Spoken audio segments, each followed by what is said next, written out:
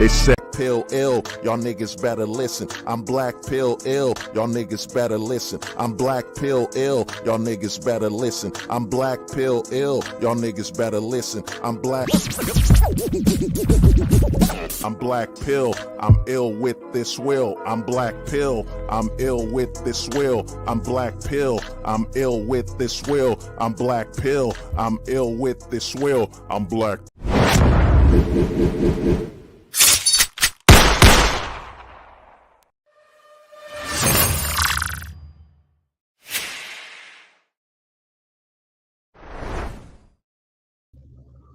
Oh man, yeah. What's up? What's up, everybody, man? You know, man, I had to do this stream, man. It had to be done. You know, to me, man. Shout out to MD, man. Respect for him having me on last night and the whole crew, man. You know, I've been saying this for over a year. You know, we infiltrated. There's a lot of infiltration going on in the Manosphere. And you know, a lot of things going on, man. You know, a lot going on, and to me, man, I think it's time, man. It's time we give me 1 second. Let me just share this out quick. Give me 1 minute. 1 minute, guys. I'll be right back. Give me 1 second. I gotta get the word out because you know YouTube doesn't like to actually let people know I'm streaming. Give me 1 minute.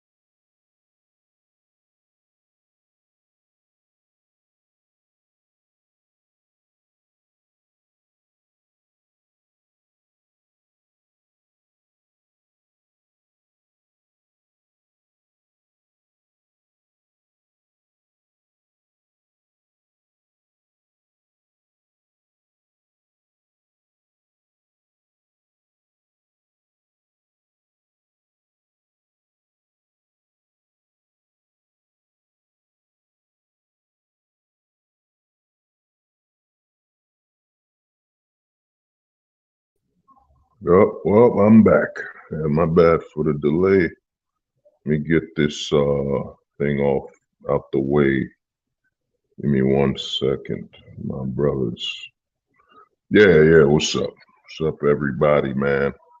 You could see from the title of this stream, it's something that needs to be done, man.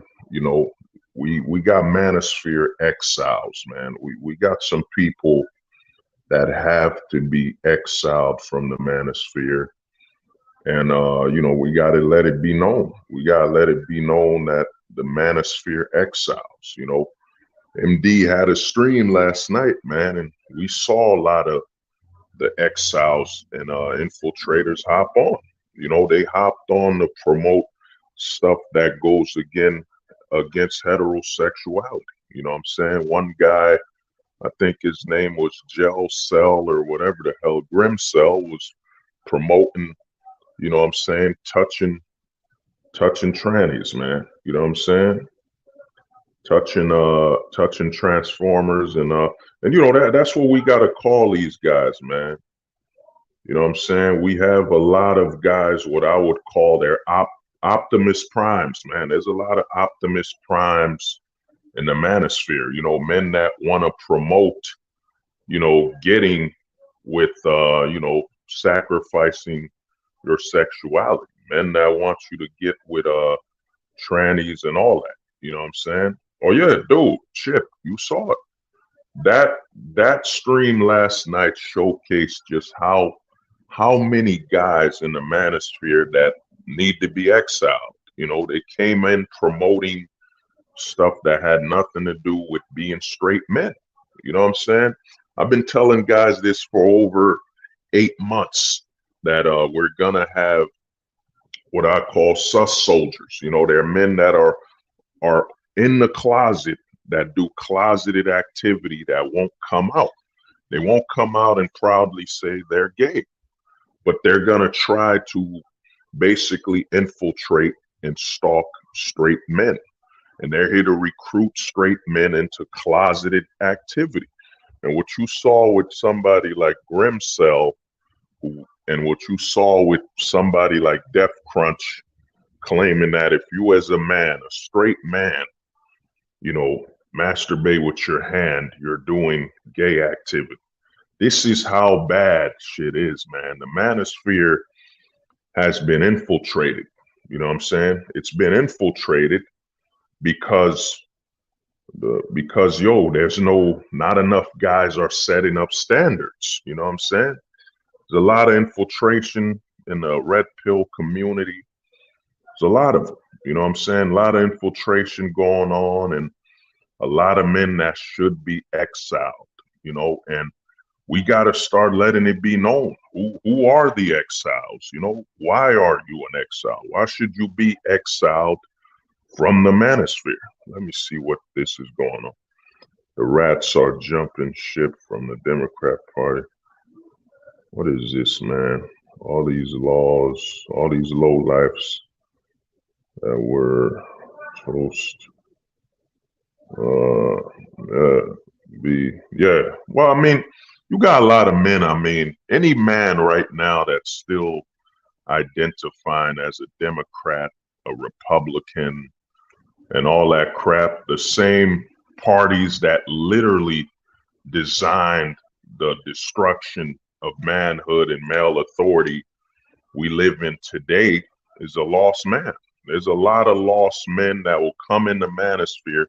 How can you come in the manosphere and promote you're an individual, yet you're still promoting I'm a conservative, I'm a progressive, I'm a left wing, right wing? You know what I'm saying? What are you doing in the manosphere? The manosphere is for men with their individuality seeking solutions. You know what I'm saying? Of course, it's a group of straight men. You know, the priorities gotta be you're straight in the manosphere. That's all this sphere is about. I mean, let me post something. I don't know if I still have it. It was oh yeah, I gotta let it be known, man. I gotta share a message from one of my haters, the hatership.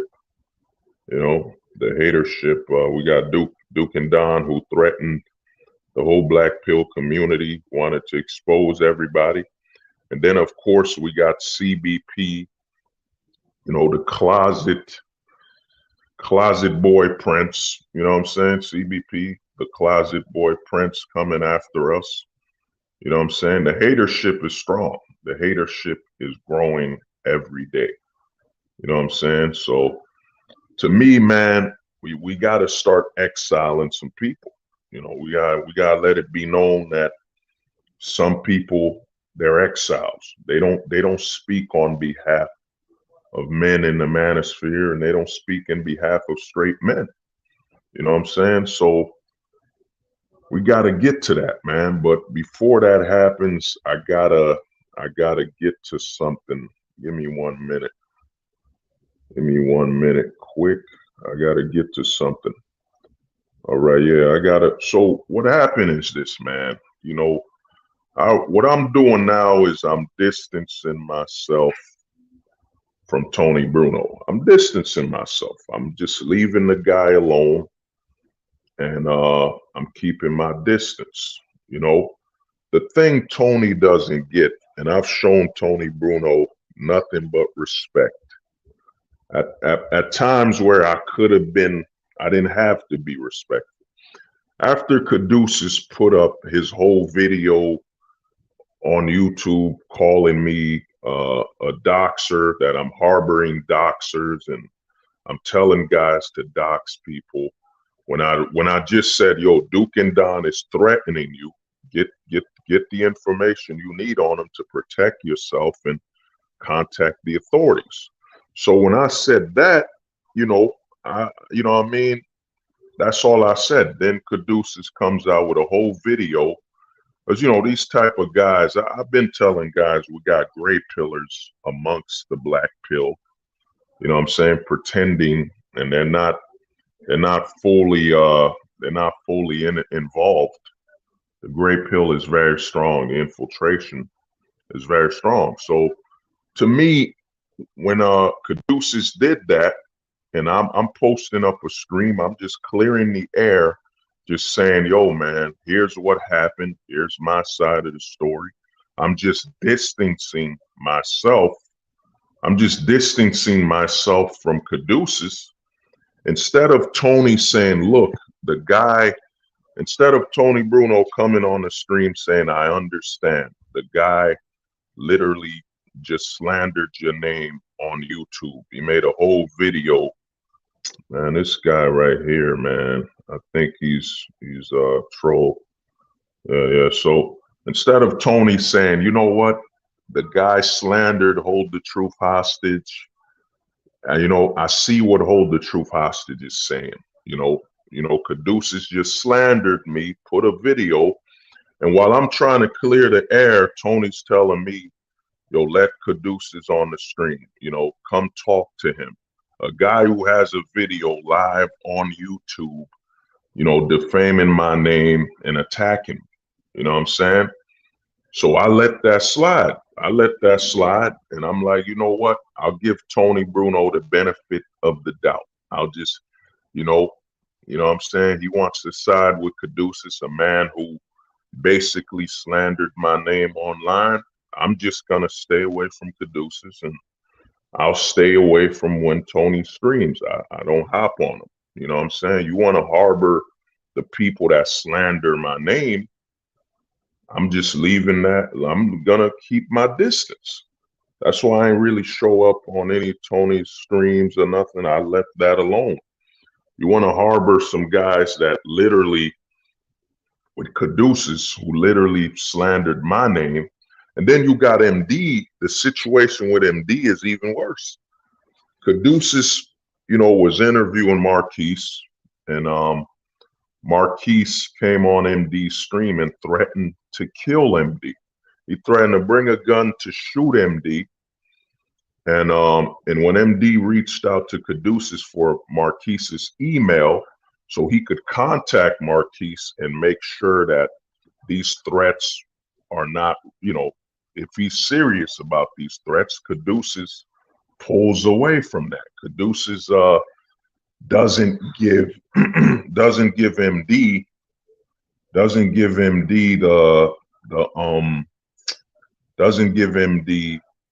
the email so MD could contact Marquise and make sure that the threats Marquise was making on his life were not serious.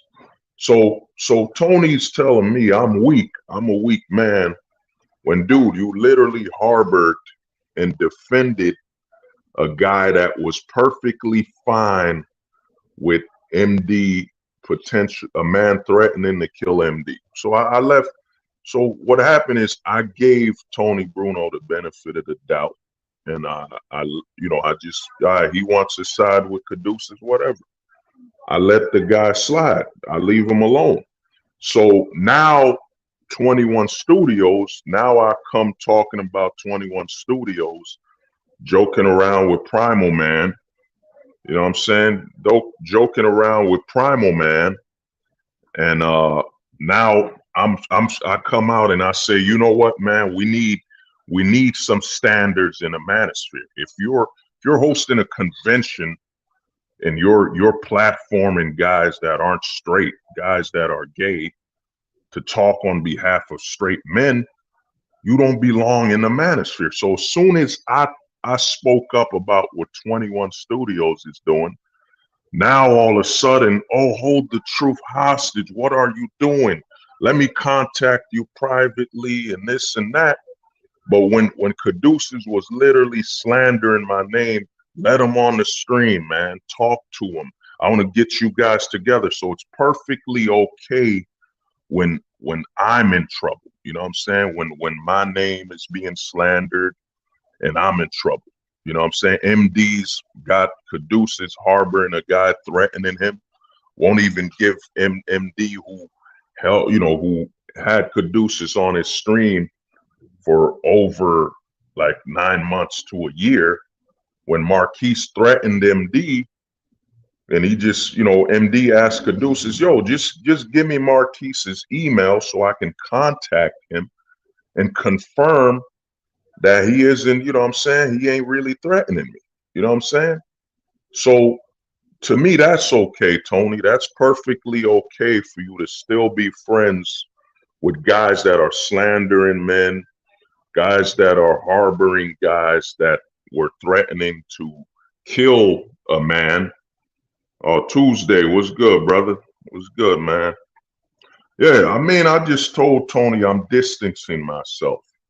I'm leaving the guy alone, man. But this is what happens, man. To me, I've known this for over a year. What's been going on. What's been happening is this.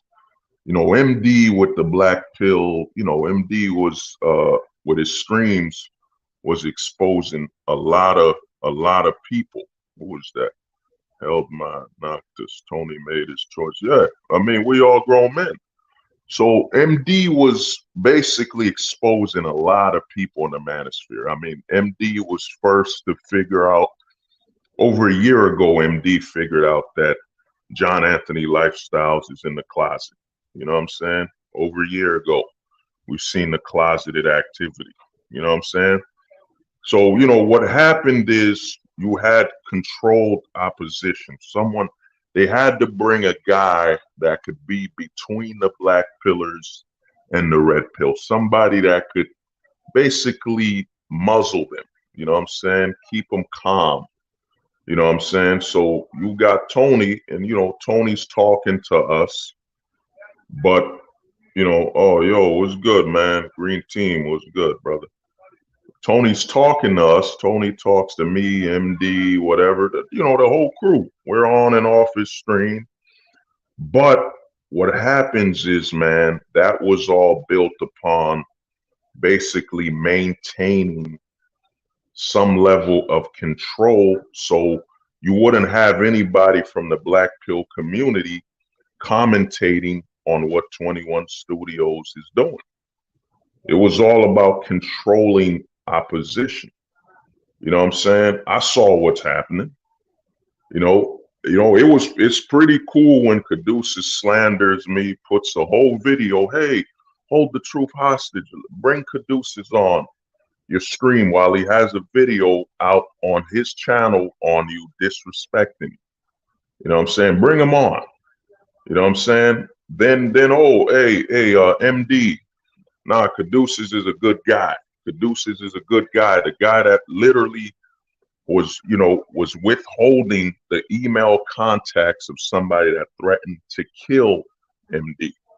That's a good guy. That's a good guy. A guy that, Marquise threatened to take MD's life live online. And, MD has had this happen before. I mean, you had Luigi with a video of a gun and threatening to kill MD. You know what I'm saying? So it's perfectly fine when the guys are, like guys such as myself, MD, MD getting his life threatened, my character trying, Caduceus trying to character assassinate me online. It's perfectly fine. As long as y'all don't talk about anything 21 Studios does, they're all good guys. You know what I'm saying? They're all good guys. As long as they don't talk about 21 Studios, they're all good guys. You know what I'm saying? That's what's going on. So what happened is I'm hosting my last stream. The last stream, and 21 Studios says, oh, you want war? So we go, you want war? There's war. You know what I'm saying? You want war? Come on. Oh yeah, nah. I'll open the stream soon. I'm gonna open it very soon, man. You know, let me check my battery. Yeah, I'll open it very soon. When MD said most of these guys were in the closet, I thought it was a joke. Nah. I mean, we got a lot of infiltration in the Manosphere, man. A lot of closeted guys. I mean, we've seen CME hosted. One thing you gotta look at with the Exiles of the Manosphere. Most of the guys on the Exile section are perfectly fine with gay men talking on behalf of straight men. Oh, Tuesday was good, man. And oh, this is your last stream. Oh no, nah, man, this ain't my last stream, dog. You know, we got a lot more to do, man. Tuesday, we got a lot more to do, man. You know, the thing is, this is what happens, man. When we, a lot of people, oh, my boy Yori, what's good, man? Yeah, what's good, bro? The thing is this, man. When we distance ourselves from people and we tell people, yo, I'm leaving you alone, dog. I'm gonna give you your space. I'm gonna stay on my side. You stay on your side. Now all of a sudden I'm being disrespectful. How am I being disrespectful and weak for just telling you, yo, I'm just staying away from people like you, dog. You know what I'm saying? People like you that are perfectly fine with caduceus and guys slandering us. They're good guys. The good guys are guys slandering us and hiding an email contact from MD who got his life threatened online. They're the good guys. You know what I'm saying? But, you know, because as long as they don't bring up anything 21 Studios is doing or any commentary or any opinions on 21 Studios, they're good guys. You know what I'm saying? Dude, a lot of people think I'm stupid. You know what I'm saying? No matter how smart and I mean, I understand. Look at me. Tall black guy, you know, tall black guy. I mean, how smart could he be? You know what I'm saying? How much knowledge could he even have? I mean, he's a tall black guy. He's above 6'5". You know, how much knowledge could he have? You know what I'm saying? A lot of people, you know, and it's perfectly fine to read the book by its cover. Nothing wrong with that. You know, to each their own. You know what I'm saying? Oh, Marcus, what's good, man? What's good, brother? To each their own. It's perfectly fine. But my thing is, man, you know, like I said, I've been warning guys for over 8 months. You could look at the video I made called The Black Pill Prophecy, where I literally tell you by 2022, you know, everything, big problems are going to happen in the Manosphere. So, you know, you have John Anthony Lifestyles going against Alex playing with fire. You know what I'm saying? You got the passport bros, guys flying the passport, affecting the dating coaches. You know what I'm saying? You have all these issues happening. I predicted all this shit coming, man. You know what I'm saying? I said this would come to pass, you know what I'm saying, around, you know, over 8 months ago. You know what I mean? Everything's happening, you know. Hold the truth, Bulldog. Hold the truth hostage. Bulldog man said, well, yeah. Oh, Gabriel, yeah. Oh, yeah. Bulldog's wife is a dating coach, but you know, it is what it is. But you know, I told Tony, man, I'm just distancing myself because we don't have the right to as men make our own decisions. When people want to predicate and tell you what you can and can't do, once you step off the script they want you to read and move by, now all of a sudden I'm weak. I'm the guy with probably the highest level character in this manosphere, man. I've done nothing but talk to guys respectfully. I've helped a lot of guys out, and some guys I've helped brand them. You know what I'm saying? I've helped a lot of guys start their streaming. You know, I'm the one who told caduceus, you know, start your stream, and you know what I mean? Start doing it. It'll help you with public speaking. You know what I'm saying? It'll help you with public speaking. You know, I told David Little when he was here, start streaming, man. You know, stream your music. Do something that will help you relax, and you could talk to the guys as well.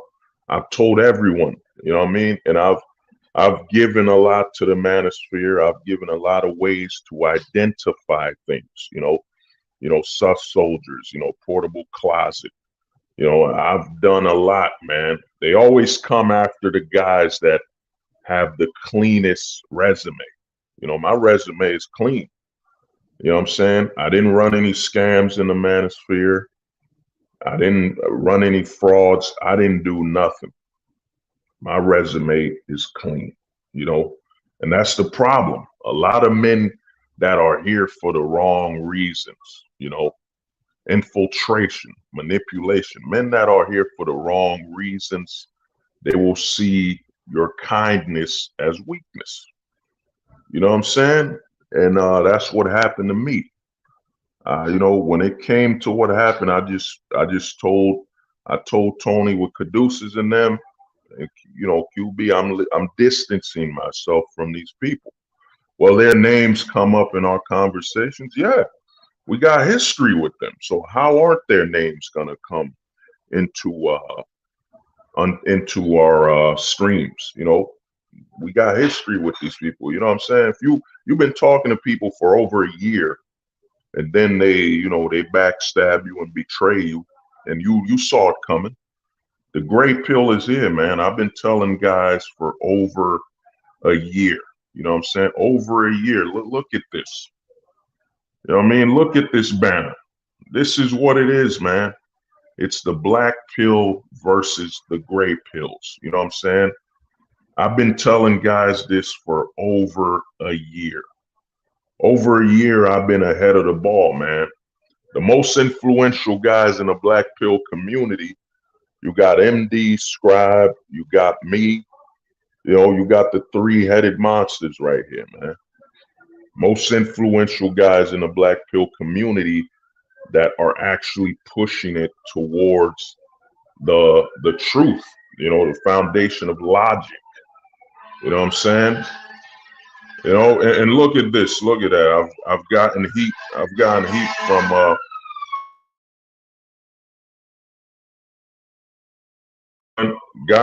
from MD and us. We gotten heat from CBP. CBP, who's in the closet and a racist. You know what I'm saying? A racist, and he's in the closet. You know what I'm saying? CBP, and of course Black V Silver, who's abandoned his own son in pursuit of validation from other men. You know what I'm saying? My resume is clean, man. You know what I'm saying? My resume is clean. Yeah, Coach Backdoor Pill. You know what I'm saying? CBP, aka Closet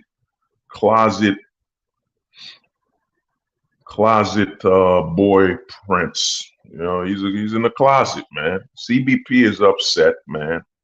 You know what I'm saying? He has a lot of built up anger. The cucking boy punk, man. That's what he is. But he's in the closet. The closet boy. Yeah, closet boy punk, man. That actually sounds better.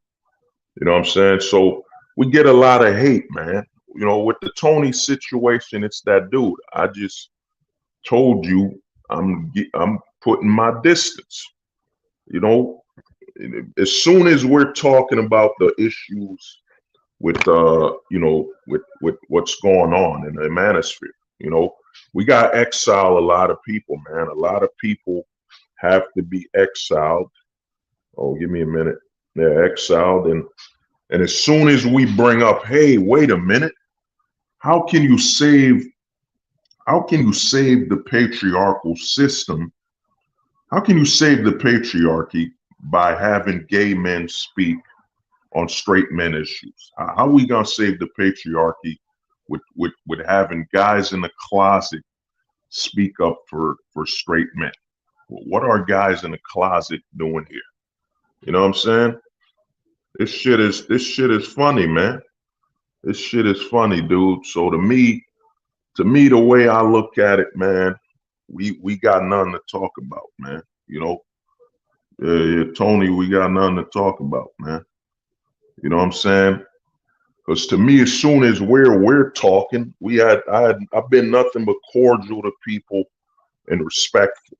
You know what I'm saying? As soon as we point out, hey, you know, some stuff he's doing, it don't add up. You know what I'm saying? But we can't say nothing, man. How dare we speak about the self-appointed president of the Manosphere? You know what I'm saying? You know, how dare we speak up on that? You know what I mean? This is the problem. I've been cordial, and you know, in the background, I've helped a lot of people. You know what I'm saying? I've done a lot of good things. But as soon as, hey man, you guys aren't allowed to speak on what's going on if it affects, you know, 21's studios or anything, if it points out any error in his actions, we're wrong. You know, God forbid we're 100% honest. Come on, man. But you know, like I said, man, a lot of men in the Manosphere will have to be exiles. You know, if you're preaching closeted material, you will be exiled, man. You know what I'm saying? You will be exiled, dude. You know, that's what's going on. You know, you will be exiled from the Manosphere if you're supporting the closet, you know, if you're not a straight man. Because the Manosphere was built on one thing: straight men facing their issues. You know what I'm saying? Oh, come on, Tony, man. We calling people words. That's bull, dude. You got on your comment section, you got it. There it is right here, Tony. You're telling me that's weak. I'm weak. I'm the guy that's weak. The guy that, dude, you had, you know, Caduceus slandered me. You know, Caduceus slanders me. Caduceus literally, you know, harbors what is it? Marquise doesn't give MD his email to contact him when Marquise threatened to shoot him live on stream, you know, but he's a good guy. You know what I'm saying? He's the good guy. You know what I mean? And I let that slide. I let that pass. I said, you know what? That's Tony. Let Tony, you know, let him do what he got to do. But come on, man. I didn't call you nothing. I just said I'm distancing myself. And the comment is live on MD's stream. The comment is live on MD's stream. I didn't call you no name. I just said, yo, I'm distancing myself from you know, people, man. I'm keeping myself, you know. When 21 Studios comes on my stream and declares war because, yo, I just pointed out some things that he's doing that are wrong, you know what I'm saying? And then I'm told, oh, it's a joke. Well, what's the joke about it? Come on, man. You know? Oh, shit, Al Johnson was good. Yeah, Mike, I looked up the Manosphere in the dictionary and all it showed was a picture. Oh, damn, Mike, that's what. You said you looked up the Manosphere and all you saw was a closet? Oh, Al Johnson was good, man.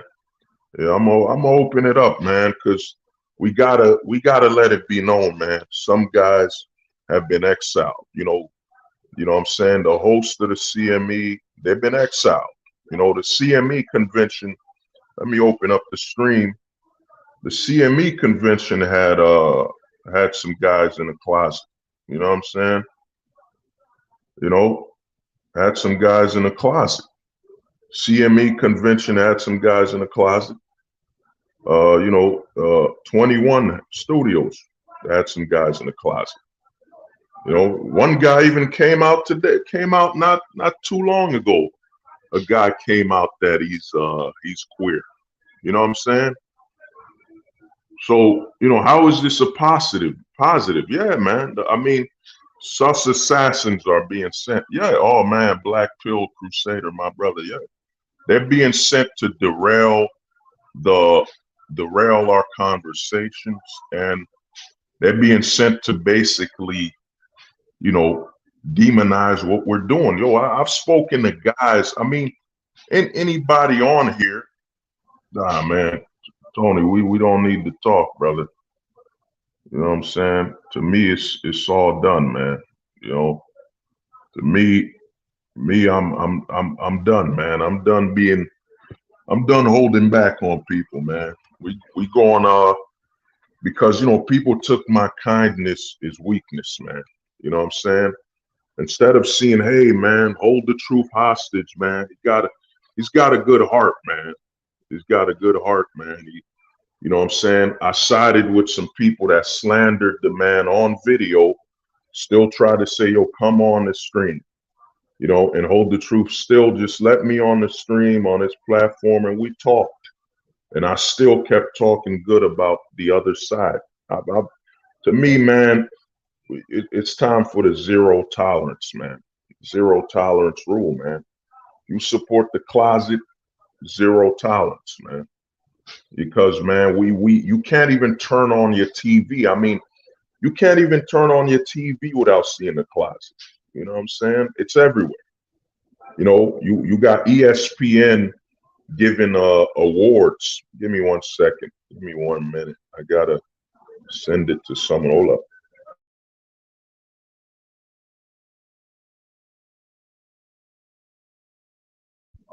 Yeah, you got.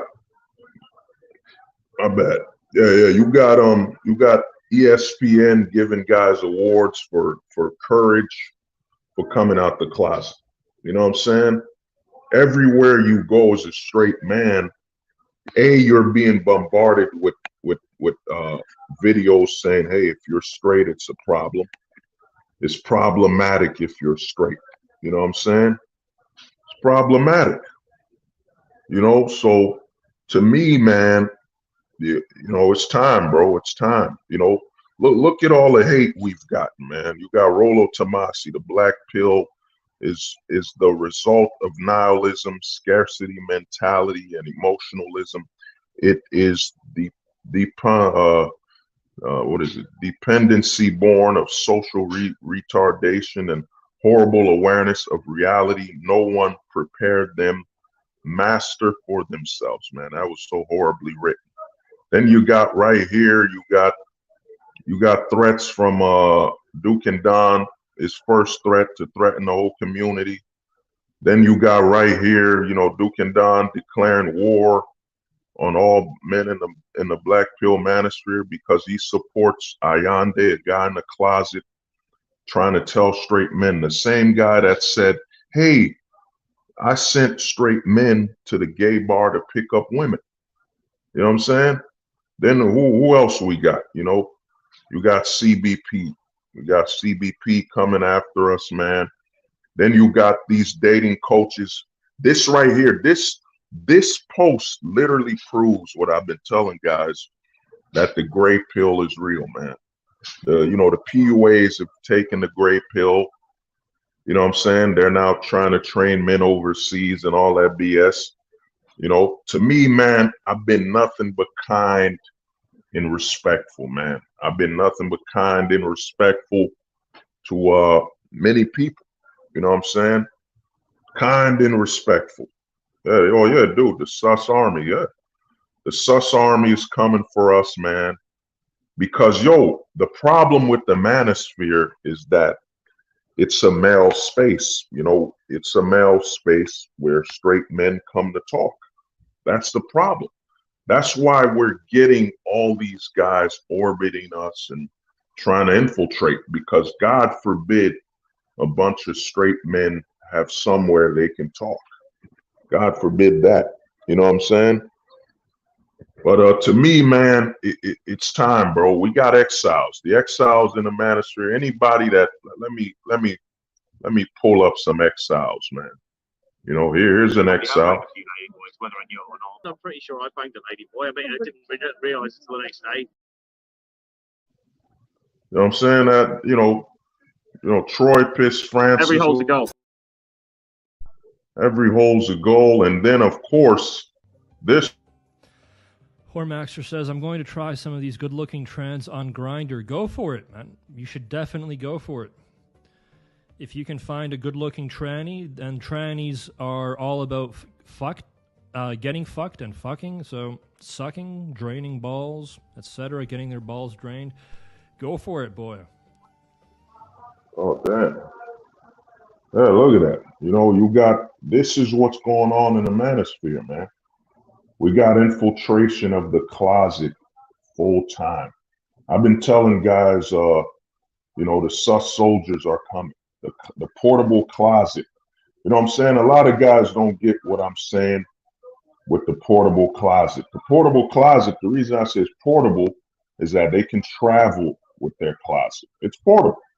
And we got this invasion in the whole manosphere. And unless we stand up and say, hey, this is a straight male space, anybody spewing something that goes against our position as heterosexual males, they don't belong here, man. You know what I'm saying? You know what I mean? So to me, I don't follow all of them. Oh, Tony, come on, man. Tony, how you don't follow the drama when as soon as I'm talking about the issues 21 Studios had, you pointed out that what we're doing is wrong. We can't commentate on the fact that if you look up 21 Studios, you look it up, the speakers he's had over 4 men he's going to have that were either in the closet or openly not straight, openly gay, and they were on a platform that's supposed to be for straight men. Then you got the CME. Well, I'm changing its name to the Closet Male. Shout out to the homie MD. I think the Closet Male Experience. Who is that? Who the hell is Ralph? Let me check. Give me 1 minute. See who this is. Give me 1 minute. See. Let me put the shield, the Sloman shield. Oh man, give me a minute. Or the asteroid. Who is this? Authentic. What is this? Why the fuck can I? Yeah, it won't let me add the person to the studio. Yeah, yo, Ralph, you gotta show your. Just send a message. Let me see. Oh yeah, I'd add you to stream. Who is this? Can you hear me? Yeah, I can hear you. All right, good. What's up? Hey, what's up? I'm a guy that used to be on MD stream. Word. What's up, man? Hey, what's up? Yeah, what's your thought? Men needing to be exiled from the Manosphere. Everyone, they're all horrible. I think that's why I left. I think MD and Scribe have got a good thing going. They really do, and I still watch periodically. But everyone else, and you're keeping it real, but the rest of these people, I don't know, man. Can you even call this a manosphere? I think it's a childosphere or a teenageosphere. Does that sound a little more legit? Well, man, it's still a manosphere. You got grown men here. Grown men could be like children. I think they're grown men can act like children. Yeah, no, that's what I'm saying. You still have grown men that are in the space, surrounded by. I think they're far and few between. Oh yeah. And I had to come on tonight. The last time I was on MD was about 2 years ago, and no, I'm coming on because I think you're one of the few guys that tells it like it is. I love how you called out Tony Bruno, because I kind of followed that guy. I thought he was pretty legit, but the problem is he associates himself with too many too many grifto scamosphere type guys. I call it the scamosphere. You know, you want to talk about 21 Studios. Can I say this? Why is it Anthony Johnson? Why is it he has in and out been associated with every douchebag in this sphere? Has anyone ever brought that up? Oh yeah. Yet Well, he still wants to defend him. And I'm sitting there going, you know, the guy with the dead eyes, the white guy with the dead eyes, is continuing to associate himself with the douchebags of this sphere. man, I look at it like this, man. If more than 4 guys are being platformed, you know, I'll just call it a 21 Closet convention, whatever. Fuck. Sure, of course. Oh, you know, you got a 21 Closet convention. You got more than 4 guys in less than 5 years that were not straight speaking on behalf of patriarchal values. What can a gay man tell me about being straight, bro? You know what I'm He saying? can't tell you shit. Yeah, Well, and why? And you know, I don't. You we've never met. You came on his stream after I did. Why is, you know, Bulldog Mindset? This guy absolutely makes me want to pull my hair out. Have you not? You know, he's coming back now, and he's going, "Oh, well, I've learned a lot. I've learned not to cheat on my wife. I learned, oh my goodness, he got married again." Yet he is trying to coax these young men into paying him 15, whatever it is. I don't even know what his goddamn price is these days. To pay him that kind of money for coaching to be a man, that guy has never known what it is to be a man, ever. Look at him. Look at him, for Christ's sakes. There's no foundation behind that. There's just a guy, a nerdy computer programmer dude who, you know, just all of a sudden, oh my goodness, I lost the weight. I took steroids. You know, and I'm not going to get into his specifics, but because I did this on MD's stream a while back, he worked for a government agency after all that BS. That's where he met his first wife. I know this 100%. Oh, you want to use the word allegedly, you know. Allegedly what? No, you know, man, because of the way people are. Oh, okay, that's fine. I understand what you're saying. Yeah. Well, I know this, but whatever. Yeah, I understand what you're saying. But no, and it's like he's trying to sucker these. It's like dudes under 25 are just hopeless. That's who he's trying to get to support him. Oh. Yeah. Go on, bro. No, it's okay. You know, and I try to call him out. You know, I don't know. The Scribe was with me on this. He saw it 100% back in the day, and it's just now he's back at it again. Now he's I learned a lot. I realized, holy crap, I can't cheat on my wife. I can't, you know, I got a kid and blah blah blah. And it just. Well, I mean, I'll give, to me, with the Bulldog situation, I saw this coming, man. A lot of, and you know, the thing about MD's stream is he premiered it when his girl first came on and said she's a dating coach. What they're doing is, it's. I was just like you. I don't know if you remember, what is it, dude? It's not nostalgia. A lot of them are baiting younger men with "I was just like you." You know? Yes, 100%. That's how they started. They go, I was a loser once. I had nothing once. I couldn't get laid once. But if you just do this, look at this new guy, and these new guys that have popped up since then. I mean, like this Alex Playing with Fire guy, John Anthony Light. I mean, this is pathetic. Have you looked at this stuff? This is insane. I don't like guys are falling for this crap.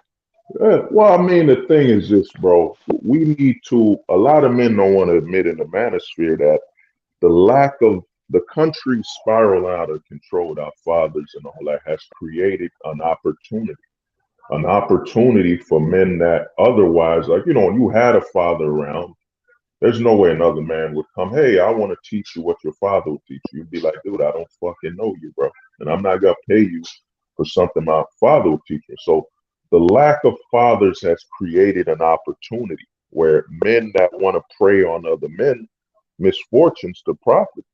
It's come up. You know what I'm saying? That's why a lot of these desperate guys, the more they get exposed to their desperation, it's, we're men. Let's be honest. We're men here, man. You could scan another man. If you saw another man crying across the street, the first thing that pops up in your head is weakness. You're like, damn. Yeah, how do I get $1 out of him? You Especially if see, you're gonna scam him. Yeah, it's easy prey, man. I mean, these guys don't have any they don't have a shield. The shield was your father. That doesn't exist. So a lot of these guys become easy prey. And to me, the dating coaches, though, they're running out of space, because what's happened is that, I don't know if you've heard about it, called the passport bros thing. A lot of guys no. out traveling overseas for relationships. A lot of men used to travel overseas for, vacations. I'm gonna go see Bermuda, the beach, all the shit you could do domestically. Now they're learning, because to me, man, we're in the age. I tell a lot of guys, we're in the it's over age. It's over.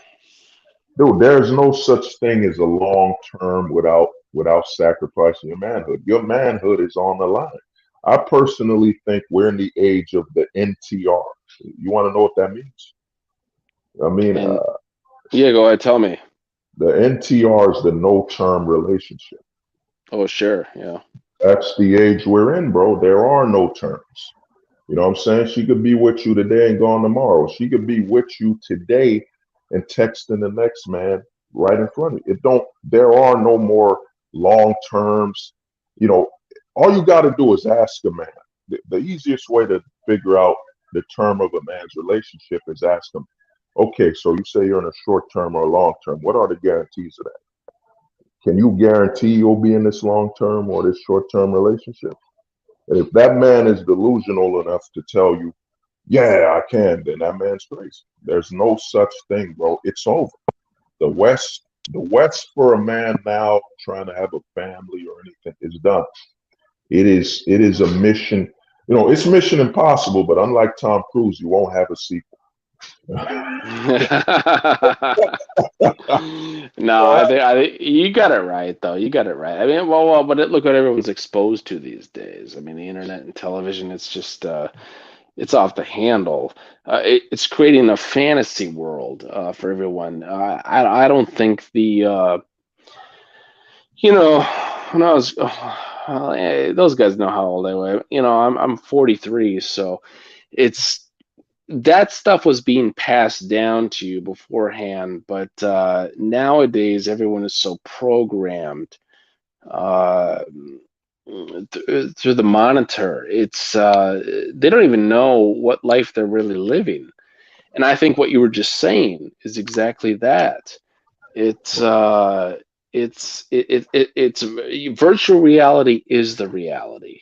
That maybe that's what I need to say because yeah, go ahead. Oh, that's deep, man. Well, I mean, I was saying this on MD's stream last night when I was talking to Doc MH, who was on there or whatever. It's Yeah, that if you don't mind me interrupting you, that guy, he's crazy, but he has a lot of good input. I just want to say, like, I've really taken a lot of what that guy had, but he's nuts. But go ahead, sir. I apologize. Oh, yeah, sure, brother. Well, the thing we're trying to explain to him is, dude, it ain't the internet. The internet isn't the problem.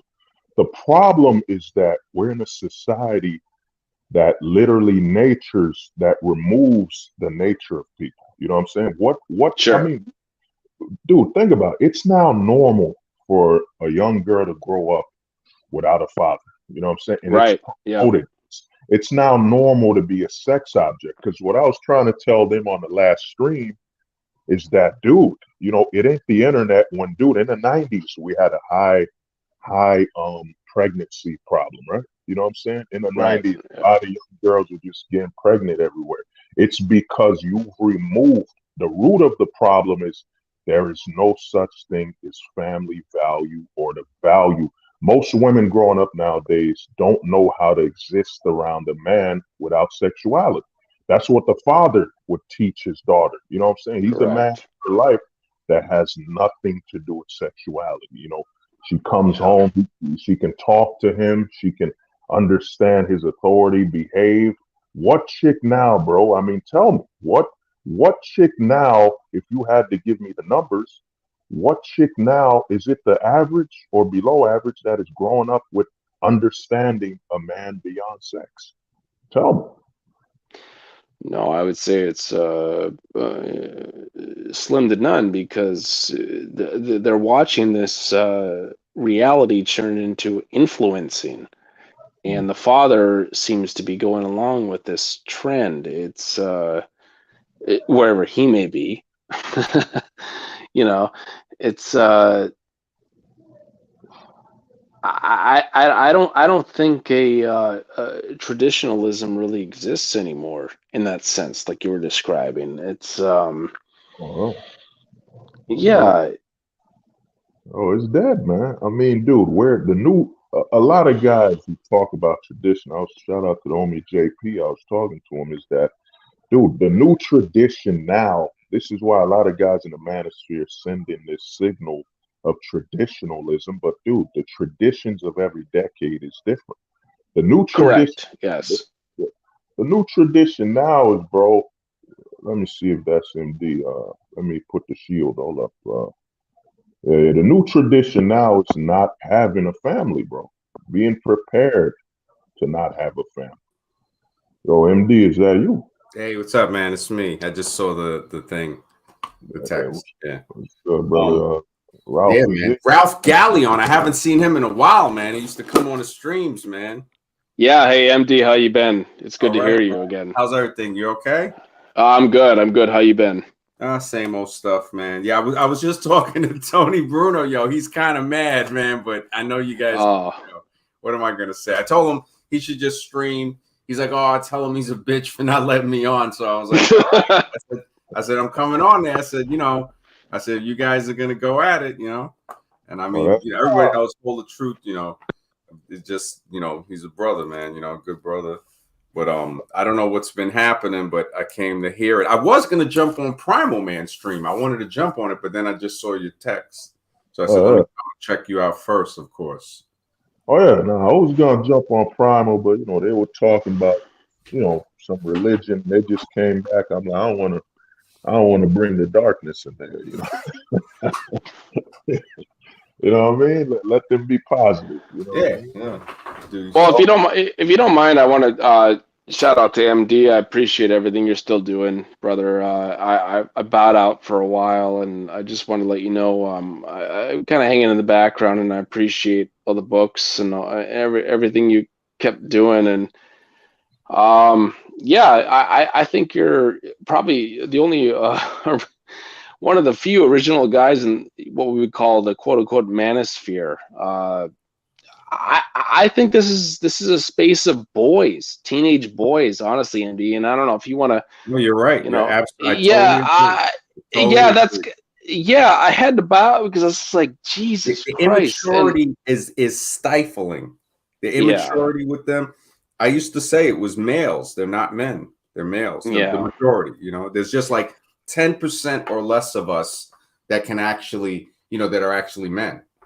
You see how, they're very but thank you, man. Thank you. I'm glad thank you for just even acknowledging it, man. I figure the books will be there when I decide to leave. I tried to leave. Scribe was the one that was like, he kept saying, you got to go back, man. You got to go back. I just wanted to do Wisdom Radio and, get away from it. And, I'm glad he wanted, I came back and, he's been doing shows that helps me out a lot. Scribe's definitely gotten a lot. No, Scribe's a good good co-host. I appreciate that. I'm glad he did that because I don't think this is a and it's, I don't mean to sound all Disney here, but I don't think it's a manosphere without you because I don't think there's no men here. There's hardly any.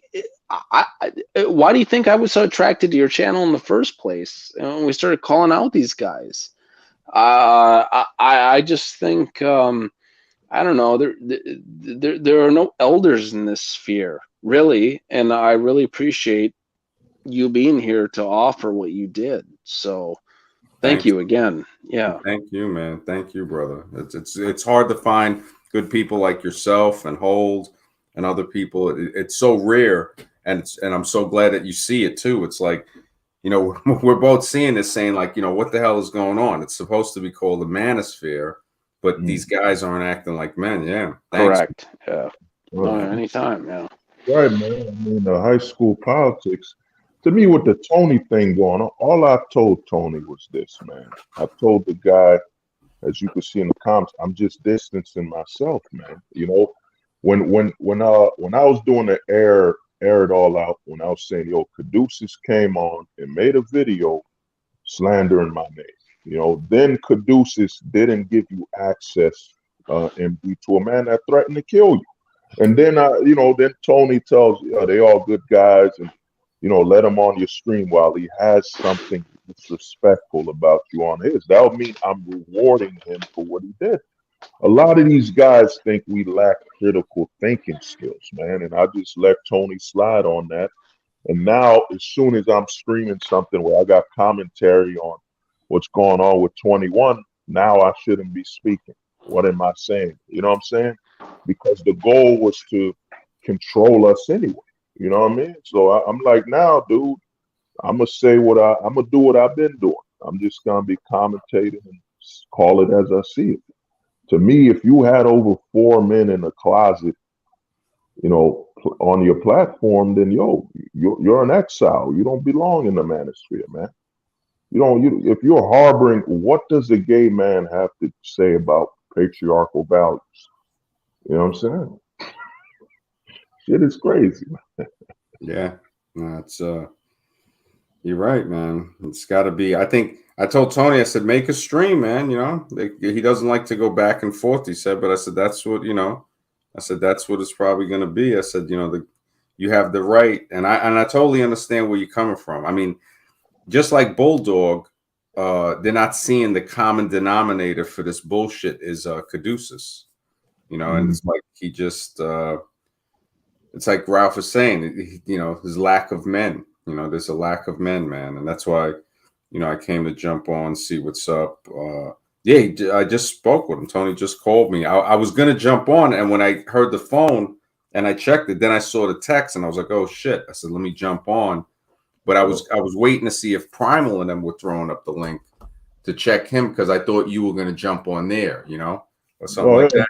Just to ask them their perspective of it, you know, to say, hey, man, you know, Hold the Truth is going through this right now. What do you guys feel about this, you know? Thoughts? I mean, what the situation with Gonzo and what was the name of that guy who, you know, Ralph, peace out, man. Yeah, I forget his name. What was the name of that guy? Is it Lee Peterson? What's his name? Oh, the one that, the one that they just had the beef with. Yeah, Lee Peterson. My thing is Jordan Lee. Is that his name? Jordan Lee Peterson? Jordan Lee? Oh no, Jesse Lee. You mean? Yeah, the black guy. Yeah, the black guy, Jesse Lee Peterson. To me, what happened to him is that you know, they didn't find any legal proof.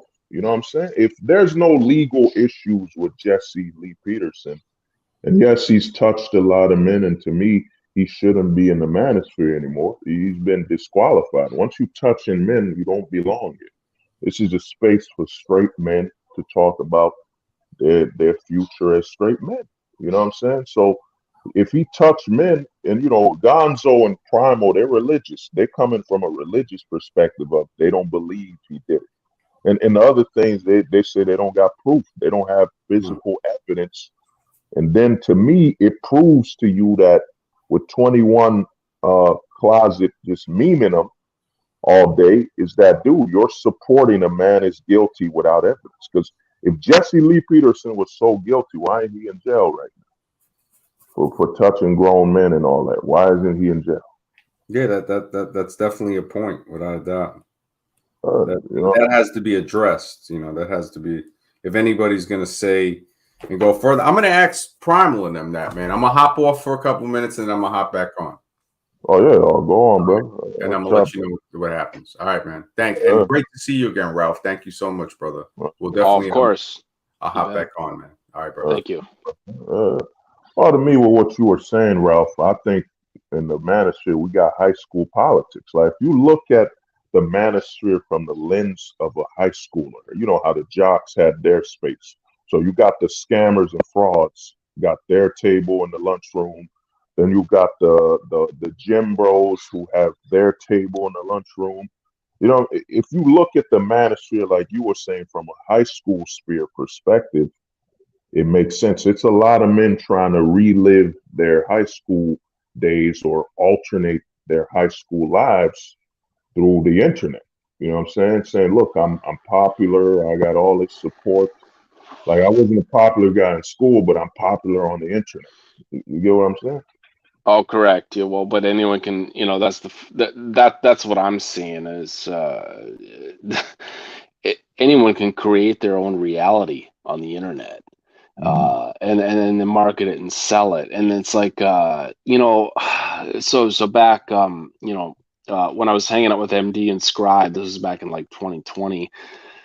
They were better than guys like MLD and Rolo and Rich Cooper and Donovan. I mean, and we all know that was bull crap. But now you look at these guys like, and I bowed out for a while, but I looked at this Alex playing with fire and John Anthony. This is some cringe stuff. Whoa. And then the fact that it's selling is the kind of thing I'm going, well, are these just boys in this manosphere? Who you cannot seriously take these people serious. I mean, like this Alex playing with fire gun. This is some juvenile stuff, and I don't know if it's because I'm getting older, but there's no one leading these people who might be looking for a rope to manhood. This is not how you do it. This is not. These are boys leading boys. And I wish MD would. Maybe he'll come back on, but Robert Bly is an author who wrote a book called The Sibling Society, and he talked about this. You cannot look to your sibling type, your classmate. You cannot look to them to lead you to manhood. You must look to your elder, and this is so prevalent now. Well, maybe I'm getting a little too deep here. I'm sorry. Hold the truth. That's what we is. Yeah, but it's stuff like this. It's kind of like like I talked to MD and Scribe about this a couple of years ago. You got to flush these guys down the sewer because that's exactly where they are. They are in the sewer.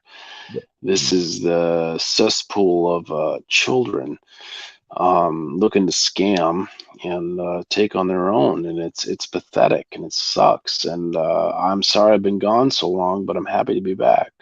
Brother, you had to take a break to, refresh. Nothing wrong with that. I mean, one thing you brought up is when you said that, your siblings, being raised by siblings, this is the society we're in, man. You're deprived of authority from your father. I mean, I tell a lot of guys, growing up in a two-family household don't mean nothing anymore because your father's an assistant. He's living every day scared to death of when that hammer will be pulled on. You know what I'm saying? And then a lot of the kids, I call it the void. Like, remember when we went to high school, we spent over 8 hours in school in a void, growing up with other people that don't know what's going on. And then we were raised in what I call the nuclear family, which is this designed to destroy you. Because the nuclear family, you can't relate to your children until they're at least preteen. Only our grandparents actually remember, like, let's say you were raised around your grandpa, right? I don't know if that's so your grandfather could identify characteristics in you that lead to your father. He could be like, oh man, he's just, and think about it. Let's say you're 5 years old and you hear, look at him, he's running around just like his father was. Just carefree for the world, and you're getting positive reinforcement that you're on the right path to becoming like your father. And then your grandfather now tells your father, look, he's just like you. So now your father can start nurturing you. The problem with the nuclear family, which most men in the manosphere, the red pill, as I call them, the lesser pill community, they don't understand that the nuclear family was designed to destroy you, because without your grandparents and extended family identifying characteristics in you at a younger age that point to your parents, you're growing up in a void. You're growing up, just picture that, dude. The average kid growing up now is basically from age 0 to about 12. They can't relate to their parents. That means they can only relate to their friends in school. Then their parents figure them out around 13. By then, you're lost. That's why you see all these children with rebellion in their teens. Because, dude, I can't relate to these people. They didn't even know me. When I was a little kid, they had nothing to say positively or that could pinpoint and keep me on the path. You know, what you think about it? No, I 100% agree with what you're saying. Yeah, no, it's without the family structure, interaction, those kinds of things. As soon as, I think, witnessing this in the late 90s with the birth of the internet. Well, I shouldn't even say the birth, but the the internet coming of age. I witnessed how people, because this is when I was in college, early, just going into college, late 90s. It seemed like everyone was transitioning their attention online. It's like the family had been taken, and this might have been going on for decades. I know everyone talks about this going back to the 60s, for crying out loud. But yeah, it's, you take that interaction out of the equation, and everyone's kind of lost in their own fantasy world. And then especially online, when you can create a fantasy. I mean, look at what, I'll hold the truth. I don't know how old you are, but when I was in high school, women weren't posting pictures of their ass online constantly. It's stuff like that. It's like how you see it. And then now girls who don't think they can hold up their own, they want to compete at that level, but there is no level for them. It's a fantasy. It's what are you doing? Like, how many women are you gonna have chasing this ass fantasy online? And I didn't mean to go off on a tangent there, but it's good, bro. You gotta understand, man. These are the conversations they don't want us to have. Is that this is why the manosphere is so infiltrated, because we're getting so deep. I tell people this: the internet has done good. The good is that I grew up in the '90s. I'm like in my mid 30s. Whatever you had to watch in the '90s is what you watch. But we're in the age of where, dude, I haven't watched anything unless it's old and I want to. I don't watch it. A lot of the content I tend to be honest, manosphere content or chopping up with some of the homies. Is that you'd be surprised how much I'm on a Discord to talk to people, because, dude, we have nothing to watch. Everything we watch now is all about stripping our manhood. They're calling us phobic. That if we don't support something that compromises our sexuality, shit is crazy right now, bro. It is bad. But also the manosphere is, I don't, these conversations like me and you are having, I don't see this.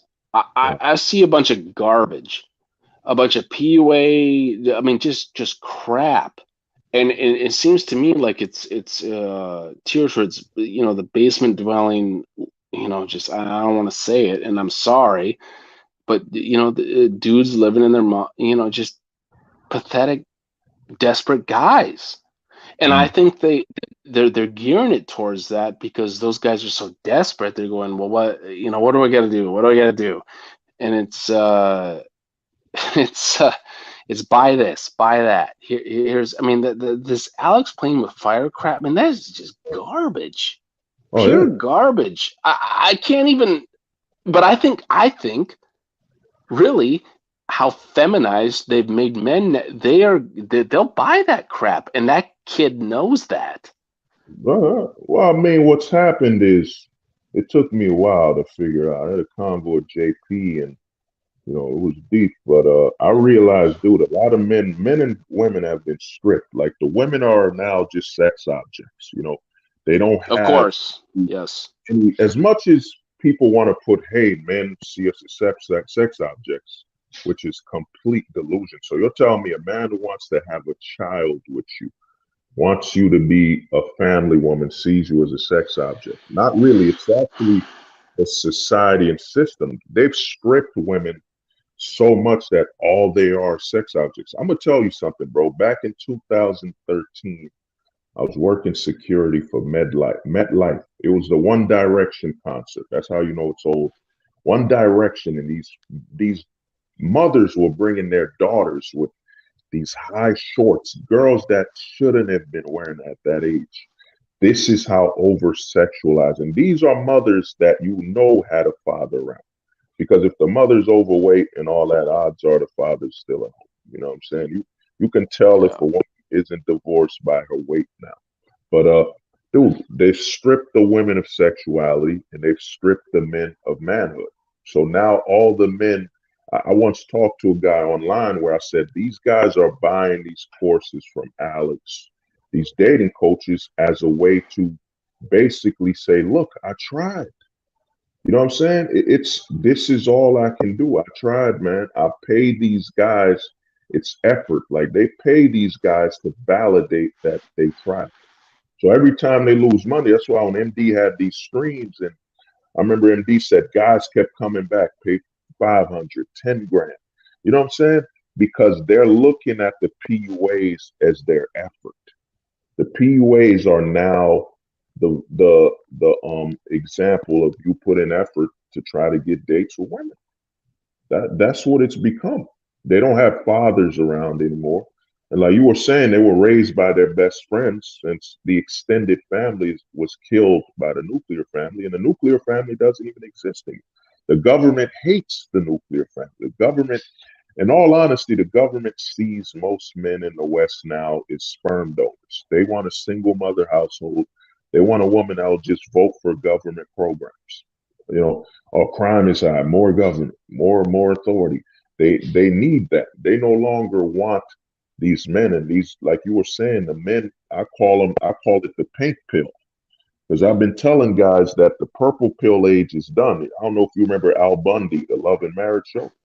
Oh yes, absolutely. Yeah. That was the purple pill man, a man who dreams of being a father, playing football with his kids, who's still a man. You know what I'm saying? Al Bundy was still a man. But now we're in the age of the pink pill. Your Will Smiths, guys that literally are comfortable with their wife sleeping with other men, dancing with other men. They're so feminized where they just need female validation. You know what I'm saying?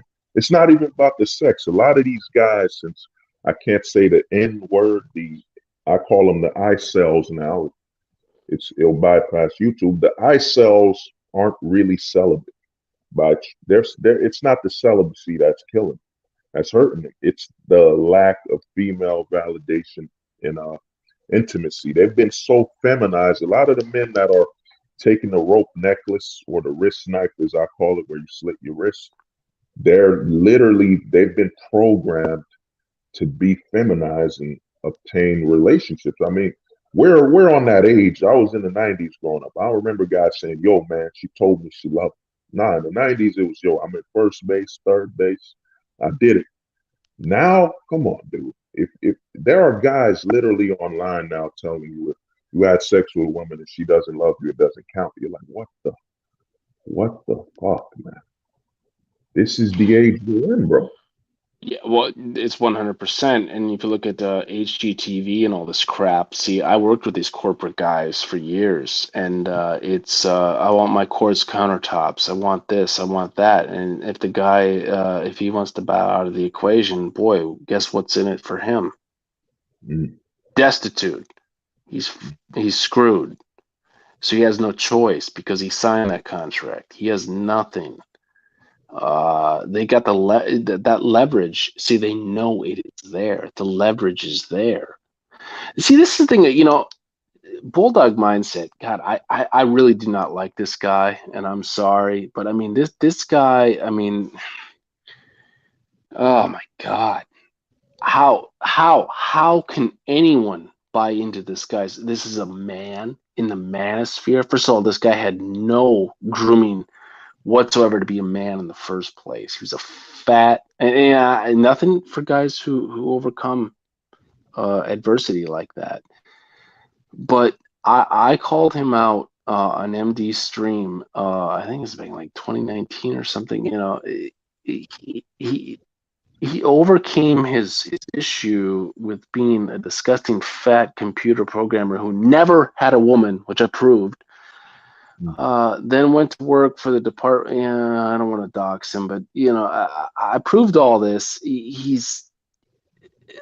There's nothing there other than a guy who takes a bunch of gay photos. Yeah, you know what I mean? Like, have you seen that stuff?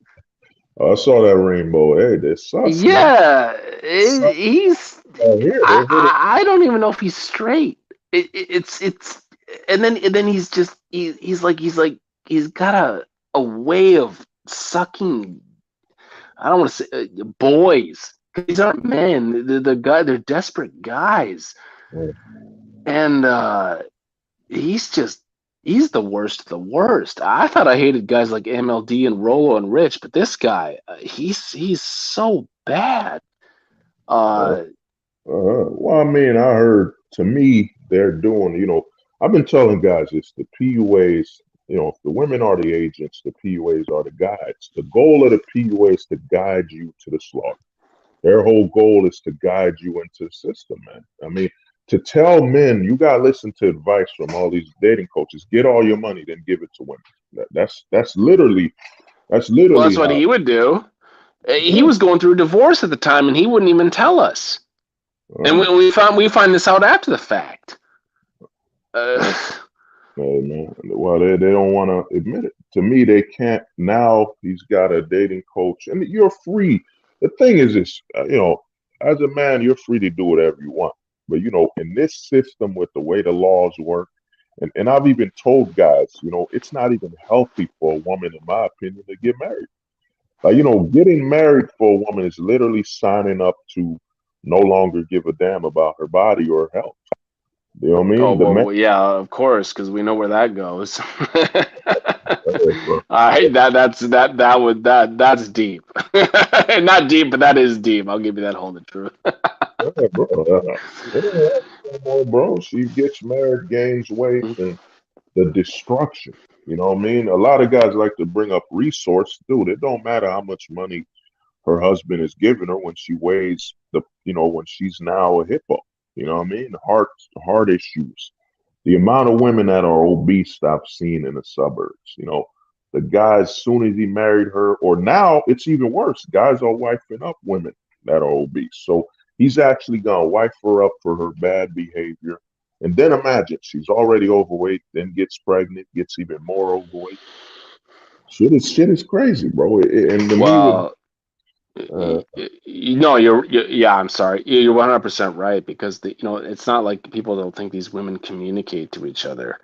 It's I even sat in restaurants and bars where I've overheard these conversations about oh, well, you can do this and these are your options and blah blah blah, and it's just that level of communication. Sorority sisters, boy, don't you think they communicate these days?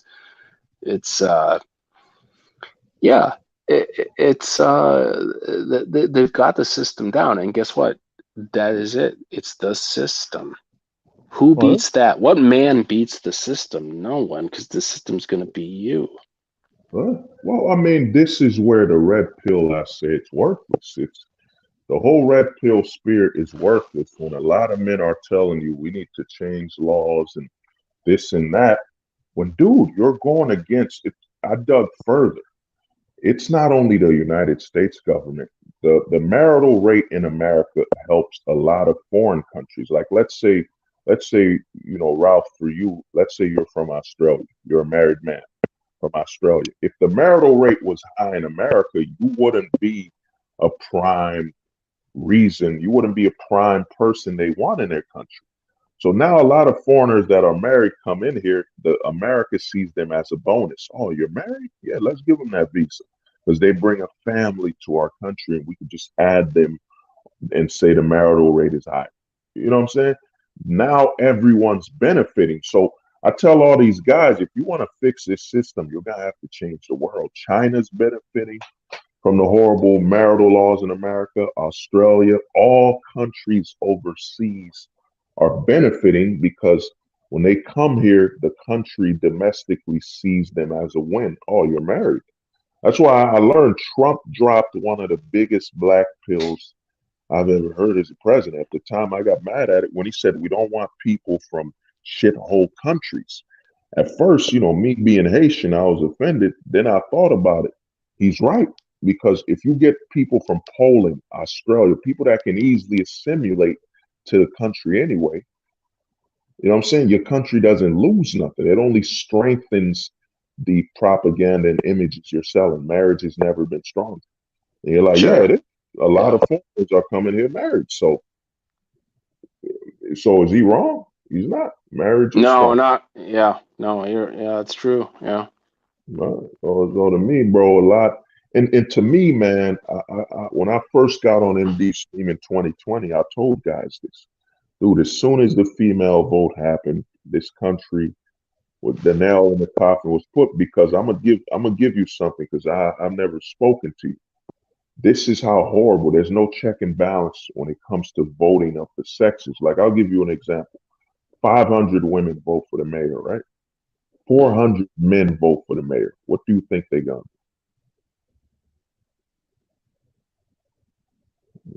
Know if you're I'm sorry. Say that again. 500 women vote for the mayor, 400 men vote for the mayor. Oh yeah. What, No, women all the way. Yeah. what do you think they're doing? They're counting all the votes. They're not doing a check and balance by saying, well, we got too many women. We got over 100 women to the male vote. No. They're just counting. Yep. Yeah, like you said, exactly. It's yeah. They're not calculating the imbalance, even if that's the case. Yeah. Yeah. And dude, and, you Yeah. know, they give an example. Check this out. It's so important, guys. So important. By the way, women are the majority of voters in the United States. You know what I'm saying? That clip right there, and he didn't even explain what I said. That's a killer. A lot of these guys saying we need to march and change the laws. How you gonna get women to change? How you know when you're outvoted? Yeah, exactly. Outnumbered. Exactly. Yeah. And the thing is, dude, you could tell that the women have been given a level of authority that only destroys them. Because the problem a lot of men lack with lack of critical thinking skills is that these laws were passed by men, as in they're only designed to function in the hands of men predominantly. You know, when men say, you know, we're more logical and all that, we're more logical because we know if we're less logical, the other man will punish us. Well, that potentially is death, stolen resources, and all that. We're not logical. We're logical because we're the strongest sex. We know our physical can change the world, but we're also logical because there's always another man around the corner. He's either bigger, smarter, or preparing to capitalize on your illogical actions. You know what I'm saying? So you have a system in the West where you give all these women the ability that only a man can manage. And look at it, you know, over 70% of the children in jail, single mother household. You know what I'm saying? And you see these red pillars saying we need to change the law. No, the black pill is simple, man. The truth is we can't. You can't change the law. All you can do as a man is take your seed out of the way. Even I don't know. What's your thoughts on the Roe v. Wade thing? I don't know. I mean, I really can't say. I think it was probably a good thing. be Oh, honest. yeah. It removes some of that, you know, kind of that thing that the quote unquote power that they want to hold over men, and it just I think it was a good release. Me, I Yeah, think Roe v. Wade to me was passed. The federal government was saying we're gonna let the states decide. The baby sure. deleted. But Yeah, at the same time, I also think it was bait. I think it was also bait for men that now think, oh man, my girl, if I get her pregnant, because a lot of men, when I tell people, and this might shock you why we're in the pink pilled age, is a lot of men are having children not because they want them. They want the children as means to stay close to the mother. You ever thought about that? You I can ever thought? understand that. Yeah, yeah. Yeah. That's why I say a lot of guys, I But say that's we're in a, dangerous. That's dangerous to think that way these days. mm, but Um, that's the majority. Go on. yeah, it's sad. Uh, yeah, I really don't know what to think about that. That's dangerous to and you're probably right, Mm, but that's I don't know. Does anybody really know anyone these days? I mean, no, I've and what does it take? You think about it. You're going to start a family or something. This, I mean, this ain't the '60s and '50s. What does it take these days mm, to propagate something like that? well, Relationship is relationships even? I mean, is that even a thing anymore? nah, Or, bro. is it really this hookup culture shit? And it really is this detrimental? I mean, I'm Yeah, just. Yeah, uh, it's one of those things you think about, like, is anybody really dating mm, like 30 years ago? I don't know. no. Well, I mean, what's happened is, and this is why I say this shit is scary. A lot of men are seeing children as an accessory. It's an accessory. But this is why I say you see Will Smith. To the lifestyle, to the life, to the Oh, an accessory for the woman. Like they have to give her a child. A lot of men now aren't having children because they want them. A legacy. No. Men have been so feminized. This is why I say we're in the pink pilled age. Most men are super feminized. They just want to have children to maintain their relationship, like to stay close to their wife. Look at Tom Brady. Tom Brady got tackled for a living and still came home and was a bitch. You know what I'm saying? And yeah. I love Uh, to me Tom Brady's like he's Michael Jordan football. He's like the Jesus of football. I think people in Boston probably would drink Tom Brady's sweat with their beer. You know what I'm saying? yeah, yeah, that's funny. I saw the tabloid when I was in the grocery store line today. They said, oh, $650 million, that bull crap that they feed. But I'm looking, I'm going, what the hell, what's your thoughts on that? Why did he wasn't in love with that girl? Wasn't Yeah. that just a celebrity mishmash? I mean, that guy is in love with the sport. He's in love with the game. It's obvious. He's 45 and he's still playing. Well, he I, got this. I Well, I'm gonna tell you not to interrupt you. Is that dude? Athleticism is a limited time thing. That's why I say an oh athlete. yes, I Yeah, know. you want to compare women, you compare them to athletes. You know what I'm saying? Tom Brady knows that. Damn, man. And to me, I think a lot of people don't look at Brett Favre. Brett Favre wanted to play till he was 50, and what happened is the NFL wouldn't let him train on his own. You know, he said, "I don't want to train with the team. I'm too old to be doing all these runs and stretches. I'll just do it on my own." Tom Brady loves the sport, but the problem is Tom Brady, like most men in the manosphere, don't get. If you don't make more money than the United States government, you will never make enough money. You know what I'm saying?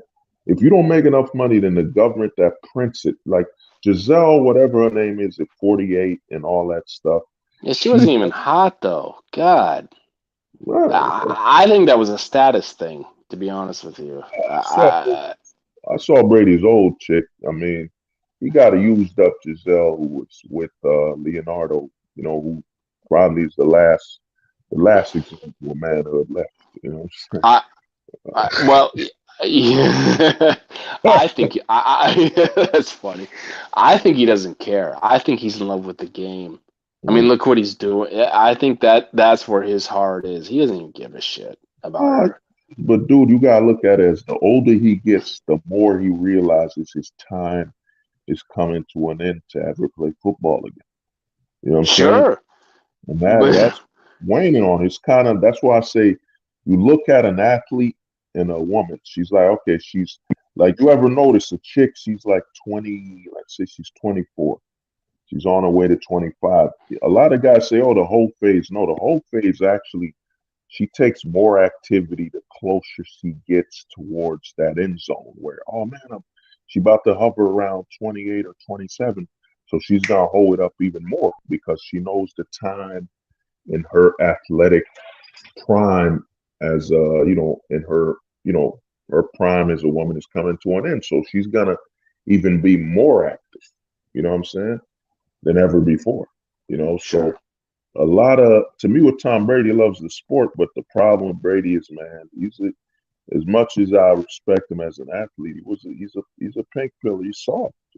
Your girl is telling you to take out the garbage, and your girl is telling you where to send your son. Like he wanted his son to go to the same football program he went to. His wife got mad at him. Oh, you don't need to play football. What the fuck?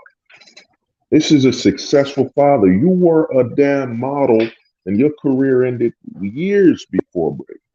But Yeah, this is because I think she wanted to introduce her status. She uh, she wanted to play the dominant role in that. uh, I mean, If that's the case, I mean, why even argue that? mm, See, these are two egos fighting each other, and that's not,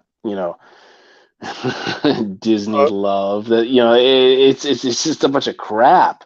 The whole relationship was crap in my mind ever since uh, the beginning. mm, Like I said, I think his true love was the game, and this is just what he did. of course, to me, man, Yeah. if Brady was in the '60s, man, I mean the '40s or '50s when football players were gods. If he could just go play football, come home, kiss his wife, pat his son on the head, throw a ball with him, make have authority at home. You know, how do you have authority? You're leading men. You're leading men that are Goliaths. 300-pound offensive linemen. Guys that could tackle a man through a brick wall. Then you come home and your weak wife is telling you what to do. This is Yeah. how the system is. You have no authority in this society. And now to get back to what you were saying about dating, the reason the internet is so dangerous is that a lot of people are trying to keep up with the internet. Like I was on MD streaming. I Yes. told people, bro, when we hit 6G, it's over. It's just imagine. Let me ask you this. Just imagine if a woman could upload a photo on Instagram at the blink of an eye. Like we're saying at the blink of an eye, she could upload a selfie. That means you would need to like that image in less than 1 second. You know what I'm saying? Or she gets Correct. disappointed. There was a chick, I think a teenage chick, she offed herself because no one liked the photo. I'm telling you, just imagine.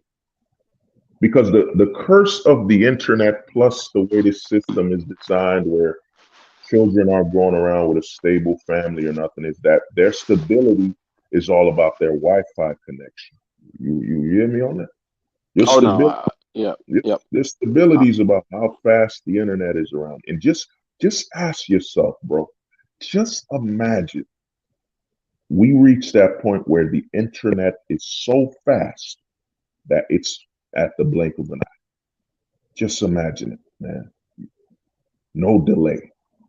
The level of insanity that's going to happen, man. A lot of people think we're in a bad section now. No, just imagine when a chick can respond. She's getting over 50, over 100 DMs in less than a second. Well, I Just think it. Yeah, no, you're 100% right, because that's where their attention span will be. I mean, what leads the economy here in the U.S. nowadays? We're not a manufacturing country anymore. We're an attention country. Oh, you gotta repeat that. That was deep. Well, yeah, I mean, we sold that out decades ago, and that's kind of what I'm seeing. Just growing up in the '90s, it's who's got your attention span, who's got your clicks, who got your likes, where can we steer you next? And like you said, when that speed level amps up, it's going to be like steering cattle around the ranch. You know, it's pathetic, and there are no one from the like I was talking to MD when he was on here. There are no elders to steer you into the direction that would lead you to some prosperity, some spirituality of your own. I'm not talking religion here or anything, but I'm just talking about just basic level stuff. Who's going to lead you when everyone's tuned in to the net at that level? There's no one, and it's over. And I feel like, wow, what a great time for the U.S. to become so vulnerable. Well, sure did, man. A lot of people, you brought up attention span. I think Chip, yeah, attention country. Wow, yeah. The thing is, dude, just imagine. I tell people the real zombies aren't dead, man. The zombies are the living. Because, a zombie, a decayed body repeating the same thing over and over again. That's a goddamn lie, man. It's gonna be the real zombies. And you said attention span. Dude, you heard? The average person's attention span now is less than a fucking goldfish. Less than 8 seconds. Think about that. Just imagine, because the problem with the internet is it's evolving faster than our brain. So what does our brain do to try to simulate keeping up with the internet? It decreases your attention span. So, the phone's so fast at 5G, your brain is like, you know what? Damn, we can't hold attention and for more than 8 seconds anymore because we'll miss out. So your brain is trying to keep up with the internet speed. So when it hits 6G, bro, I personally think the toll of people dying will probably triple, because the internet also gives this, like you were saying earlier on, is that the internet also gives this fallacy of a reality. Now imagine that your whole life you're trying to live at the rate of the internet, because a lot of people don't get is that the brain is chasing the internet speed. Like, you ever open your phone and you're like, God damn it, man, I just searched it, why the fuck isn't it here? You know what I'm saying? And you just start losing your mind. So to me, you topple that on the fact that most women and most people growing up today have no stability in their life. I mean, just think about it, bro. The only thing stable in your fucking life is your Wi-Fi connection. The only thing stable is your access to the internet. I know homeless people that have access to the internet, don't have access to food, but literally have access to the internet. This is how fucked up the system we're in. And just imagine when we hit 6G, when the internet is so fast that you just say Google, YouTube, bang, the video's already up, no delay. Sure, keep them consuming. I think that's a big thing about when they started giving phones to everyone. Everyone thought, oh, this is great. We're all in some kind of intercommunicational level with family. It's like, no, this is going to keep them consuming. This is going to keep them buying. Well, why do you think Amazon got so big? I think Amazon is perpetrated by the government to get big. I think it's important for Amazon to be big so that we buy more crap, tax dollars created, revenue. You know what I mean? Yeah, it's like, and you talk about the zombie machine. Well, I think that's a perfect example of that. Why do you think everyone's going to have cell phones? They're going to have them to buy. That's what they're going to buy from. Oh, yeah. Dude, I mean, a good example is, bro, I don't know if you remember the Pokemon Go. I don't know Pokemon or any of that stuff. I'm sorry. Tell you, bro, game called Pokemon Go where you can see. Because I tell people the future isn't VR like Facebook is saying. VR is stupid. The future is AR technology. Pokemon Go was what happens, Ralph, my man, is you would look at your phone and it would show you these creatures in the real world. And dude, it was so bad. In New York had signs telling people don't jump the train track to catch a Pokemon, to catch a creature, a Oh digital creature. wow. That's how fucked up it is. And just imagine when your phone is so fast, you can now ignore reality. The problem with the reality now is it's still faster than the phone. Once the phone is now at the speed of reality, it's over or faster. And think about the phone. Think about we humans are creatures of routine. Tell me what's more reliable than your damn phone. You know what I'm saying? Sure. It ain't your wife. It ain't your father. It ain't no one's more Oh reliable. yeah. Yeah. It's It's always there, right? It's always there. Yeah. it's always there. And I told people this. What's fucked up? I used to work in New York. Is that there were more sections to charge my phone than there was a place to get some water to drink or a restroom. I personally believe we live in an age where we're literally designing a world where it benefits technology more than us. You know what I'm saying? Because how do we have more outlets in the wild than we have a water fountain, than we have a restroom to go to the bathroom? You know what I'm saying? We personally, in my opinion, we're volunteering to replace ourselves with technology. You know, the Terminator was all about all the machines are coming, they're gonna destroy everything. Nah, dude, machines don't have any reason to destroy us. They don't need food, they don't need money. We're going to replace ourselves. We're in the age of inorganics. I mean, look at how children are growing up. They have no family value. They're literally machines and sex objects. They're literally cattle. I tell people this: the citizen and the cattle, we're the same. You know what I'm saying? They tell the cows. Yeah. I mean, Yeah. think, bro. They told you don't eat gluten when I heard less than 1% of people have gluten allergies. Well, it's You know? probably true.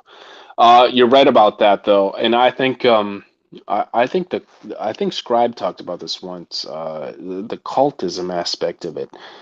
Um, excuse me. Yeah, you were talking about why is it there's an outlet every 5 feet, not a waterfront. You know, it's funny because I was in an airport. This was about a year and a half ago or something. This girl, this is totally true because I know everyone likes to. She was on her Macintosh or Apple laptop or whatever, checking her what the hell you call that thing on the wrist? The fit or Oh, you're what the talking about hell's that wristwatch, that thing, what's that called? the eye fit or something. That watch, Um eye I watch. watch. God Christ, I know we sound no whatever what the hell it was on her wrist. Then there was an iPhone, and I swear to God, I'm not lying. Hold the truth. She Oh, pulled a goddamn iPad out of her backpack. oh, So she had all four or whatever the hell it was, and I'm just going. You have to be disconnected to wow, virtual reality instead of living in the reality. I just bought this goddamn ticket trying to fly out of Miami, and you're sitting here connected with how many different interfaces. It just blew my mind. wow. You said she had And the I Apple don't Watch. know. Apple, the iWatch or whatever the hell it is. Yeah. This isn't funny. I don't even know what this stuff is. I don't even want it. Oh, But the funny thing is you can't find too many people nowadays who don't want it. You're just like, well, how's that serve me? How's it going to help me? Do I have to pay another subscription?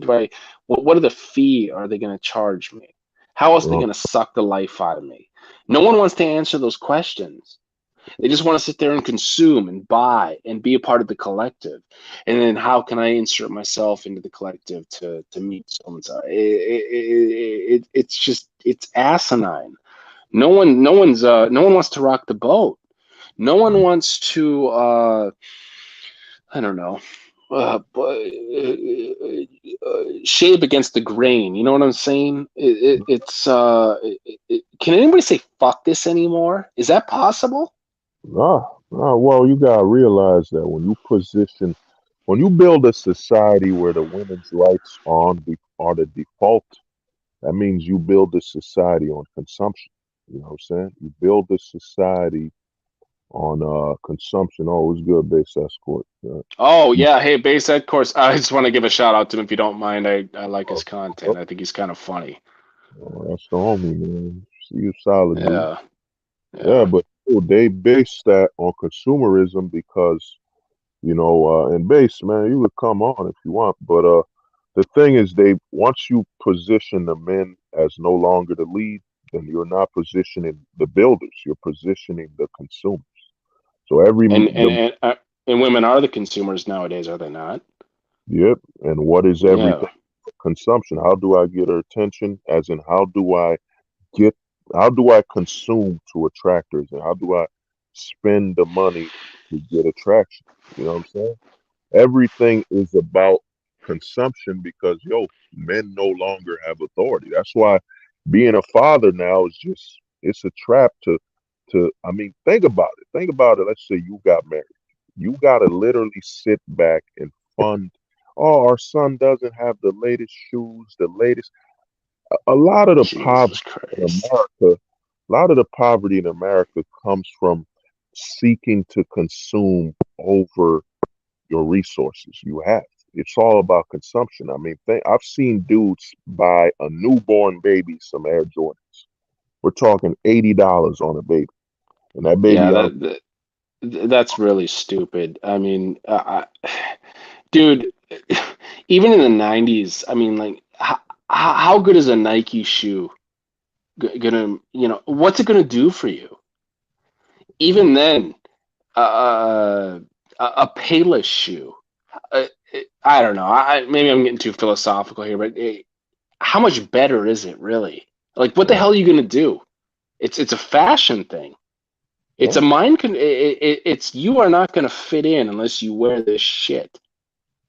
Well, I mean, it's about virtue signaling that you meet the standards. I mean, when you place the whole society on the female authority, it's all about her matching the standards, and it ain't.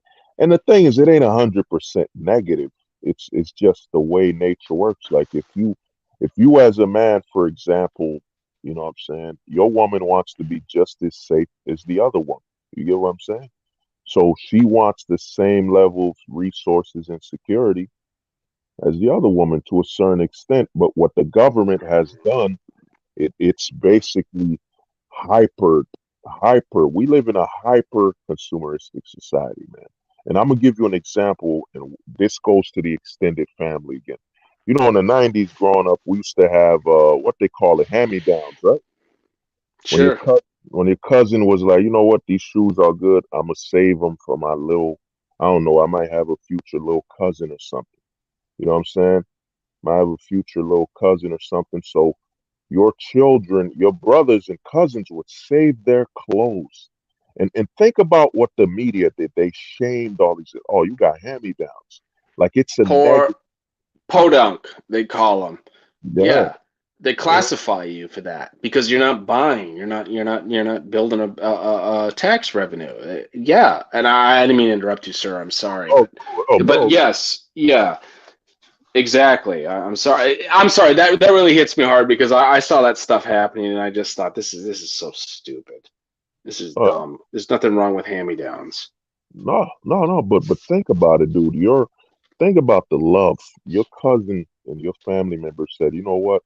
I'm gonna save this so I can give it to my family member in need. The amount of love that came from those hand-me-downs. Something real. Yeah. They destroyed it. They basically said, no, you should basically consume.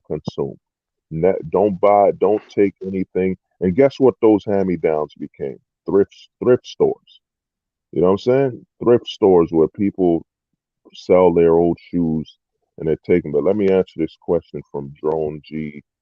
Well, the Kanye West wearing the White Lives Matter shirt, in my honest opinion, it doesn't mean nothing. You know what I'm saying? But the reaction is that the Democrats who own the majority of social media, because you ever notice, man, Ralph, you ever notice every check mark is blue?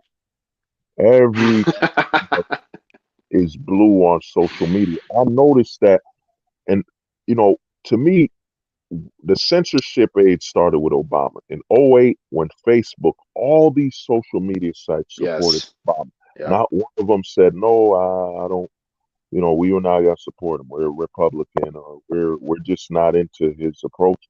They all backed him, meaning they were basically saying all social media is owned by the progressives.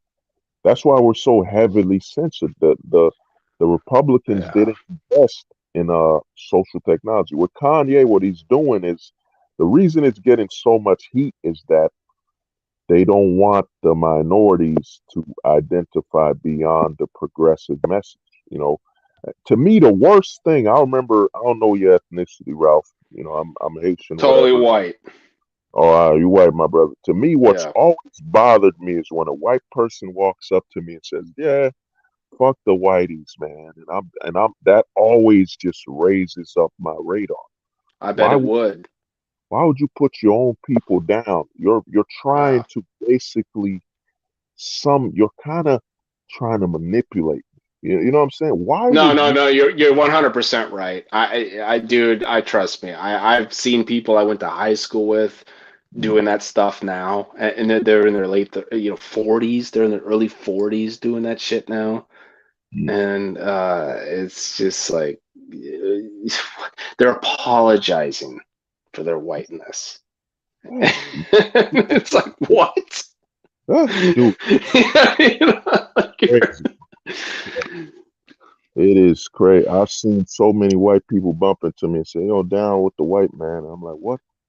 I'm like, "I know what you're doing. You're basically trying to perpetuate a situation where you would lead with lead with some form of inferiority, or what I'm saying, to kind of Yeah. say, yeah, you're right, black guy, you could lead me because down with my own people. I know this is a scam. The progressives, that's how they virtue signal. They virtue signal by falsifying hate on their own people.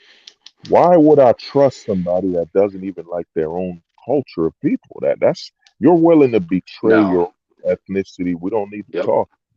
That's a Yep. sign that you completely lack a sense of, and I'm telling you, dude, white women, the amount of white people that have bumped into me and said, "Yeah, man, I hate them too." I'm looking at them like, oh, yeah, man, something ain't right with you, man. It's the white girls, right? Oh, I had that. Some white girl come up to me. White Yeah. guys will say, "Oh man, down with the white man." I'm like, dude, hey, I'm Haitian, man. I got, slavery had nothing to do with me. My people weren't here. And the other thing is, what white person today is alive that had anything to do with slavery? You know what I'm saying? They don't want us to move on. The problem with America is that it's so built on division. Like, this is a country where it can't, like, if America was a math section on a book, that whole book would just be about division. You know what I'm saying? Yeah. There's nothing else exists. Oh man, Ralph, you're an American. Hold the truth hostage. You're an African American, and we were both born here. Why can't we're both Americans? It's all built on division and this falsified virtue signal, man. It's like, I'm thankful the word cringe exists, because back in the '90s, I didn't know what it meant. I don't know if you Nope. used to watch Yep. Steve Urkel or something. I used to cringe at certain lines, and I was like, I don't know what this is.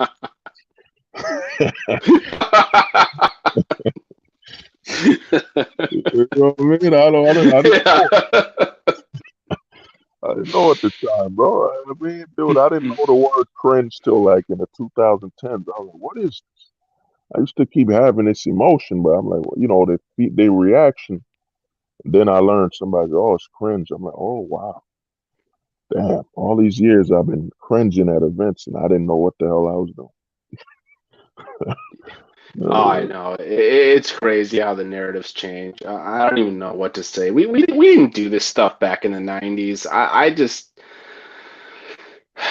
I think they're it has to be some kind of effort to capitalize on the emotions of younger people, Well, to make them feel guiltier, to make it has to be an effort of control, uh, something, because this was not the way it was 30 years ago, not even close. no. Well, we live in a pro-victimhood society, man. I mean, everything is about being a victim and proud. This is what happens when you don't have a father authoritative society. Because if you look at the 80s, 70s, you watch all those movies or 50s, whatever, the father would say, yo, we're not victims. We're not proud to be this and that. We're standing up. You know, we live in a hyper victimhood because everybody's promoted from a victim. Oh, I'm a pansexual, I'm a victim. You know what I'm saying? Everything's about being a victim because we're in a feminized society. It's not about being a strong, independently thinking or independently operating. Dude, we're in the victimhood age, man. Everything is about being a victim and identifying. Me personally, I hate when some black people come to me and say, yo, I'm a victim and proud. I'm like, what who would be proud of victim? Proud of it? Ah, Oh my proud God. listen, bro. It's like who the fuck would be proud of it? And to me, the race thing is, dude, race in America, like any country, like, dude, if you, Ralph, came to me in Haiti, where the majority of people are black, Haitians, Negro, whatever, you would feel some type of way. You're like, damn, I'm outnumbered. There's not that many of me. That Yes, all, correct. Yes. uh, that always exists. Like to me, the majority of this country is white, and yo, they earned it. They settled the fucking country war. The falsified narrative they put of slavery is that yo, the slaves built this country, and I'm like, dude, so I guess none of the white people settled this land. I mean, no one died building Washington D.C. or all these states. It just so happened when the slaves came, that's when the land was settled. The Yeah. amount, the narrative they're pushing to just have you identify as a victim. I think the reason, just the progressives. I think the progressives are pushing this narrative that the narrative. Give me a second. No, no, you clearly have a level head about it. I mean, there's a lot of whites that do too. It, I honestly think it's a form of control. Mm. Oh, you got a point, man. You got a point on that. Give me a minute. Yeah. No, I don't blame it. Well, yeah, it's control. Well, I think the progressives have learned to promote their ideology by having white people, identify as, oppressors from a history they had nothing to do with. I mean, when Obama became president, I saw a lot of relief. Like I had some white friends here and there, and you could see that, man, Obama actually did a lot, man. Obama did negative. In my opinion, Obama will go down in history as the worst president, in my honest opinion, because he didn't undo everything that was supposed to be undone. The war on drugs, the war on family. The amount of shit he didn't do was insane. But oh, you out? I guess Ralph's signal probably fell off. But yeah, the amount of things Obama failed on. I mean, Obama didn't end the war on drugs. You know, uh, stop and frisk. Obama didn't end stop and frisk. You know what I'm saying? The amount of damage Obama did by not fixing the issues that were race related in America was insane. And to me, I saw a lot of my white friends, breathe a sigh of relief because they're like, dude, now there's been a black president. And Obama to me kind of killed the progressive message also. Because with Obama becoming president, the Democrats could no longer advertise to minorities and blacks that they're the only ones that actually want uh, uh, They want you. Oh, give me a second. Give me a second. Hold up. Africa has over 3,000 language, different tribes, just like America. Oh, Woody, man. Yeah, I would hop on, but I'm on the stream right now. In fact, you know what? I'll hop on. Give me a second. Let me. I'll end this stream. Let me see, Ralph, the homie. Give me a second. Yeah, yeah. Yo, Ralph. Let me see. Woody, evening, everyone. Yo, give me a second. Let me see what's going on quick. Let me see, Ralph. For some reason, Ralph, it won't let you on. It ain't loading for some reason. Yo, Hormax is live streaming right now. He's literally share screening Daisy Taylor's video. Oh, wow. Oh, my God. This is why I say we need Exiles, man. Hormax is literally streaming a tranny's video. A Decepticon, an Autobots video. Oh, my God. Wow. Dear Lord, man. And this is why we got Exiles in the Manosphere, man. Give me a minute. Let me see what's going on here.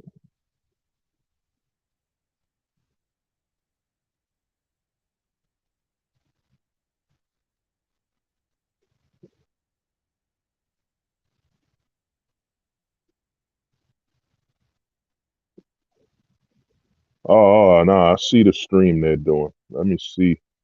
Yeah, for some reason, Ralph, man, I don't know if it's your signal that's going on. But nah, I'll hop on Primal Man's another time. That's the homie, man. Shout out to Primal Man. You know what I'm saying?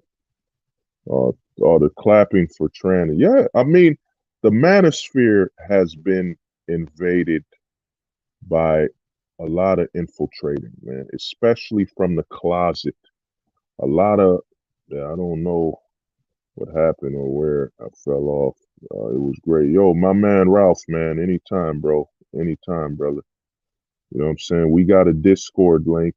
You could hop on the Discord.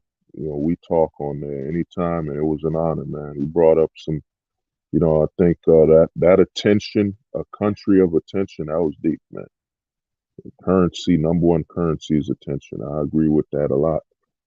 You know what I'm saying? Especially now, you could see it with the influencers where they make money off of attention. But yeah, man, Ormax are doing that. The Manosphere has been infiltrated by the closet, man. There's a lot of closeted men promoting closeted activity. And this stream right here, man, this stream is just the beginning.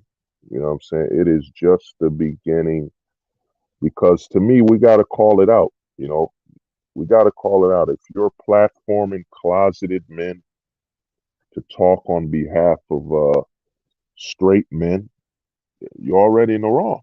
You know what I'm saying? And we have two conventions that have platformed men that are not straight to talk on behalf of becoming men and becoming males and all that crap. So to me, man, the Manosphere, we got to start exiling some guys. And it's very simple. If you're not straight, you don't belong in the Manosphere. It doesn't matter your talking points. You have nothing to offer straight men. When it comes to talking about manhood and, navigating society as a straight man. The whole Manosphere, this whole space is about straight men and how they deal with society. If you're not a straight man, you have no reason to be here on the Manosphere. You know what I mean? You could create your own, sphere. Nothing's stopping you from creating the part-time straight sphere, the PTS sphere or the part-time straight sphere, or the closet sphere, whatever you want to call it. Nothing stopping you from that. So to me, man, we got to let it be known that, man, there's Exiles, MLD Exile. John Hogwood, that's an exile of the Manosphere. There's been photos of this man in the bed with a Decepticon. You know what I'm saying? With a Decepticon or an Autobot. Then you got guys like Troy Francis, who's openly admitted he's been with Decepticons and Autobots. You know what I'm saying? We have those guys. So to me, once you've proven that you're not FTS, and a lot of guys don't know what is FTS. FTS is basically full-time straight. You're not full-time straight, dude. You don't belong here. You're not in the manosphere. You're not talking on the behalf of straight men. You know what I'm saying? You're either a full-timer or you're not here. You know what I'm saying? And that's what's happened in the manosphere, is that a lot of these part-time straight men are trying to invade the straight male space. I told a lot of guys this. Let me pull up this banner. Where is it? Give me 1 minute. Give me 1 second. Yeah, this is the war, man. This is what's going on. The black pill is being invaded, and the thing with the black pill, unlike the red pill, is that red pillar will basically lead to multiple options. I got to make a pink pillar video, or I got to edit it. But the red pill basically turns blue pillars either red or purple or pink. The black pill, on the other hand, the difference with the black pill is that, man, unlike the red pill, where the red pillars, let's say a blue pillar becomes red pill, but he wants a family. The red pill is very clean cut. It's about guys that understand they want to basically fine tune the domestics. The red pillar is basically a domesticated man. His whole way of thinking is all about how he deals with the world domestically. You know what I'm saying? So when a blue pillar interacts with a red pillar, they become either red, purple, or pink, or yellow. Let me just go through it. Let me go through it quick. Let me give you a quick summary. You know what I'm saying? There's the red pill. We all know what the red pill is. Guys claiming about they're aware of the marital laws and issues, blah, blah, blah. Red pillar is usually a guy that just wants to be a bachelor for the rest of his life. He wants to be a bachelor. Doesn't want to get married domestically. He's a bachelor. The purple pillar is a guy who wants to get married, but wants to utilize his knowledge of the legal system to benefit him and ensure that his marriage will be safe. The pink pillar is basically a man that is feminized, a feminized man that just wants to be with a woman, and he understands the law. Unlike the red pillar and purple pillar, he accepts the law. He accepts all the disadvantages in a relationship and being a man. You know what I'm saying? So he will get married and position himself to basically be living for that woman's validation. You know what I'm saying? You know what I mean? That woman's validation, or as Varum, criticism have circumstances have domesticated us, man. It just not the red pill community. No, dude, it's the red pill. Us black pillars, we're not domesticated. A black pillar will basically say the marriage laws in America are messed up, so I'll get married overseas. I might get married overseas, or I can't get married here. You know what I'm saying? A red pillar, all their issues are domestic. I mean, as Varum, what do you're in India or whatever. What does the marital laws in America, how do they affect the guy who's in India? They don't. The red pill is building your entire life around your domesticated issues. You know what I'm saying? The black pill, on the other hand, we don't give a damn. We're aware of all the legal issues in the society, domestic society we live in. And we accept that we can't change it, and we won't participate. You know what I'm saying? I don't plan to get in a long-term or marriage in this system. Not at all.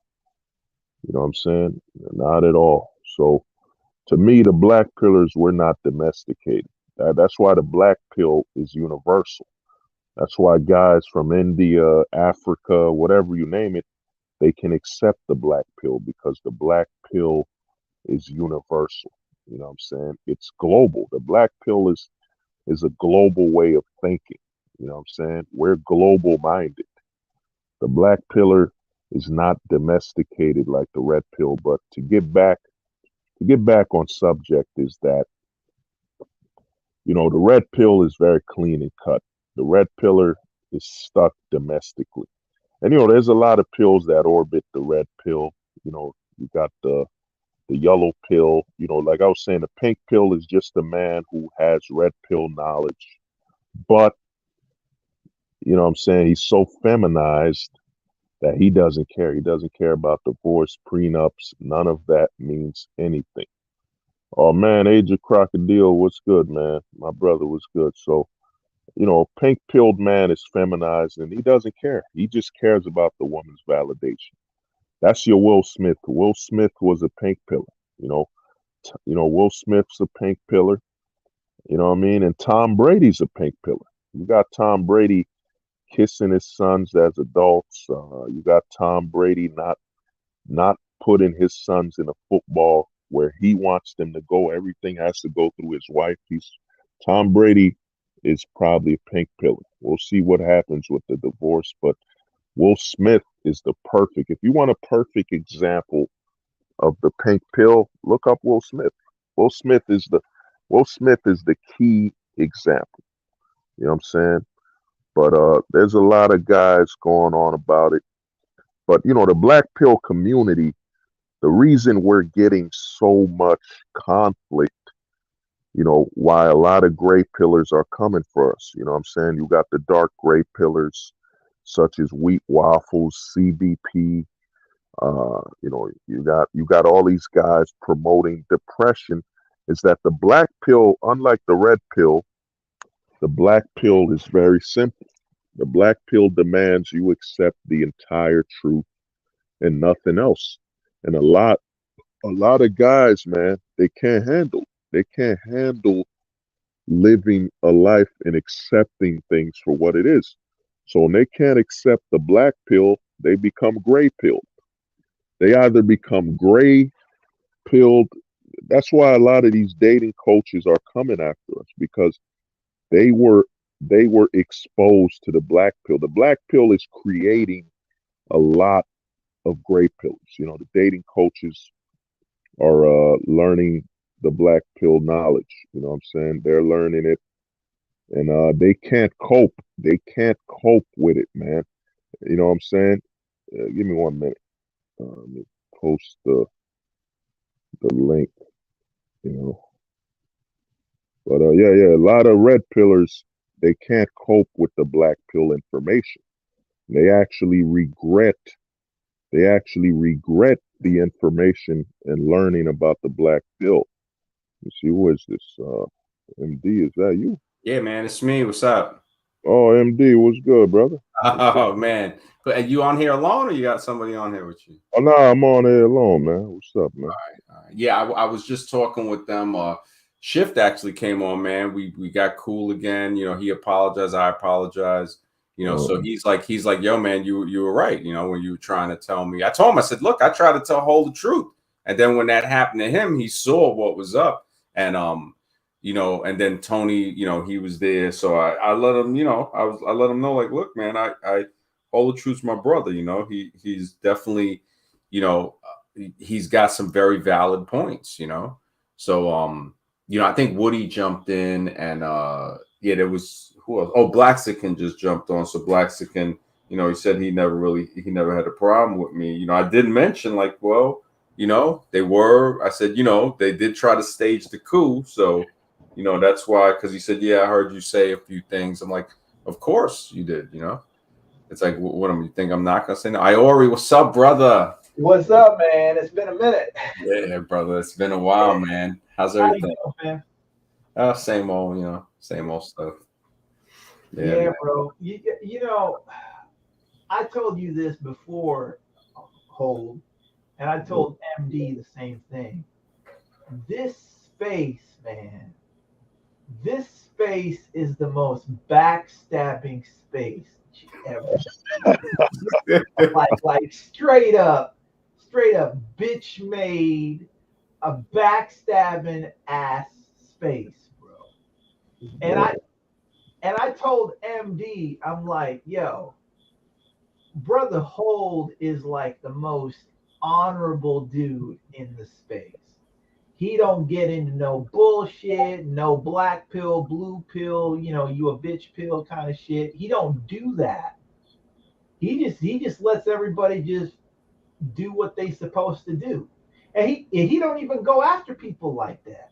So for them to go after an honorable brother like him, that just shows you what kind of I'm looking for the right word. What kind of maggot ass people we got in this space, man? People are straight maggots out here.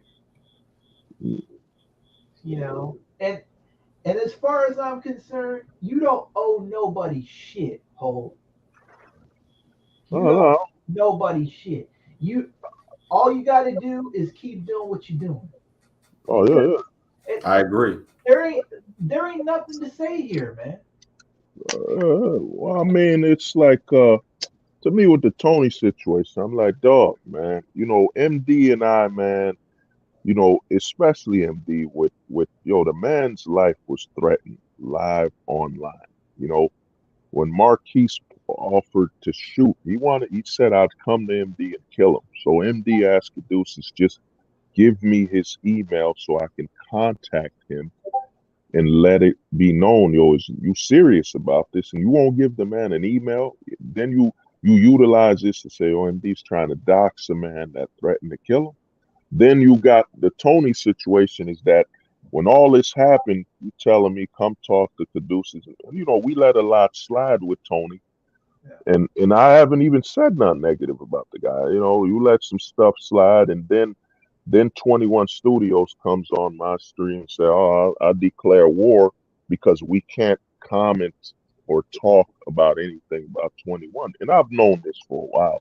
I've noticed that, it's controlled opposition. What 21 does is he saw Tony talking to all of us. So what he does is he kept Tony close to us, as a way to keep us tamed. Let them talk about Rolo. Whenever they talk about Rolo, they're good. Keep that. Use them to promote our angst or our issues with Rolo. But never let them talk about what we doing wrong. You know what I'm saying? These 21 people, man. Can y'all hear me? Or yeah, these 21 people act like we give a fuck about what they say, right? Like how fake self-important do you got to be for us to feel like you're offering any value to the space? You talking about the same shit that everybody be talking about in this space: single mothers, bitches, hoes, child support, and everything else that everybody else talks about in this space. There's a dime a dozen videos on shit like that, and if they want to make content like that, that's fine. But whenever you make content, there's a situation where everybody's not gonna like your content. Certain people aren't gonna like your content. They gonna find something negative about it. Certain people ain't gonna like MD's content. Like the ability to disagree with whether somebody's content is good or not is discourse. So for these guys to say that we can't have an opinion on the shit that we watch by the misfortune that we seem to watch it, if y'all want to get some tampons together, get the fuck off YouTube and do something else. It's like MD told me, man. Some of these guys you gotta have thick skin. You gotta learn that. I forget what you were saying, MD. Something about you gotta be able to take what was that word? To take take the opinions of others, man. You know what I mean? And they're not strong enough to do that, man. And what they're terrified of is, man, we're proving that, individual men could come together. We could come together around standards. I've never been on MD's stream and, felt disrespected or felt like, I can't talk or I'm a lesser man. MD, Of course, if I spoke too much or interrupted people, yeah, that's the man's platform, and I gotta be respectful. But other than that, man, we all coexist, man. You know, a bunch of individuals just existing and being honest. You know, and they can't accept that, so they try to control you. You know what I'm saying? And with Tony, I didn't say nothing wrong. I didn't say nothing wrong about the man. I got it right here, and it's on MD's screen. The man calls me weak for just saying, yo, I'm distancing myself from people that, you know what I mean, that ain't in my, that ain't the best thing for me or my health or my mental well-being. You know what I mean? So and I'm telling him I'm leaving you alone, dog. Once 21 came on there and felt that he had the strength to tell me what to do, man. And after what, I let Tony slide with the Caduceus thing. Caduceus is a good guy, even though he slandered me. Caduceus is a good guy, even though he literally didn't give MD the contacts of a man that threatened to kill him. We let Tony slide with that. We like Tony's an elder, let him slide, man. But now I'm just like, I'm just distancing myself from that person and moving forward, man. And to me, with 21, man, some guys, like I was doing with this stream, they exiled. You got to be exiled from the manosphere, man.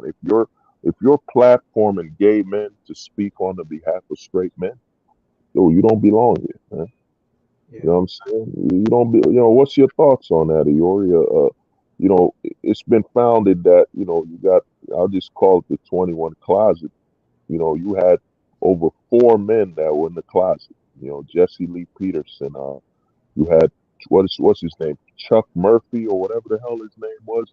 There's Jack Donovan, who's openly, trying to find some pickles in a jar. The amount of guys that have not been straight on there. You know what I mean?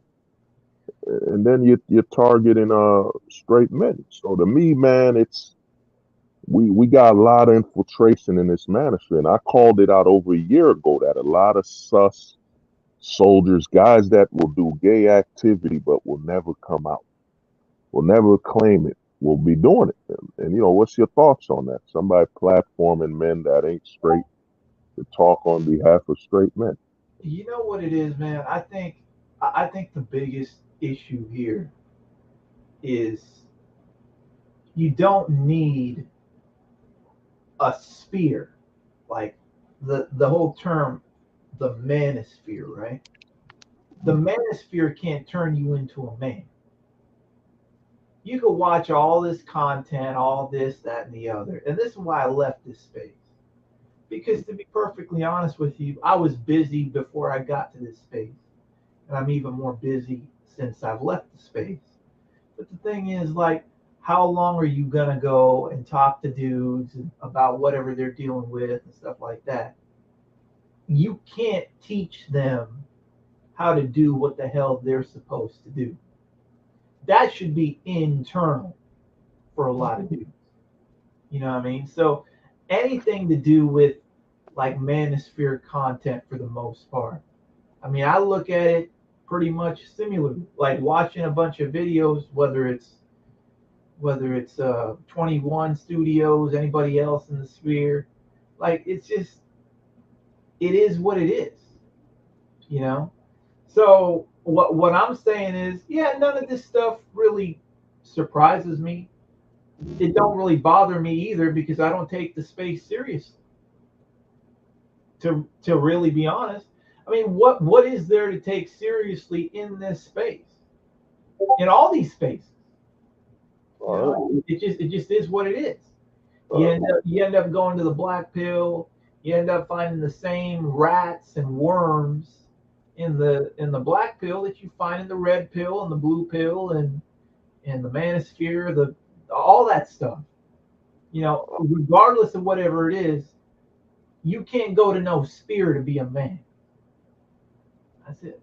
Well, I mean, I look at it like this. I've been telling people since 2020, and I told people I saw the gray pill in my eyes. I saw it. A man was on MD's stream. Every time MD gave him a solution, it came back to the system. Is that we got to be honest, man. There will always be a minority. I think we're the super minority, men that are just honest. You know, it's rare. It is rare. You know, I'm talking to you, MD. It is rare that you will find men that could be this honest. You know what I'm saying? That'll hold you to the fire. Like, yo, this is what you did wrong, and yo, because you know, to me, there is some good. I've spoken to some guys here, and I know you've done the same, where they contact you and you gave them some information that might have saved them or helped their life. Oh, Gauss was good, man. Yeah, I'll share the link. Yeah, you know what I mean. But to me, the majority of this space is, man, it's negative. There's a lot of men here that are just preying on other men because they see the wounds. You see a man openly telling any man that will hear him his wounds and his weakness. You know what I'm saying? So other men will prey on that. That's why we got a whole industry with dating coaches and everything. You know, me, I chopped it up with you on and offline. Some of us here are rare, man. You won't see these type of guys, honest, solid built. You know, shout out to the homie MOT. He been putting in work, and these guys are rare. There will always be more. You know what I'm saying? I think we're the black sheep, man. There will always be a limited amount of black sheep. You know what I'm saying? Amongst the rest. You know what I'm saying? We're the sheep that's like, oh shit. Oh, you know they're gonna slaughter us. Oh yeah. You know, you a sheep, I'm a sheep, and I'm like, yeah, we gonna die. So I'm just gonna eat my food slower. I'm gonna get. I mean, speaking of MOT, I tell you this, man. MOT is a special brother. He really is. I know him on and offline, and I tell you this: the guy that you see online is the guy that you see offline. You talk to him, man.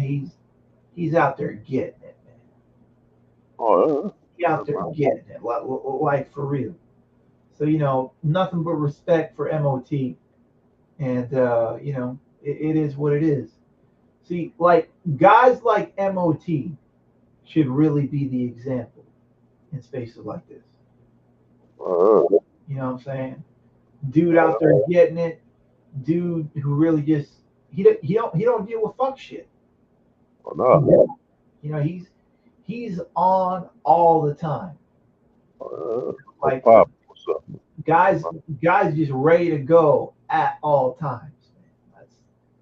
That's MOT right there. Well, I mean, my thing, MOT, there's a few men, you know, it's a few guys on here, man. You know, the majority, and shout out, what's up, Pops? What's good, man? The majority of people on there will always be more poison than there's a cure. You know what I'm saying? Because if the cure was so available, man, you wouldn't be so plagued by the poison. And to me, in this section, is that we don't have men, man. A lot of men trying to, they're crotch watching other men. I mean, we got a whole, as for the spear thing, it's going to happen. I mean, the whole manosphere thing is just a digital word for male space. That's all this space is, man. You know, enough men congregate, you know, where it's going to be something to point out, yeah, this is where we all talk. But to me, man, what's going on is you have a lot of guys come in here and they don't know what they're doing, and they're here to prey on other men. And the majority are just, man, they just see, and it's natural. It's natural. Like I was talking to Ralph. You see another man crying across the street, your first thoughts aren't, oh, I feel sad for him. Your first thought is instinctively, you're like, what is wrong with this weakling? You know what I'm saying? Instinctively, you're like, he's weak. He's got a weakness right now. You know what I'm saying? And a part of you instinctively knows you could prey on him right now. You know what I mean? It's natural. And let's be honest, this whole manosphere, all these men coming out online, over 80%, you know, and I know in certain neighborhoods, 80% clip of single motherhood. So a lot of these men in the manosphere, like even MD once said, they see that. They see the market. That's why Dippin was paying them all this money. It's a big market, man. You know, Oh, MD. Oh, what's up, my man? Yeah. MD's. So Yeah, I just got back. And I was just making something to eat. I Yeah. got you. Yeah, you know, there's really not much to say about this space that really hasn't been said. So all I'm gonna say, bro, is keep doing your thing, man. oh, you all We'll, right? we'll be in touch offline and stuff like that. Just Yeah, I always right, man. It's the most backstabbingest place on the internet, definitely. yeah. It's a male. What they call it's like a male soap opera. What they call it in high school dramas, man. It's just, and to me, some people don't get it, man. We all got different levels of tolerance, man. Respect to Iori, man. I chopped it up with him. He's giving me some great info. Is that a lot of guys don't know MD's volunteering his time. You could stab a man in the back, and we never got to talk again. I mean, I don't lose sleep. It's just dog. When I gave my time for free, you didn't respect it. You didn't respect what I did. I don't even know you. I've never seen you, and we talk for hours where I'm trying to help you. I'm trying to, or I'm learning from you, and I value it. But then you just stab me. It ain't even stabbing, man. They try to just throw a grenade at you. You know what I mean? A live grenade. And the funny thing, MD and Iori, is they act like you didn't see them pull the top, pull the pin off the grenade when they threw it. Right. I hear you. There you go. I got work tomorrow, so I'm gonna kind of do what I got to do. Much respect to you guys, man. All right, brother. See y'all later. Have a good night, brother. Definitely. You too, bro. Be well. Yeah, A. Patterson said, so Death Crunch was on Transmax's stream? No, Transmax's literally had a stream where he was watching, tran porn. And he was showing photos of naked men. That's what Al Patterson said. I told you, that stream last night, the closet and Death Crunch was on there with him, watching this shit and talking to him. They were watching, they had a whole stream. And Al Peterson, that link, I don't think I don't want to see that. I mean, I respect you for telling us, but sometimes we don't need to confirm, man. There's he's streaming a whole video of watching porn of trannies, man, Hormax. You know what I mean? Then he has the nerve to call himself the esocentric black. That's the sign that you're weird. Why would you to put esocentric before? But you went on what's the homie, the Primal Man? What happened, man? I saw Blaxican on there. I saw some people. I mean, yeah, Primal's keeping it real, man. What happened? I was telling him about. He was agreeing. I said Gonzo is a master roaster, man. Gonzo is a killer, man. You know what I mean? Gonzo is a savage, man. You know what I'm saying? But to me, they triggered him. They target. To me, Gonzo, man, you're a religious man. You speak on the man's wife. Come on, man. That's a low blow, man. Gonzo's a solid dude, man. You know what I'm saying? So, but but what happened up there, man? Yeah, they just, Tony was, saying, well, the talk. I said, maybe in time. I said, maybe not, but I said it ain't gonna happen now. I said, I don't, you gotta give it time. I said, but I said also, you saw the stuff Hold the Truth did to, that Caduceus did to Hold the Truth. And he was like, oh, he didn't know. Like, I'm like, how do you go on the guy's stream all these times and you don't see that video there? I was like, we've all talked about it. But, okay, if that's where he wants to be. And Shift had came on, so we're cool. I hope, really glad to hear from him. He said, he was like, yo, you're right, And then I told him, I said, look, I explained the whole truth. Y'all was all, honest, ready to defend Caduce. And then now that y'all see, and you see I'm still here, so it's like, all right, they're definitely sus. Yeah, Mr. X, definitely.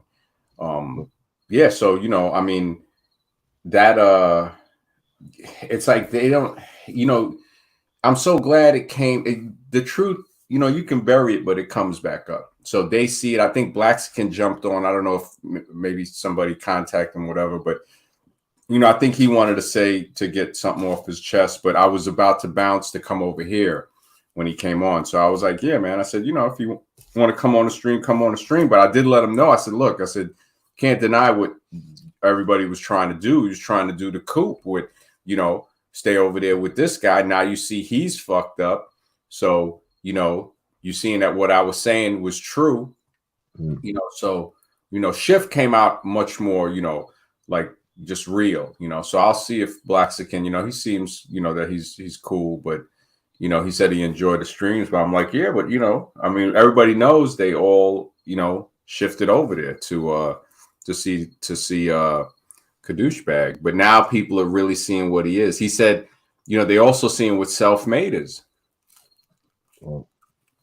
Well, I mean, to me, I got contacted. I won't say no name. Somebody try to hop on, but me, I'm distancing myself, man. People gotta understand that, there's a level of betrayal where, some of us, man, we live in like this, MD. People don't get it. We live in a real world. We got other things going on, man.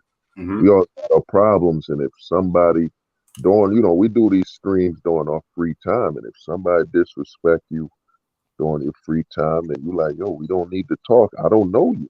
I've never met you in the real world. I don't owe you anything. Yeah. I don't owe you an apology. I don't owe ever talking to you again. Because if you can't respect the man you never met, then what we got to talk about, man? To me, the Tony situation, I haven't said nothing negative. I didn't call him names or nothing.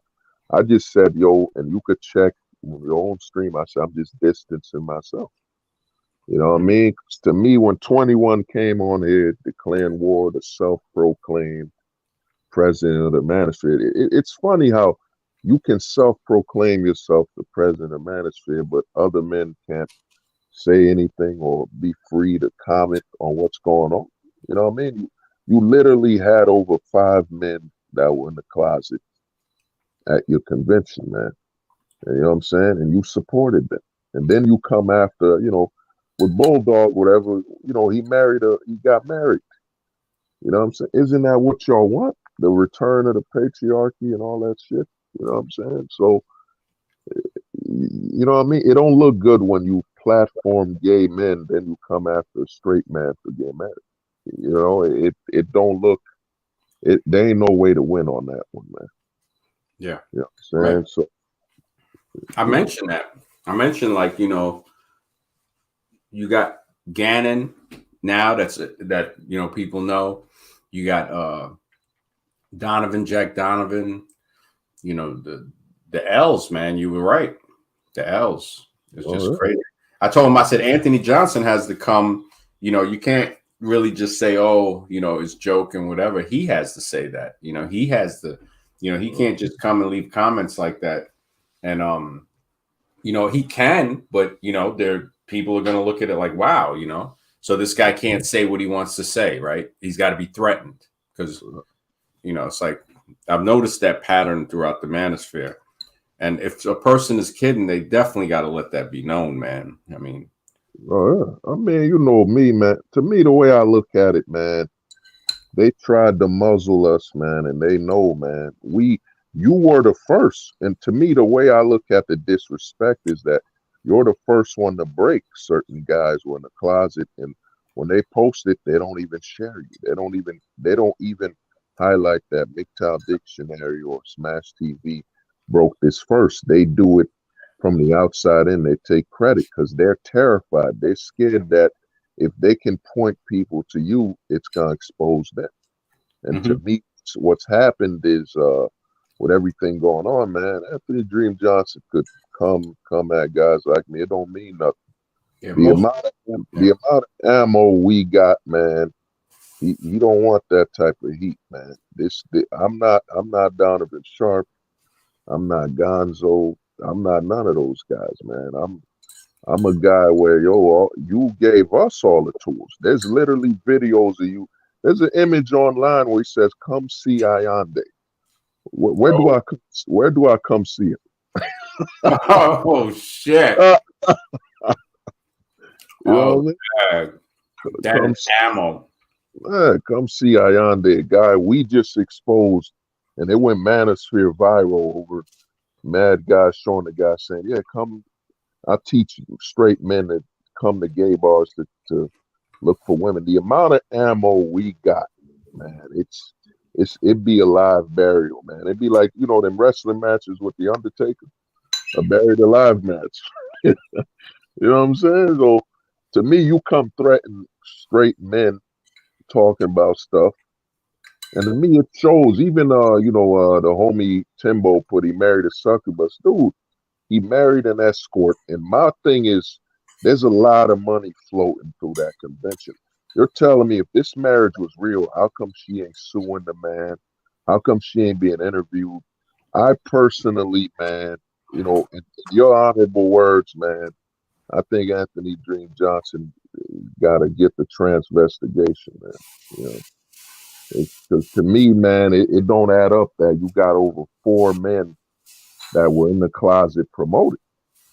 You know what I'm saying? So to me, we free to talk about it because I'm just talking about what's already in the public eye, man. And to me, if you want to, you know, what are you going to do, mean me? Yeah, that's a new one. So you like the first person, I think, beside me that's putting somebody under transvestigation. Holy shit. Yeah, that's gonna be raw. I mean, I think you know, I definitely think I told Tony Bruno, I said, I think everybody should roast each other. It's hilarious. What did he said, MD, not to start shit, but Death Crunch is talking shit about the show. Yeah, man. Nah, you know A. Patterson, man. A. Patterson is that's my brother there, man. That's one of the coolest people around, man. Yeah, it's cool, man. Nah, you know what's up, A. I'm gonna I guess we'll roast him, you know, if he tries to come on. I know he's hurt too. Death Crunch is that's a wounded individual. So yeah, maybe I'll just He said when Death Crunch started talking about dolls, dang, just like a predator started asking. He wants Death Crunch to throw on the wig, probably. Never trust them guys, man. They're just wow. Gauss is right, man. Gauss is. Yeah. That's crazy. And Caduce is streaming with that motherfucker like he's his best friend. Caduce is man. It's because, man, they approve it. They approve of, like I've been telling guys, and you remember since your first stream, I said they operated with an open prison policy. If you can't get women, you sleeping with Hormax, or you ain't gay. You just can't get women. Now put on this wig, you know. Yep, just like Hammer Queen. Yep. Skywalker's right. He said Death Crunch needs a mental evaluation. Dharma used to sleep with inanimate objects too. Wow, we might have to bring that up, man. I think Death Cruncher. I even think Grimcell, man. That's both of them, man. Oh, Grimcell in the closet, man. That right there. Yeah. They don't get it. They don't belong around. We straight men, man. It's crazy that. Yeah. Because they're comfortable in being a straight man, they come target you. It's look at all the problems we have. I literally just said, yo, you had 21, you were platform. You and Primal was keeping it real. You and Primal had me laughing, man, on that shit. I told him when I went on there, I said, yo, man, y'all are hilarious, man. Feathered knee pads. I was like, oh shit. That shit was hilarious. I let Tony Bruno know, like, look, man, people are going to say what they're going to say, man. You just got to, I would like to see the roast. I mean, I think it would be funny. He said it's not really his thing, but, I told him, hey, man, I would roast everybody, man. Man. My thing is, man, they don't want that temperature, man. It's, to me, they saw kindness as weakness. And to me, that's why they called Joel MD's a master roaster. They do, I used to do that in high school. I don't know what you got in high school. I was the class clown. No, we used to roast in it wasn't really class clown. We used to do the lunchroom. Class, I mean, I'd be in lunch for like 4 periods, man, just roasting motherfuckers, playing tongue. We playing tongue for quarters, cards, and we was just chilling, man. Cause back in high school, I mean, I was a loose cannon. People think I'm loose now. It's like I was off the handle, man. We puffing blunts, chilling. As a matter of fact, I think that was before blunts. Yeah, it just yeah, and then right from there, going straight into the military. So yeah, man, we were roast city. That's why one of my high school friends, he told me, he said, yeah, man, you going straight lunchroom on these guys. They don't understand what we used to shit. This is when you could, and I was explaining that on Primal Stream. I said, when you can take criticism, that tests your character. It shows your character. If you can't take no criticism, you know what I'm saying? You can't, so in other words, you could dish it out, but you can't take it, right? So I'm like, yo, let everybody have their say. And like when you started saying stuff, bang, people, now he starts attacking, you know. I'm like, those comments definitely, you know, that's not cool. And you know, I ain't got a problem with 21. You know, I mean, I think it's funny. I'm gonna laugh either way. I'm gonna be like, man, that shit is hilarious. When you can't, you in Primal with the 21 closets. Like, oh man, y'all are just roast masters, man. That's what it is, man. Just roast masters, man. Yeah, we men, man. The thing is, man, we just joking around, and my thing is, man, you know, high school, man, people don't get it, man. You know, I'm in that scenario where, man, I almost got jumped for roasting people, man. You know, yeah, people want to, they get angry, man. You roast them hard. Yo, that shit. When he said that, man, that was like, wow, man. That shit was some of the most hilarious shit. And then Primal was right there, alley-ooping it, man. No peeking, man. No peeking through the glory holes, man. Man, my thing is, man, they don't get it, man. It's that, man. That red pill shit is dying anyway, man. You know, the younger generation and the men coming up, man, they see you selling them an illusion, you know. And to me, man, you know, I was roasted through the fire where, yo, somebody, it could be a fight on the bus and then some guns could come a few days later. You know what I'm saying? This ain't gonna be nothing. This will be easy. This will be light work and, you know, a burial. You know what I mean? The amount of suspects, you know, closet suspects I've seen. Oh, man. Man, Ayande, come on, man. You really gonna platform a guy that was caught dancing at a male strip bar in Florida? And to me, that's a sign that something ain't right, man. Something ain't right, dog. And then you attack a straight man for getting married. And to me, with the escort thing, I don't believe it. It went out too quickly. You divorce a chick, maybe, I don't know if he settled a settlement, whatever, but nah, something ain't right, man. And then you wiped up an escort, man. At certain times, you got to be as a man and be aware of that, man. Like you told me, you know, on the phone, you said, yo, if you had divorces, you can't tell a man about a good marriage. You know what I'm saying? Somebody, he's speaking, that person is speaking from, like Richard Cooper, he's speaking from failure. So all he can tell you is how to fuck up a marriage. You know what I'm saying? He can't tell you. Now, Michael Foster, he's married, he's making marriage work. He could tell you about a successful marriage. Okay, this is how I've been married for so long, had all these kids, never bought a TV set or whatever. Because I don't even see how you get 7 kids, man. It's like, please get a computer or something, man. But you know, he just, you know, I give him credit though. You know, I mean, you know, he never bought a TV. Yeah. That shit. But I know once with you, yo, there's gonna be some crazy, because you've already, both of y'all, you know, Anthony came on, declared that, and now you putting them under investigation. Yo, when that shit gets out, oh, this shit is gonna be hilarious. I'm gonna sit back and watch, man. I'm gonna be like, yo, this is some funny shit, because I know you got some serious, like, atomic level roasting. And Tony Bruno got some roast shit ready too. I told him, I said, look, I wanna hear it. I want to see it. I said, you know, roast everybody. He said he might roast Primal guy. I said, roast all of us, man. I said, I said, it's all in good, you know, it's all in good, man. Well, my thing with the thing is, man, to me, I look at the Tony situation as, dog, you an elder, man. You an elder, and it's kind of like the Caduceus situation where a young man is telling men that are older than him or even his elders. He leading them, and you know what I mean? We all, you know what I'm saying? Like you said, you wrote the books to leave your legacy, man. How your legacy gonna look that, man? You go out swinging to defend somebody that was platforming motherfuckers in the closet. You know what I mean? Yo, man, we were kind, man. The gloves are off, man. And to me, man, I ain't even. And the thing is, I'm not even saying nothing.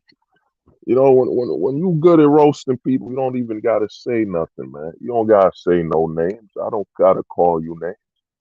Because to me, man, if it gets to that level, man, a lot of people gonna have to retire in the manosphere, man. You know what I'm saying? You ain't gonna you're not gonna have a channel no more. Because if you post something, it ain't gonna look good, man. It ain't.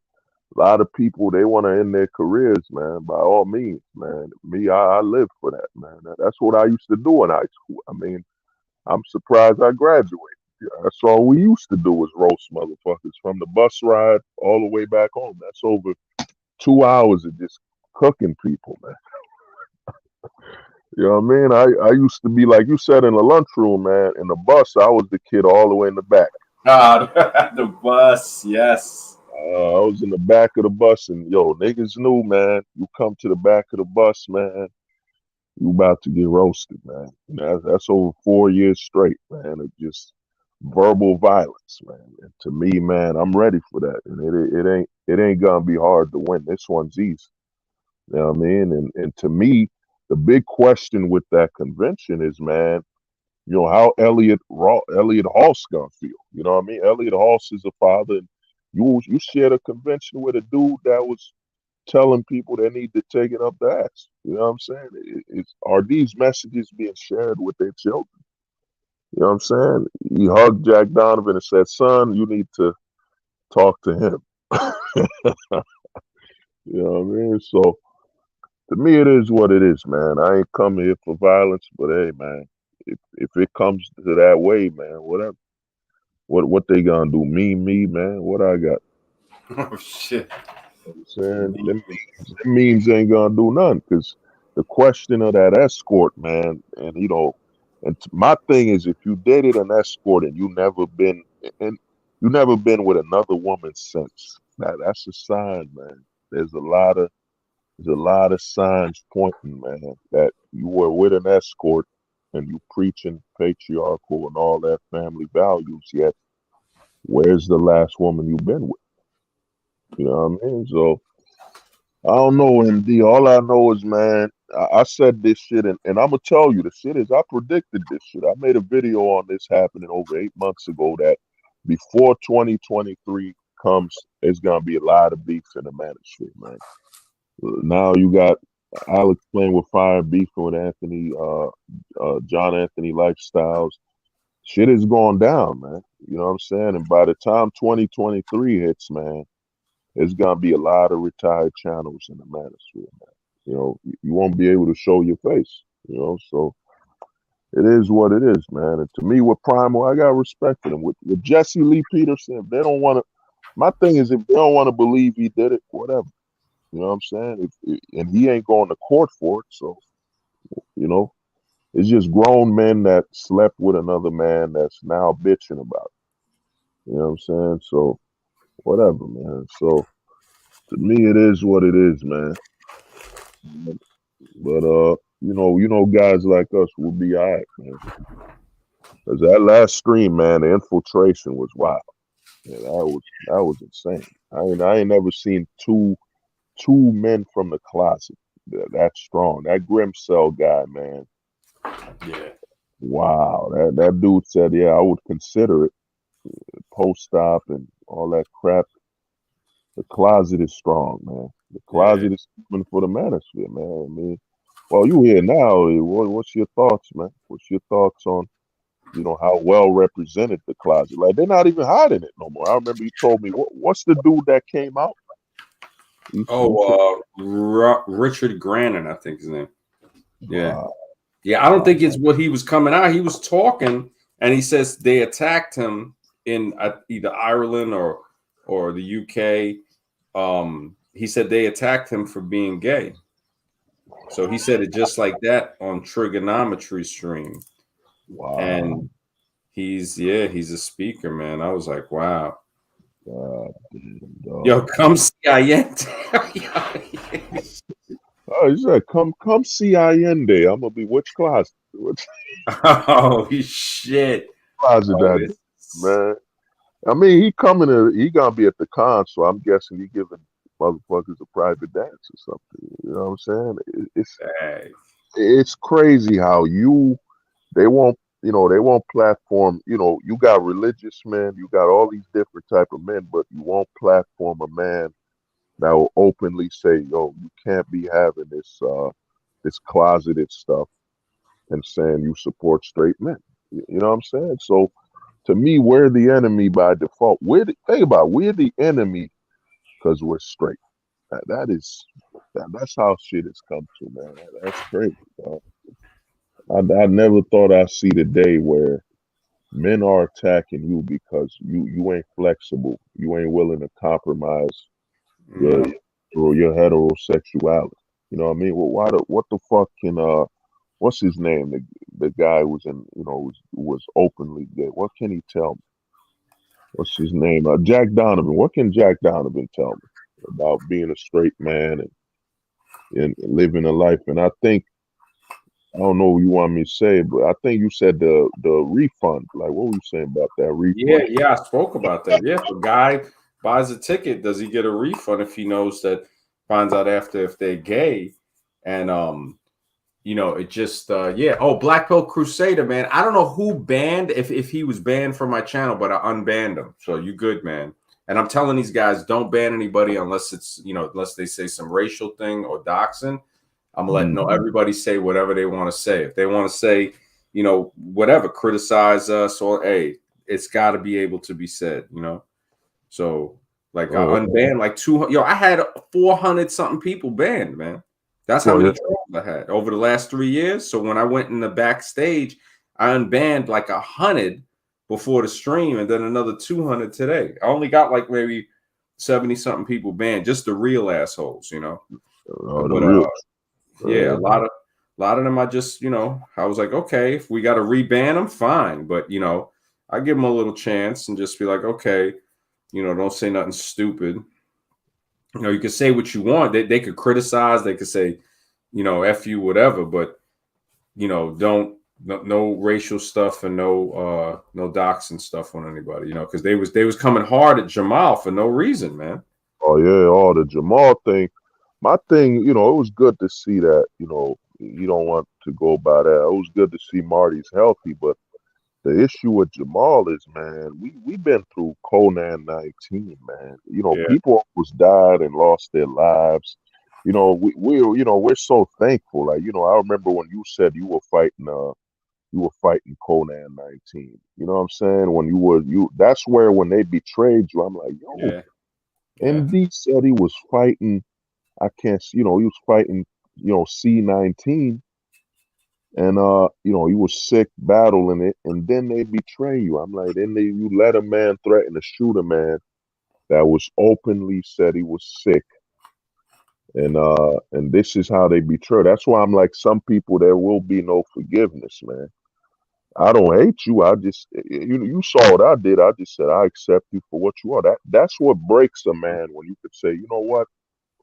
I'm not gonna try to turn turn shit to a Snicker bar. I'm just gonna accept that it's a piece of shit and leave it on the ground. You know what I mean? So a lot of people are getting offended that we could do what men do. Men of honor will just say, "Yo, I'm just leaving you alone. I'm just gonna distance myself, and you do whatever the hell you want with your life, man. That ain't my problem." You know what I'm saying? So to me, there's a lot of people that try to get contact with me. I'm like, dog, man, you don't get it, man.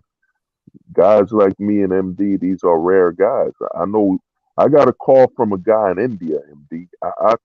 He hit me up. He said, "Yo, man, really, I need your help. Call me." I called him with my phone, using Wi-Fi, whatever. You know, he was overseas. I chopped it up with him, and I told him, dog, on WhatsApp, you gonna have to just. And he all the way in India. That's why I say they scared of us. The black pill, we're universal. You know what I mean? We ain't motherfuckers here bitching about marriage in America. For fuck that. Well, you know, I got a call from a dude all the way in India, and he told me, "Yo, man, I'm really going through something. I don't know what I gotta do." We chopped it up, and oh man, God bless him. He doing better, man. He doing good. I think he in the military or something. You know what I'm saying? This is the rarity, man. They look at you. You got these bums like Black V Silver, CBP, these weirdos. Oh, Primal Man, dog. Man, let me put the link, man. Yo, hop on, Primal Man. I wanna. If you free, if you got some time, man, it'd be good to talk to, Primal Man. I lost count, man. How many? Yo, Primal, that is the man, bro. Primal Man, definitely doing it. He said you was gonna hop over on his stream, but you know that's when I told him, I said I'm gonna hop over here. Nah, I was gonna hop on, but then I saw Mike and Primal. You know, they were really getting. You know, I had to respect, man. They were teaching some brothers about the book, and I'm like, I don't want to disrupt that. You know what I mean? Yeah. I don't want to disrupt with Primal.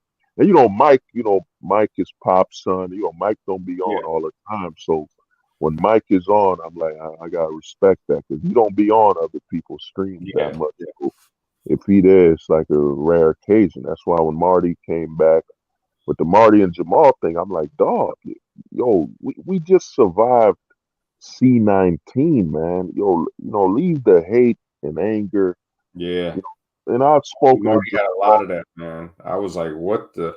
I hope his mental sanity didn't seem right. It didn't. It's like, bro, why you screaming at this guy? You know. And then he was going off on Trannibal Lecter, and I'm like, Trannibal is trying to get his mental together. You know, he's definitely, you know, Trannibal is, you know, he's going through his thing. I mean, I hope the brother. I give him credit for coming, you know, and you know, apologize, and you know, so I'm cool, you know. It just, I know he's got to heal, you know. So Marty just started attacking him, and I'm like, man, Marty got to heal. Straight asylum, straight fucking asylum. I'm like, God damn, man. I mean, I was. Oh, go on, brother. How they coming in straitjacket? I mean, when he came back, you don't get it, man. Brothers ain't talk to you a lot. That's why the Death Crunch, I'm like, should have kept me on these guys, but guys were just happy you healthy. You know what I'm saying? When you came back, I thought that I ain't see you know, out of respect for him, I ain't gonna use his old name, but you know, when Marty came on, I was like, that's the man. That was the homie, man. He was a good dude, you know. It's just you could tell maybe there's some stress going on in his life, but the Jamal thing, you gotta dead that, man. Jamal ain't like Slauson, man. Yeah, the way he acted with Jamal showed me he was going through some mad stress. Trannies. Yo, you know somebody made a profile for Azvaroon's clapping trannies. I had to pin that shit. I had to pin that shit to the top of the chat. I saw that shit. I was like, holy shit. It was like, yo, leave my boy Azvaroon alone. I was like, oh. I looked at the profile. It was Azvaroon's clapping trannies, man.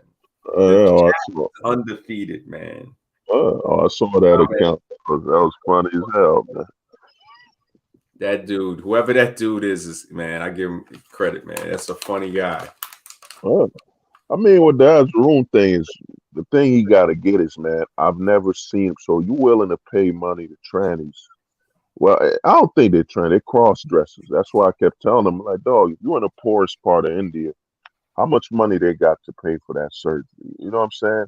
They got to be just cross dressers, man. There's a difference between a Decepticon, you know, a tranny, and a cross dresser. Those men in India got to be cross dressers. There's no way you can afford to just. There's that many trannies in India. Hell, they can't afford that surgery. You know what I'm saying? Yeah, that's dresser. That's vestites. Not sexual. The difference, I guess, would be transvestites is the cross dressers, and the transsexuals is the post op is grin cell available type shit. I saw that. I'm like, nah, man, it can't be that. because to me, the only thing I saw that room got an answer for is how are you more willing to pay some men that's cross dressing than to just pay some women in India to lose your virginity? And the thing is, he light skinned it. I've seen in India where they be bleaching their skin and all that. Bleach up there is, man, you make a gold mine, you know what I'm saying, selling bleach in India. You know, they bleach their skin and all that. So to me, as room, he go down there, and I know the hookers is cheap in India. Like you can get that in 5 seconds. That's why I see all these men saying, "Yo, man, I'm a I sell and all that." It's bullshit. You got the money to. It ain't about celibacy, and also to me, it might be. It's the closet. Every time me and you talk to somebody where they say, "Yo, man, I had the loss. I ain't lose my virginity and all that," or then you know you just see them hating on women. I'm like, dog, I don't know, man. That closet, man. I don't know what's going on. The closet is expanding, man. The closet is taking over the manosphere, man. You know what I mean? Because to me, you paying clapping cross dresses. You know, as the room to me, man, he needs to say, if you don't show up on your next stream, man, where he said, I lost my virginity, I paid, I'm not in the closet, I paid some hooker in India or Bangladesh, wherever he at. You know, I lost it, guys. You know what I mean? If you don't come back like that, then man, as room, it ain't a good look that if you disappear or passed away, that everybody remembers. Oh, that's the dude who paid clapping trannies. Yeah, and I think he's still paying clapping trannies, man. Something's up with that. I don't think he. It's sad, man. He might as well just throw on the robe and just go into the mountains. You know, Varun is He said, "Get the robe, just go to the mountains." he just as Varun, man. I mean, I don't even know what to say, man. That's a whole other character, man. No, I remember I told you that because yo, it was on the Wisdom Radio, and I remember you hit me up, and I was like, yo, when I was there, it kept staying in the back of my head, like, yo, he's so comfortable, you paying clapping trannies, and you could never. When we kept telling him about women and you know paying that, you wouldn't do that, man. I think I've come to become aware. A lot of guys come on here. They don't come on here for help. They come on here to flirt with other men, man. Hey, what's your thoughts on that? Yeah, The closet, man. This shit is getting weird, man. Mad closet. I mean, look at what was on last night. You had Grincell and Dead Crunch, and they, you know, both was infatuated with Transmaxer. Yo, you heard, dog. He was streaming a tranny porn. And I heard from A. Johnson that he kept sharing photos of naked men. I think I think Hormax's mind is finally breaking. You know what I'm saying? It's finally he can't keep it up. Lambs. He's straight out of Red Dragon, man. Oh, he's in a jacket. Dude, there's a video of him saying, yeah, I just left guys. I wasn't able to make a video. I was in silence. He's the dude dancing Buffalo Bill, I think they called him, in Red Dragon. Oh, no, I remember. Yeah, Buffalo Bill. Straight putting on women's skin. That's Hormax. Yeah, he puts Buffalo Bill, Red Dragon. Wow. Part 2, The Silence of the Lambs. Puts the lotion in the basket. Yeah, straight up.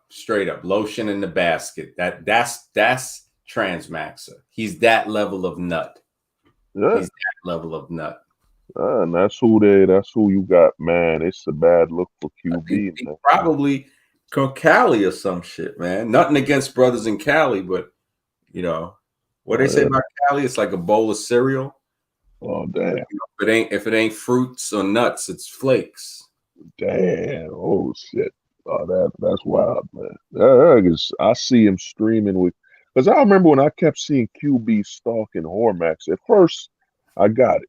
The guy saying, you know, you can't, you know what I'm saying, get women here, you trying to help, you know, whatever. But once Hormax has said he wants trannies, man, that's when I was like, QB, something ain't right, man. Something ain't right with him too, where what you trying to talk to a guy that's in the closet for? QB is probably doing some trans Mexican Express types. You heard about Arma?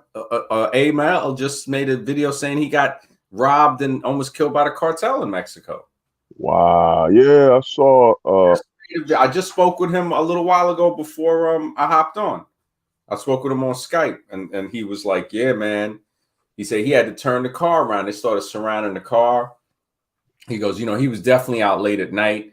But I'm like, and in Schiff, when Schiff was on Primals just now, he said, yeah, man. He goes, South America, Latin America on the whole, extremely dangerous, but you just got to, you got to be careful. And that's what the passport guys ain't telling nobody. So Schiff knew what was up right off the bat. It's like, yeah, QB is definitely sus, man. He is clearly sus, man. That getting very drunk and in Mexico, he's already had some trans actions. The homie, what was it, DJ JT? That STS, yeah, DJ STS is dope. Yes, was killing it, man. Because I think that might be the sign that he's drinking too much, man. Something he did down there wasn't right. Because usually when you have a bad sexual experience, you dull it with alcohol, drugs.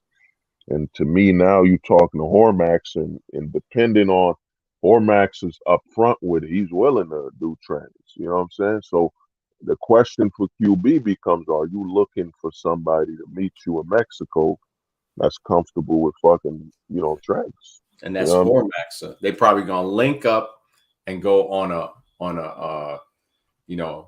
they're gonna straight start doing their thing. They're gonna start doing their thing. Well, share tranny, man. You know what I'm saying? Instead of sharing food, sharing trannies and all that. Yeah, because to me, I'm like, dog, Hormax came out the closet. I mean, fuck, he ain't come out the closet. He threw the closet through somebody's window. Yeah, he's ready. Yeah. Al Johnson's right. He said QB showed a photo of his American girlfriend that looked like a dude. He's right. I saw that for strong jaw chick, but the thing with QB is, man, you told Wheat Waffles that he should rate men's whole body because it would benefit them that you rate their whole body instead of just their face because your body. And I'm like, dog, you speaking to a nigga that's, this is gay, man. This is in the closet. And then now you partnering up with Hormax and even educated Tyrone who's in the closet. He's saying, Kevin Ray Wilder looks attractive. The amount of, I told motherfuckers, 2022, everyone's coming out the closet. Shit's about to get weird. You know what I'm saying? We had Alex playing with fire telling John Anthony it's very important that he counts trannies in his late count. Shit is wild, man. When you said, over 90% of these people is in the closet in the Manosphere, you know what I mean? It ain't that I ain't believe it. I was just like, I mentioned that on Primal Stream when I said, hold the truth. He thought it wasn't true. And then he was like, man, you're right. Because it seems crazy. I wasn't sure at first. And I was like, what's all these guys in the closet popping up? I was like, oh, hell no. And then how they were protecting the closet. No, I was like, they got a closet with someone guarding the door to the closet. That's the You saying they got the royal closet guard. Yep, royal closet guard. I mean, I can't deny it. I had to mention, I was like, look, man, to have 5, I would say more than 5 guys to be, because the Jack Murphy thing, the Jack Donovan, the Gannon, these are openly gay. If they want to throw in Peterson in there, okay, that's just another. If they're gonna, it kind of hurts. It's like, why not just clean it up and say, look, we're not gonna have this anymore. But you would definitely, that's some hilarious shit when you start doing. I guess when y'all are roasting back and forth, the transvestigation shit, man. That is kind of, when you think about it, it's like, you can't defend that stance, man. You can't. That's why when they say, it's war, I'm like, dog, I got that. That's saved now. I could screenshot that. And to me, all I gotta do is share all the video. That's right. It's a war on straight men.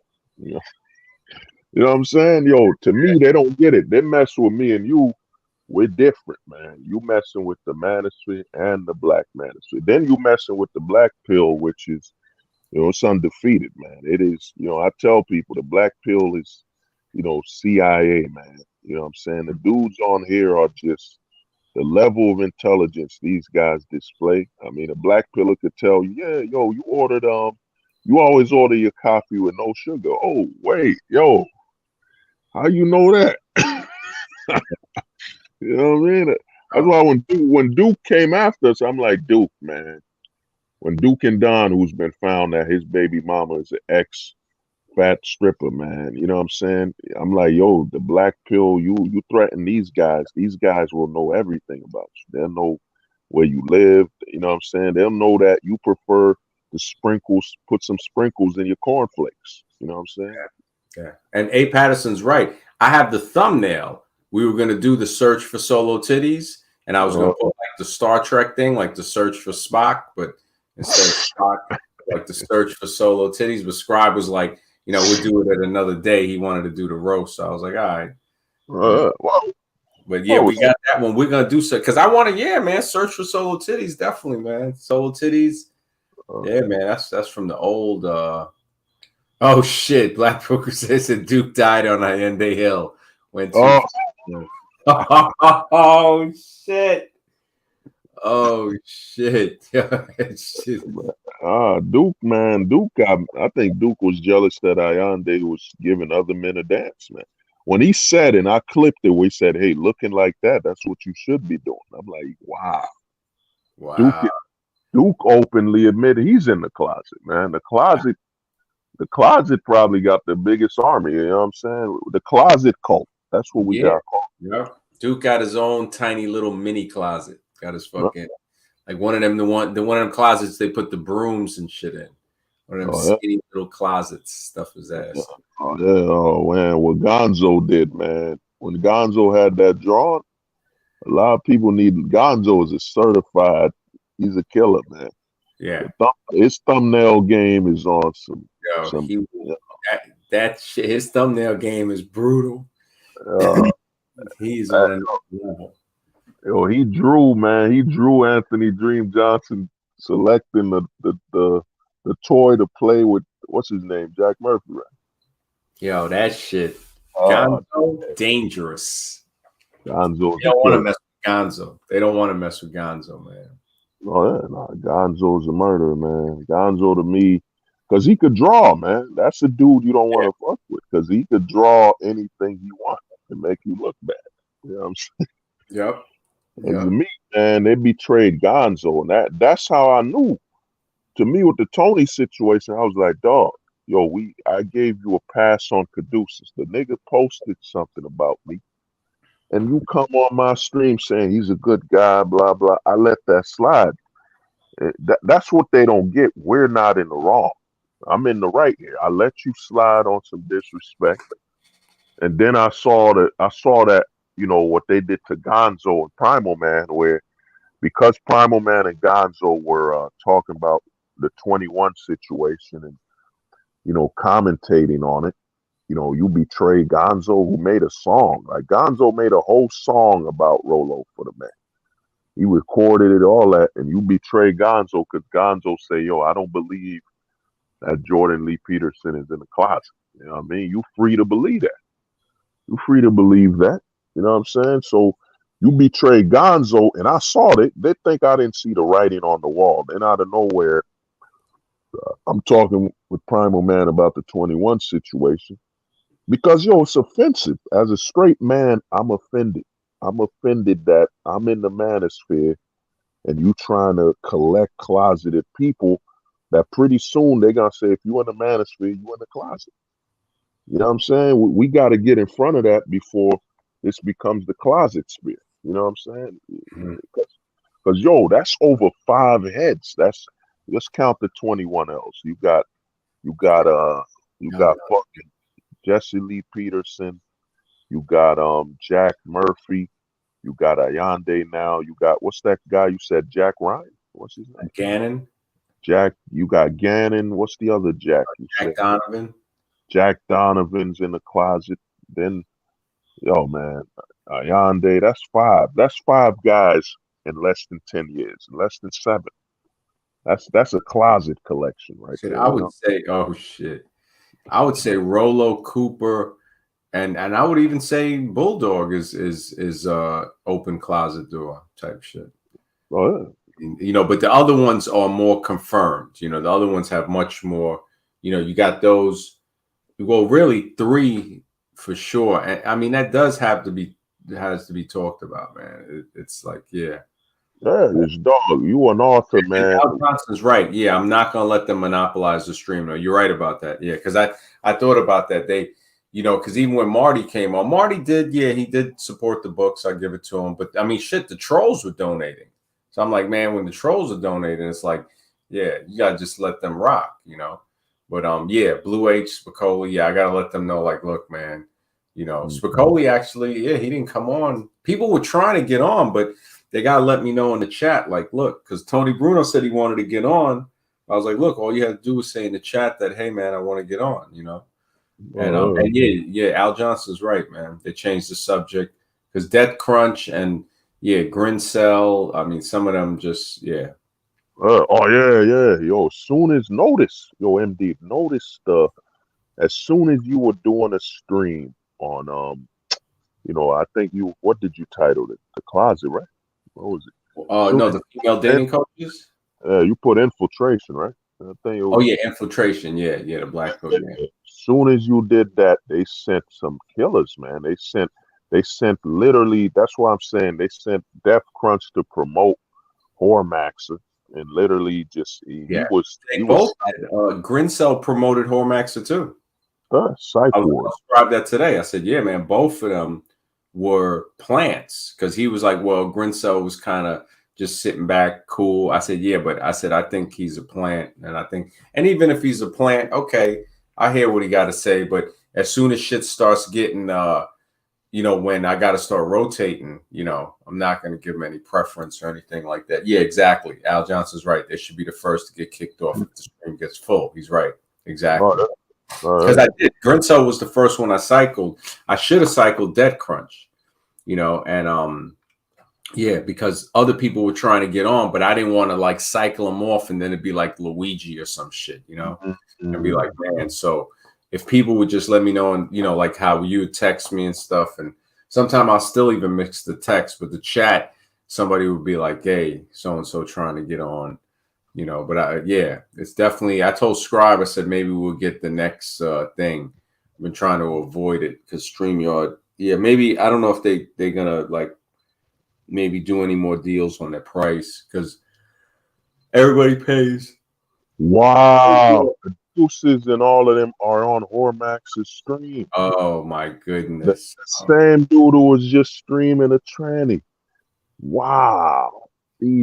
Wow. They're proving themselves to be exactly what they've been called out to be. And Al Johnson, thank you, brother, man. I appreciate the passion, man. And yeah, I'm so glad that you know that. Yeah, thank you so much for valuing my work, man. And I will continue the zombie book. Yeah, man. That's the next one in line. It was either going to be that or the dating circus, but the zombie book definitely. Yeah, Mr. X Al Johnson, thank you, brother. Oh yeah. Black Book said, yeah, it's crazy how that's crazy that they're streaming right now. They probably heard what we were saying on Primals and here, but you know, hey, it is what it is, man. They you know, where they at? This is crazy, man. Caduce might be straight. You know, and he's not even a pure Jaws, how he's trying to rock Jaws now. He's like Lurch and Jaws had a kid. So that's what it's more like, the product of those, you know, the asshole baby of Lurch and Jaws. But yeah, that they recommended TRT. Holy shit. The epidemic, man. This shit is crazy. You know how many people? Rolo's on TRT, Alex, Richard Cooper, Donovan Sharp, Hogwood. Who else? Primal man, hop on, brother. Come on, man. Yeah, man. Yeah, you know what's up, Prime. Yeah, what you saying? Brother. Definitely, man. Yeah, and thank you, man. It was a pleasure going on his stream tonight, though. Definitely, it's always a pleasure, man. You know what's up, man. Yeah, I thought Gonzo was gonna come on there and just but yeah, just I can't believe that. Yeah, we got to talk about the hypocrisy, man. And I'm glad you're talking about it too, Primal, man. It definitely is good to know that, yes, people are talking about I feel the same way that you do.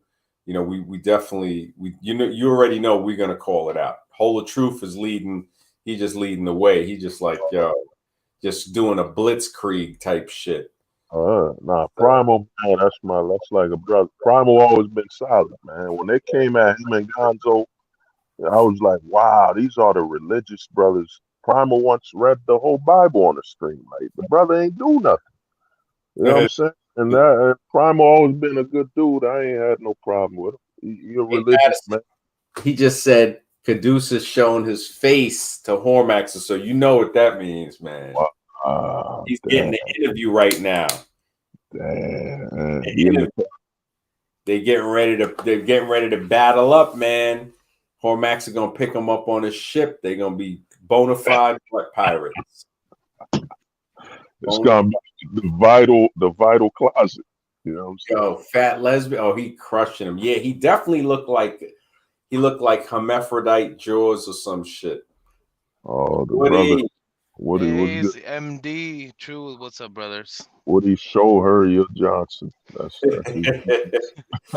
what is man? Some guys are kind of shocked, but he did a face reveal, start grifting more, so, and that's the reason. Remember I was telling MD, Shift kind of parted ways.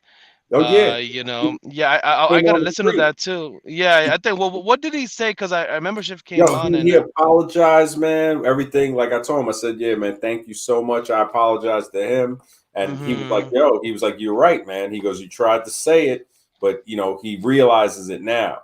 And I told him, I said, well, Hold the Truth. When we talked, it was the same thing. He was like, Hold the Truth tried to like, nah, man, let's try to like make it cool, and then he realized, like, wow, when they did that to him, he was like, man, you're right. And then with the QB thing, he's still kind of hesitant. But then when he heard the QB messages and stuff that Homeboy posted on YouTube, he was like, wow, QB just sold out. So I was somebody's posted the voicemails on YouTube. Yeah, QB had left voicemails on their phone. He was talking to somebody, and they posted it on shit. Where is I don't know if that person left a comment recently on the community post I left with Scribe battling Alex. He left I think it's called Thought Criminal. That's the name of his channel. He's got a video up there with QB saying, yo, MD doesn't want to be a team player, that they could take over the Manosphere. I mean, it's real fucked up. And when I heard that a while back, because the person had called me and let me listen to it. So it wasn't like he recorded QB.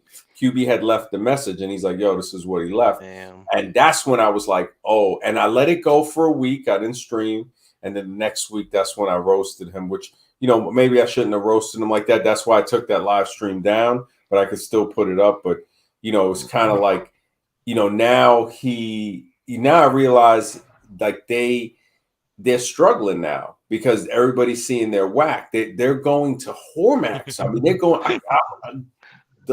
It's crazy. They have sunken low. They've just revealed who they are. I wouldn't be surprised they are going to jump on the trans wagon. I have a feeling, man. They're going that route. I mean, Hormax is promoting it, and he just had a stream where he was sharing video about a porn star that's a tranny, man, and they hop on that same. The closet is strong, dog. The closet is powerful, man. You know what I'm saying? I told y'all, man. Woody, I've been telling you, man. The sus soldier army, they recruiting, they're building a whole army. Sus soldier infiltration. Yeah. Ship Skylark. Yeah, yeah, go ahead. Right. The thing is, for entertainment purposes, Hormax he does have good points, but I mean, it's kind of like I get the point too that, kind of men who are on the both sides, they really don't have much to tell or speak on straight men's, issues or subjects. It is what it is. Because it's entertaining to say the least, and he has some good points. The only thing is he is at least honest about it, unlike some people that come out later, oh, this is what happened, such as John Anthony Lifestyle, that it was a speculation before, now it's straight out of his mouth, you know.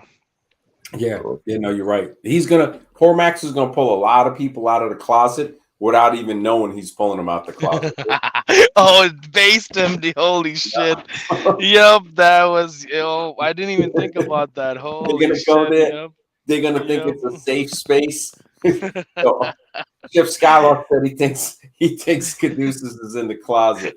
Yeah, it probably is, man. If he's over there right now, and especially the way he's got like that gay Superman hairstyle going on.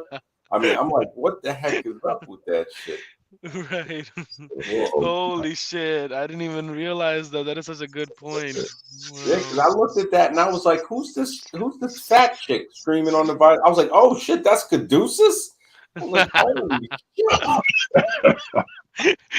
Bald MH, No. the legend. He posted. I forgot where he said. With I think it was somewhere around. Like, hey, the face looks like, it should be on Quaker oatmeal. You Oh, should have stayed. yeah. You should have stayed anonymous. Holy shit. Yeah, He should have stayed anonymous. yeah, he definitely Wow. got something weird going on, man. It's definitely some Adams family type shit. He fit right into the Adams family. Yeah. The thing is, it's not even being Black Pill anymore. Like Black Pill Bachelorette. Oh, It's not even oh my. entertaining. It's like a stupid version of speed dating on Alex's channel. Oh yeah. Come try. Yeah, it's like a because Black Pill. This is no way Black Pill. There's no such thing as Black Pill There's no such Bachelorette. thing. Yeah, I could hear Self-Made saying, "Hey man, I got an idea. Let's do Black Pill Best." I could hear it. Wow. You know, he pitched Yeah. that. Caduceus was right there on the leash. He's got Caduceus on a tight Damn. leash, man. Definitely. They, Said he got his jaw on the leash. That's just what. straight up, this special muzzle, not no ordinary Damn. muzzle. Because his shit. Imagine, he probably, that is just. There was something weird when I looked at him. I was like, this guy looks like he uses a tablespoon to eat soup or something. I mean, he's got a weird. It's like a weird shape on the jaw. Shit is just very, very. And the eyes. Yeah, the eyes are straight Adams family, straight Morticia Gomez type. But MD, you basically saying Hormax is the closet witness, like a Jehovah's Witness. Oh yeah. He's knocking on closet doors, man, and they opening up. They looking through the peephole and they're seeing Hormax, so they opening up that closet door, like, hey, oh, all right. He's like, Damn. us, they trying to hide and portable closet, but they can't hide, man. They cannot. But one more thing, I do I have to say, because I was on Primal's stream, and people word it differently, and look, I'm honest with everybody, there's Tony, according to him, he said that you blocked him and didn't want to talk to him. I personally disagree with that decision. You're your own man, you can make that, so it's like I guess it's like a disagreement, you know what I mean? In my opinion, like if there's stuff like this, I would say always talk to that person directly, but But you're your own man, you made your own choice. Because Tony made, he made shots were fired, tonight too. If you ever get a chance to listen to that, just letting you know, regarding that. Woody, Yeah, I'm Superman, man. If you know Superman, he bulletproof. Yeah. Based. Yeah, no, but look, that's why I said, I like Tony too, and yeah, the mic is again. popping kind of. Oh, hold on, is it better now? No, still popping. Damn it, hold on. It sounded a little better right now. Right, yeah. Okay, is it? It should be No, okay it's now. popping again. Yeah, it's popping. Oh, Let me just. you just gave me an idea for a song instead of. You remember that song? MD, Let come me on. jump right back, Truth. No, I got you. Nah, yo, remember that song? MD, come on, knocking our door. Oh yes, the Three's Company. Oh, now it's come on, knock on my closet. I've been waiting for you. Holy shit! Matter of fact, I think I unbanned Seymour Butts too, because he was on my channel and they must have banned him. You there, Woody? Yep, yeah. it's me. No, Oh, because it the sounds thing better. is okay. That's the thing, because I understand everybody. They're their own man. They make their own decision. I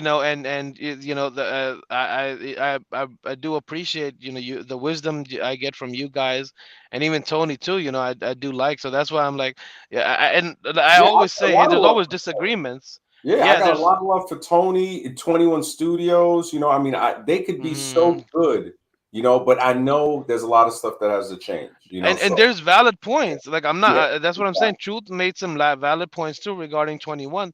I like Anthony Dream Johnson. He does a lot of good work too. So Yeah. I always say, look, I'm honest. We can Yeah, I have our mean, disagreements. There. So it's like Black Pill. Honestly, I would say MD was the one who actually, I would say, welcomed me to the Black Pill. Before that it was, it wasn't the same. You know what I mean?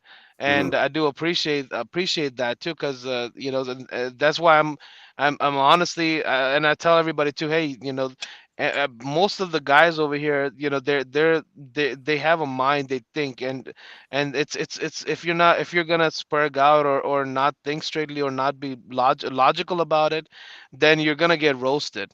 But if you're honest about the disagreements or things like that, Mhm. I don't think I don't think you'll get the repercussions for that. You know what I mean? Yeah. Oh yeah, I told Tony when he said he wanted to roast, and I said, you roast. He goes, oh, he might roast Primo Gonzo. I said, Right, roast all of us, man. I said, roast everybody. I said, we should be able to roast and laugh about it. And was right, true, will come out.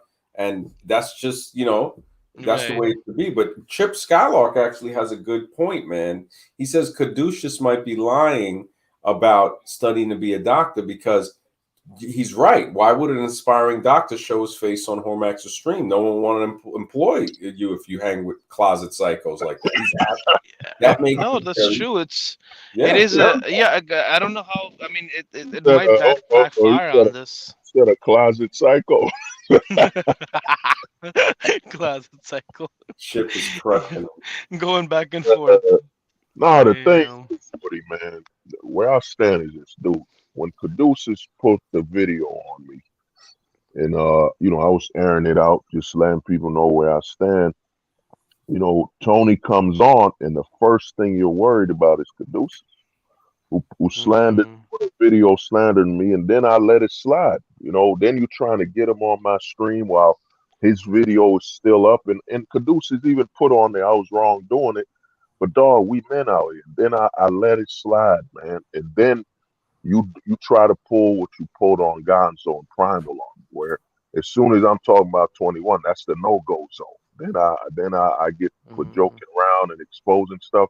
That means you trying to right. censor me and control me as a man when I showed you nothing but respect. The leather jacket, Oh, okay. I'm the one who created that, man. I'm the one who Right. kept that up as a sign of people that are your friends will have inside jokes, man. And they'll keep sharing it and bring it Mm, up. So for you to be worried, and then with MD, you got MD right here. MD was dealing with the C19 sickness where MD kept saying, yeah. "Yo, he's sick, he coming back." Then Marquise threatens Caduce. I mean, Caduce's Marquise threatens MD live on stream to kill him.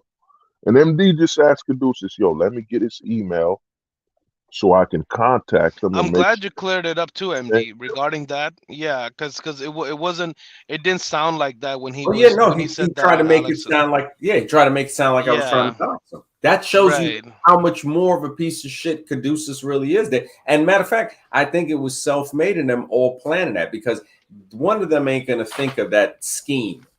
And when I looked at it, Right. I said, okay. I said, they want to play that game. I said, it's cool because it's like I was trying to tell Tony. It's like, look, no matter what they say, it's like, fuck what somebody thinks. So if somebody was even like, oh yeah, you know, and didn't know the whole story, I'd be like, who cares? My life does not depend on this person's opinion. I can't pay bills with their opinion. So I was telling Tony, I said, look, man, I hope guys are taking an example, because nobody in the Manosphere has been more criticized than myself. Nobody has been threatened with violence and weapons more than myself in the Manosphere. None of these people can do. Who's on video? Luigi was dancing with a gun. Marquis was posting videos with knives and guns, and even said that he was going to do something. You know, so and then other people always threatening. You know, so I'm looking at it as, okay, who else has had that problem, right? And do you see how I react to this threats and criticism? So it's both of them. It's not just criticism. You make one little comment about somebody and they crying basically. And I'm saying to myself, wait a second, have you not seen the example of how to act like a man? Because I know I can't tell these people because they just ain't gonna listen. I wouldn't have listened when I was 20. So I'm saying, okay, I guess people must have came around. Like I thank so much Ralph Gallion, because he goes, yo, man, he goes, you know, you're one of the few men that's in the Manosphere, and that the vibe on the stream, males want to be around that. They don't have that. I was saying that on Primal stream earlier, that's the vibe that it's got to be. Like he had that vibe on his stream earlier today. I was so happy that Shift came on, and Blackskin and I guess we still got to talk a little, but you know, I was glad he came on too. But Shift made it clear, you know, I'm hoping we're cool and everything. I told him he's welcome to come on the show, and you know, he sees what Kadouchebag is now. He definitely sees what he is, you know. And I told him, I said, look, I was never comfortable with the whole, you know, monetizing thing, but Scribe is right. When I went back, he goes, look, man, he goes, at least it'll help with StreamYard and stuff, because I did lay out about 500 for that. And so I was like, yeah, sure, you know, I'll come back. And you know, never, you know, I've let him know I don't mention you know, anything about it. I just thank people when they do, you know, donate. But Kadouchebag, as soon as he starts, it's like fucking Cash App every fucking where and all this shit.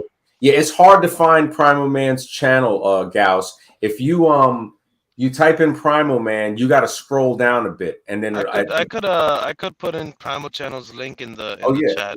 Definitely. Primal Man's one of the few real ones too, I would say. Primal, that's the homie, man. Because when he came after Primal and Gonzo, I was shocked. I'm like, dog. You know, they just pointed out, and what Primal and Gonzo did, they just pointed out we all see, man. And once you've gone that route, and the Caduceus thing and the Anthony Dream Johnson thing's the same. You got Caduceus leading a bunch of grown men, and with Tony, man, it don't look right that you an elder, and you willing to die on the hill that a guy is built with some men in the closet. You know what I'm saying? It ain't looking good, man. Yo, Tuesday said, do y'all think Kadouchebag was one of the testing marks? Yo, Tuesday's off the handle, man. That is shit. Caduceus probably texting Hormax with some dry chin photos, man. Some dry chin photos and cream on it. True, look what Shift just posted on the comments. Oh shit. Oh, my boy, shit. Holy shit. Oh shit. Brother's back in the normal, man. And I'm so glad Shift is back, man. He told me, he said sometimes he'll be listening to us roast and he'll smile. And I'm like, that's what it's about, man.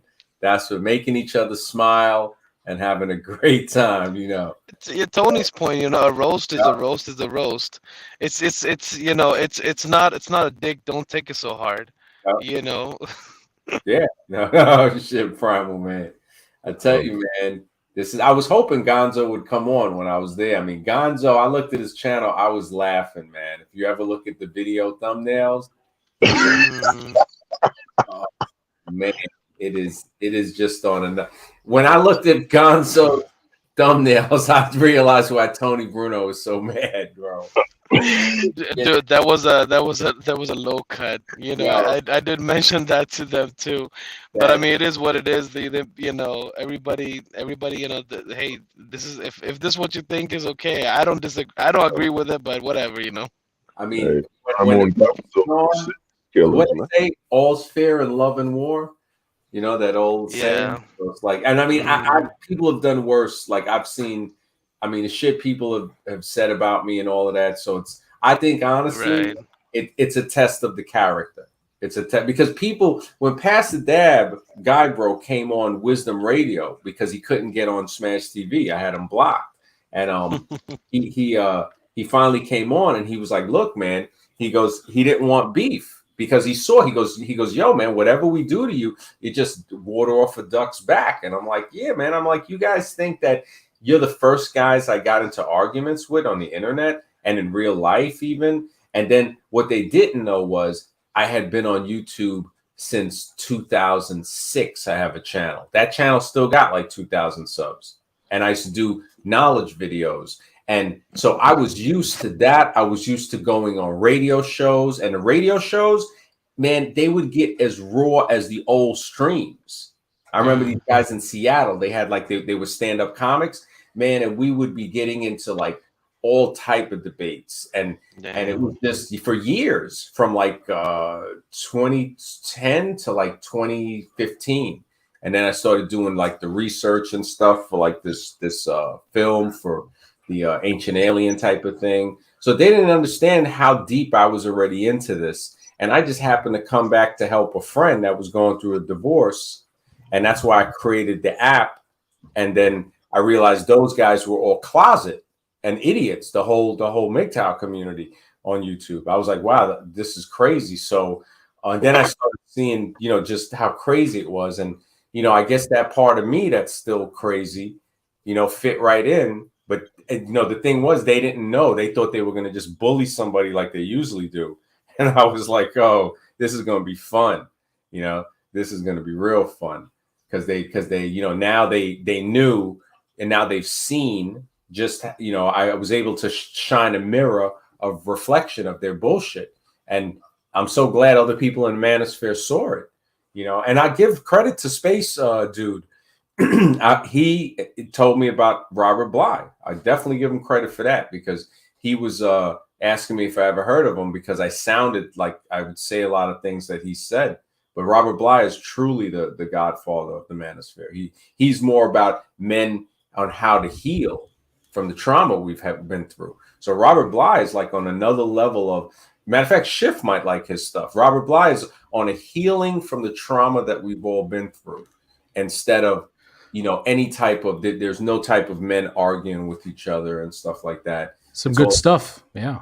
It really is. Yeah. Robert Bly. That's why I keep his channel. His channel is first and foremost. I hope this fucking kadoosh bag is ready, man, because the vitriol I have, like you know how he talks about, like, I know you guys hate like fucking astrology, but he's like an Aries or whatever. Dude, you haven't fucked with a Scorpio, man. Like Scorpio moon, bro.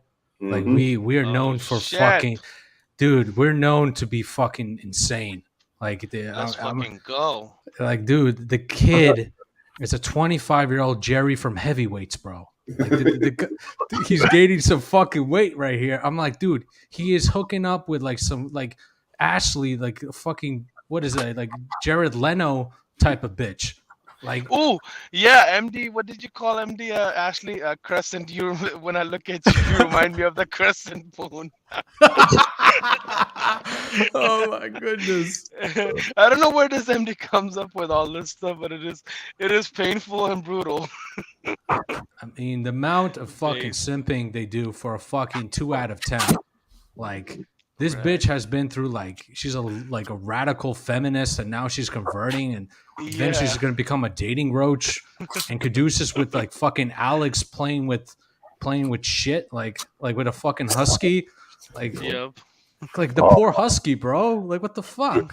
For that dog, man. That dog. The dog is protection. Nah, it can be put down, man. There was a video of Alex where that dog is right near a lady who's about to cross the street. If she would have hopped, she would have died, man. Damn. Oh my god, and then Shift, man, my brother, man. yo, it's dude, I missed you, man. Yeah, it's like we had some great conversations, dude. Honestly, I own up to my mistakes, man. I definitely these guys, man. I don't even think Self-Made likes Caduceus either. You know, I'm serious, and he's a dirty Sanchez motherfucker. You know, so like the guy is a dirty DJ. Like, I'm like, dude, you're nobody. You don't even fucking go on like like nobody plays your tracks. I don't fucking know. And I'm listening to music. I'm like, this is shit. This is pure shit. It doesn't make me dance. It doesn't make me feel good. You know, and he doesn't give a fuck about me. I was like, dude, he's trying to promote and trying to get me monetized. And dude, I just don't feel right. Like the guy, like telling me post charts. I'm like, dude, man, there's actually laws, man. You can't promote like certain things. You can't even talk about certain things, like because people are stupid. You know, they take your advice and they don't know what to do. You know, and then he's talking to me about crypto. I'm like, cryptocurrency is a fucking grift.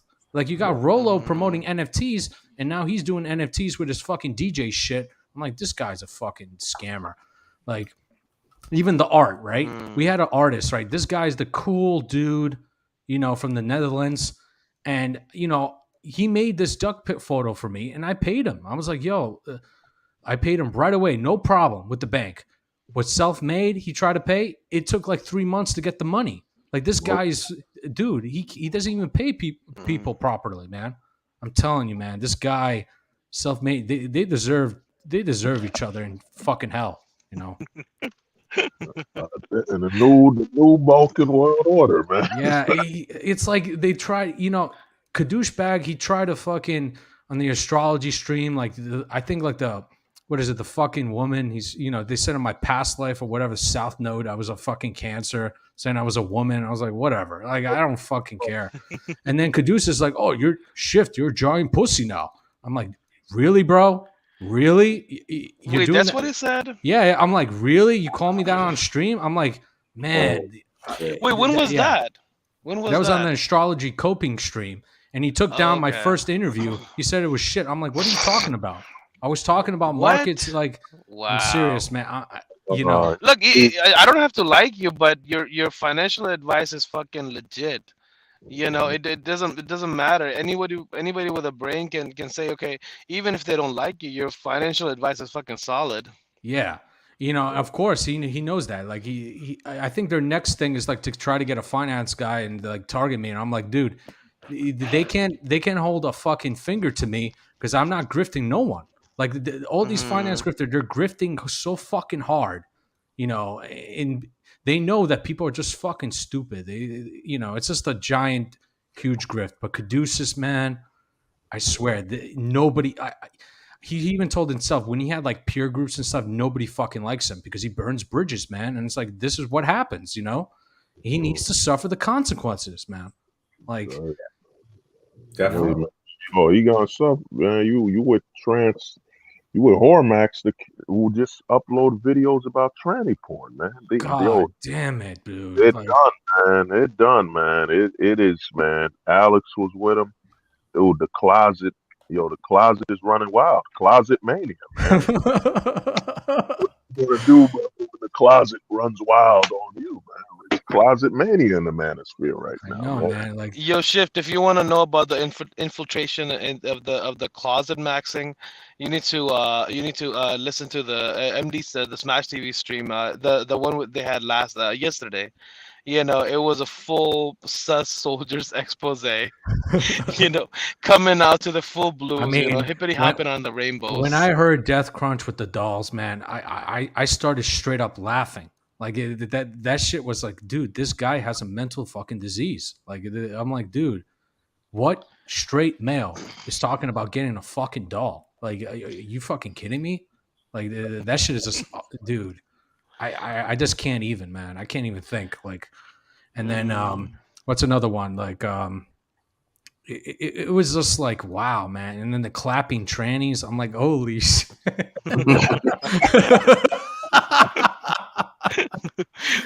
The thing is also, as I was speaking to him, it's about okay, you're a pussy, you didn't bring this out or that out. I mean, I'm thinking, okay, not everything, you don't have to fight on with everything. And also, if for example, if the host of the show, like Truth is the host, right? Yeah. If he decides, if somebody comes on, somebody from a while back comes on, talks about this stuff, just have patience, and you don't have to attack everybody on everything. It's not, you don't have to be, oh, it's internet blood sport or whatever. It's not, if you want to debate about the subject, that's different, but you don't have to fight everybody on Yo, almost like everything, this guy is so fucking low. Caduceus. Like I was on Primal Study stream, and I had a little beef with one of the chicks there that was married. Whatever. I just said, look, like forget about being a partner. I was like, if you're my bitch, you're my bitch. And then she wanted to talk to me, right? Then Caduceus just comes in and tries to say, what do you mean by that, Shift? I'm like, what a little cunt. And then you see the girl is like, look, Vital Message, I don't want to talk to you. You shut the fuck up. I want to talk to Shift, like, and I'm like, dude, like this guy is a fucking little fucking cunt. That's all I got to say. Like a fat cunt. And he needs to go back to the fucking gym. He's gaining some weight, and it's like the level of vitriol I have for him and Self-Made is off the handle. Like QB, I don't know much about him, but when Self-Made was trying to make him a mod, I'm like, dude, I don't know about him, but to me, he rings like he's a glowy. Like, dude, you can't promote that shit. Mexico, I'm telling you right now, they're killing women over there. The cartel, all it takes is one false corner, one false move, you're fucking done. It's like you're just done there. Like I've been to Mexico. That shit is fucking wild over there. Like there's no law. There's no fucking law there. Like they don't realize that you're going to a third world country where there's no laws. It's like anything goes, man. Colombia is not safe. Argentina, good lord, man. Man, these guys are sending these fucking guys straight to hell, bro. Damn. Well, what's up with fucking today? It's like there's it's like a fucking fight night. It's like an expose tonight for some reason. Because Primal stream tonight was wild like this too, and then you come on with bunch of heat, So I don't know. It's like a special day today. Dude, I've been holding this for like months. Damn. I mean, I even told Tony and Guns, I'm like, look, I did not like what really started off was when Self-Made. I told him, that he promised me he's not going to bring my name up, and he lied. And I called him, like, when MD was saying it, like, I wasn't even mad at MD. I was like, how the fuck does he? I'm like, what the fuck? Like, Self-Made, yeah. I was like, that's when I was like, I'm getting really fucking mad. Like, really mad. And that's when I took a trip to Ibiza, and I had fun. And then I was like, it's time to just clear it out. It's like I had enough of these fucking clowns, And then I see, he's siding with these dating a black pill bachelorette. I'm like, what the fuck is this? Okay, yeah. The first chick was kind of hot. Like I can't say, Robin. She is kind of hot, but she's a single mother, and she's looking for a simp. Oh shit! Yeah. She's a single fuck. Wow. She got fetal tits. Yeah. She got flown by Arizona, and the promoter fucked her over, and then she started crying or whatever. And Self-Made's trying to get in her pants and shit. It's like, dude, like how much coke she fucking takes and shit. Like, come on, man. It's like, and look at Minka. Like Minka, like they're fucking her. Like she has lip suction. Like what the fuck, dude? Dude, yeah. It's brutal. Some shit. Yeah, that's real fun. And I heard she's a cokehead. Yeah. It's off the handle. It's off the handle. Yeah. Holy shit! I put the link to QB Willie. I found the guy's channel. Yeah, that's the link. Okay. That if you hear that phone call, you'll see.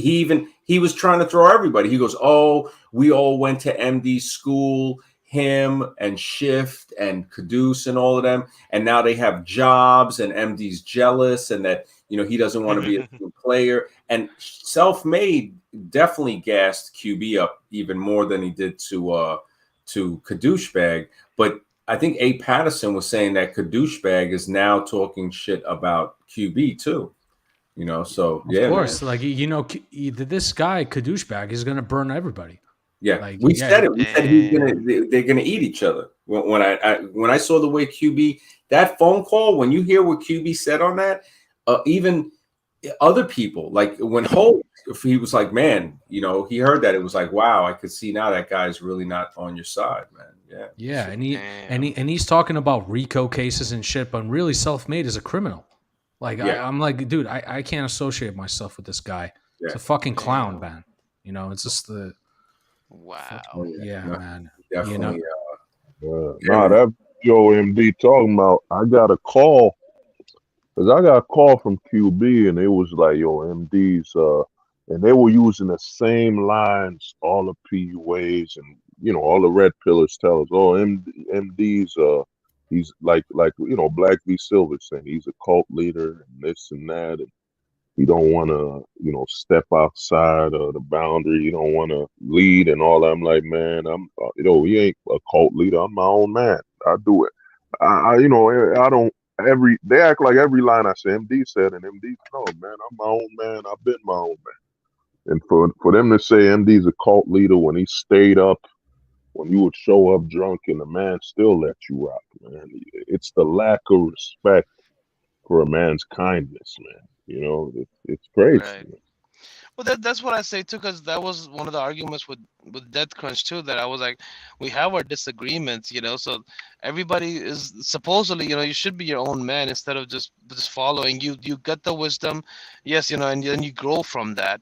You know, you don't just pretend to, oh, you know, this is, well, I heard that over there, so now I'm just, you know, this is what I am, and this is what I will be. It's like you have to be your own man. You have to grow up, you know. yeah, there's some real truths that MD says. Like I'm like I definitely recognize it, you know, and it's like, Oh, okay, yeah, definitely. that's when I Yeah. know is like, MD is cool, man. It's like and his roasts are legendary. Like these guys are Right. trying to do roasting, and Caduceus, like he always has somebody else do the battle, right?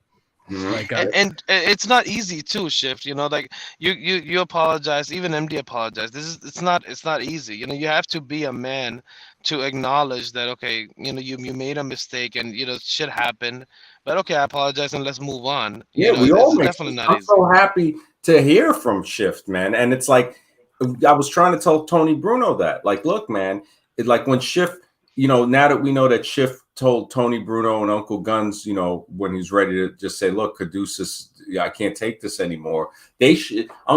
Tony Bruno should have definitely been like, yeah, that's what I was trying to tell him. Like, look, the problem from Hold the Truth in him stemmed from you seeing the guy make a video that totally disses Hold the Truth, takes his Discord people. yeah, that was totally uncalled for, man. Yeah, and Tony says nothing about that. And then today he's got he tells me, oh, he didn't know. It's like, so I told him, you've been on this guy's stream multiple times and you didn't see that video? Yeah. And you've heard us talk about it. It's like, come on, man. Yeah, you know, like I admit, like I left that Discord, but I didn't make like an attack video on Hold the Truth because like he showed me nothing but respect, and we had awesome streams. Like, and I was like, dude, I respect Hold the Truth. He's super real. Even MD, I don't make attack videos like that. I just thought it was like very petty. Yeah, I'm like, no, what you're the? right. You're more mature. You're more mature, man. Making attack videos, I have to admit, it's a sign of immaturity. I mean, I still got immaturity in me, but that's a very mature stance that you're taking, and that's good. And we all need to learn from that. That's why I was trying to tell Tony Bruno, like, look, man, you see the way I take criticism. Sometimes I roast, sometimes I don't. I said, you can't say, oh, I gotta talk with you. You better let me on your stream. I said, that's, I didn't want to tell him that's acting like a child, because it's like Hold the Truth doesn't want to talk to you for a reason. The same, because when he fell out with the Caduceus shit, Tony Bruno was like, oh, you should let him on. I'm like, fuck that. I happened to turn on the computer and see that. I jumped on, and Tony and me and Hold was on. And I was like, yeah, don't let Caduceus on. Fuck him. And everybody was still, not knowing if Caduceus was fucked up. And Tony Bruno was definitely like, oh, let him on. Instead of saying, wait a minute, this guy made a video about you. And I was basically had already told Hold the Truth a week or two earlier, like, yo, this guy's a piece of shit, man. And he's like, nah, he's cool. Y'all need to get back together and talk. And I was like, nah, fuck that. That shit ain't ever going to be the same. Same thing with QB Willie, you know, and that's the thing. Some people we can still be cool, like you and I, you know, Blaxican. I guess if we talk, maybe we can be cool, whatever. He said he never, you know. No, he's actually cool with you. Yeah, he seems kind of cool. So that's repairable. QB and Selfmade and Caduceus know that it's done for them. They're in the Luigi and the MLD categories, but it's like it's cool. It's like, okay, hey, no problem. You got to move on. You know, they're the ones that lost because even Hold was saying everything they got came from coming on our stream. Hold told he was the one that said he should start a channel, and I told him, I said, yeah, Caduceus, you got a good voice. Without a doubt. Do you know what's even more funnier? Like Selfmade, he fucking paid bots for that fucking DJ stream, 11,000 viewers. He fucking paid bots for views. And I had a feeling. Yeah. I had a fucking feeling. Because I looked at that and I said, why are all these other videos you know, below average? And then this one, and then I said, okay, yeah, this guy, because he would do something like that. He would definitely. His ego is the size of fucking Mount Everest. He's telling me about crypto, and I'm like, dude, you're a fucking clown. You don't fucking know. Yeah. You know, he thinks like crypto is gonna save the world and shit. I'm like, dude, Wall Street fucking owns that shit. You're fucking Gomer. There's like fucking Solo. Now he's fucking gone. He lost all that money. That's why he doesn't go on anymore. Yeah. You know what I have a feeling he's gonna do now that I know this? I think that Selfmade, I wouldn't be surprised if Caduceus starts doing crypto videos. I would not be surprised. Yeah. Like, dude, he wanted, you know, Selfmade's so fucking nuts. He wants to attack a fucking lawyer and shit. And I'm like, dude, he starts beef with everybody, man. He's absolutely fucking bonkers. These guys, man. Yeah, he's not all he's not all there. I would only hope that, you know, I hope Tony sees it, man. I hope he does. I mean, I guess Hold the Truth, I guess after Anthony Johnson sees the stream, because Hold the Truth just said he's going to have to put Anthony Johnson under transvestigation. So I mean, this man, is to be honest, I said it with Hold the Truth, like I think like a year and a half ago. Like Dream Johnson has to be held accountable for the guests, man. I mean, you had Rolo and stuff. You can't, and Cuck Murphy, man, dude. You can't just say like you got to do a better background check, man. You took massive L's, bro.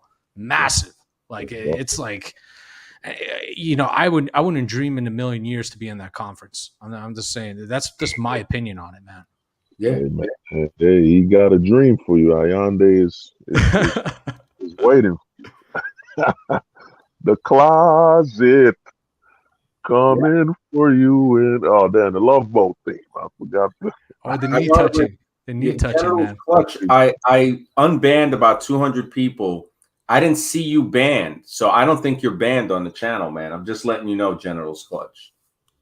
I don't think you're banned anymore. But let me know if you are. I searched through and I unbanned over 200 people today alone, and 100 before I did the show the other day. So you know, and also MD, you told me I had anger issues, and I was like, yeah, you know what? Actually, you're right. And I was like, you know, I'm gonna work on this. You know, and actually made me better, man. Yeah, well, I know. You know what it is. I can see it because I have the same thing. You know what I'm saying? So for me and QB, I was about to say that. I was about to say that everybody has those issues. If you listen to the link with QB on that phone call, he tried to use that against me with the person he left the message to. And he goes, oh, I get it. MD's got anger issues. And he's trying to say like, oh, and that's why MD cut me off. No, I cut him off because he's a fucking asshole. I definitely got anger issue, but it's not because of that. And who the fuck doesn't really have, like Woody doesn't really have anger issues. Hold the Truth, because they don't really raise their voice, but you and I definitely shift. Oh yeah. We fucking killed that. We killed that Coach Ryan. Like, man, yeah. No, I personally like that because I remember MD saw, you know, in recent streams you almost blacked out on Spicoli. Yeah, so it's like I enjoy that the fuck out, you know, sometimes. Yeah. No, but I personally enjoy that. That's what I'll say. I give him a lot of leniency because he's the oldest one. I think he's 64, so I'm always, you know, trying to give him some leniency. And I know he grew up in an older time. You know, so yeah, but he can really get on your fucking nerves sometimes. It's like shut the fuck up, man. And let you were loading, right? You were about to go in. Yeah, and I didn't want to get him. Yeah. No, no, no. Oh, But Jay Taco, okay, that motherfucker. yeah, yeah. A little while ago, and he just kept talking. Oh, You know, I should eat her ass or whatever. And you were like, Spicoli, stop it. I think I said that too. Holy Spicoli, fuck, stop man. it. Or MD's gonna unload on you. You know, so let this fucking go. It's Yeah. just fuck. I mean, it's fun. Look, I find entertainment in all this stuff. Oh Yeah, yeah, So yeah. the you smile. When know, Chip said he yeah. smiles, that's the object for Hmm. us to smile and have fun. Okay, we'll expose a Yeah. few things, but even in that, we're having fun. Saying, Right. like when I saw Primal and All the Truth Talk and 21 Shacks, I mean, the shit they were saying was so I funny. mean, Gonzo and Primal, that shit was fucking hilarious, man. I was rolling. I was like, God damn, let the cucking games begin. I was Yep. like, Yep. What else they say? You know, based and cucked. You know, let's get some cuck pizza. You know, whatever. So they have a lot of good terminology over there too, which is hilarious. It's yeah. funny. What's I up, mean, Gus? Oh, go ahead, Shifter. yeah. I What's was up, just man? What's up, Gus? Like, Gus is real because when he talks about the nightlife, I was like, damn, I would never be a promoter. And I was like, yep, this guy's legit, man. This is how it is. He saw John Anthony and them. He exposed the fuck out of them, man. Hey, what's up, guys, bro? How's it going? Nice What's to see up? you. Nice to see you, Shift. It's been a while, bro. Yeah, it's been a while, man. It's just like chilling, I've been to Ibiza for a month. It was fucking awesome. But man, the amount of fucking drugs there, man, it's like, good Lord, man. It's just fucking insane island, man. But damn, some pretty ass fucking hoes there. It's definitely Europe paradise. Like, Yeah, I was there, but the last time I was there was 2012. But Yeah. it's amazing. yeah. And it ain't just like the party life there. It's also the island. It has a magnetic, with there's like what is it, like a sunset? It feels very magical over there. It's a very beautiful island. You could rest up and chill on the beach, and just talk to the locals. It's a lot of fun, And I brought that up on Self-Made's like fucking stream. And those DJs, you would think those DJs would know about Ibiza.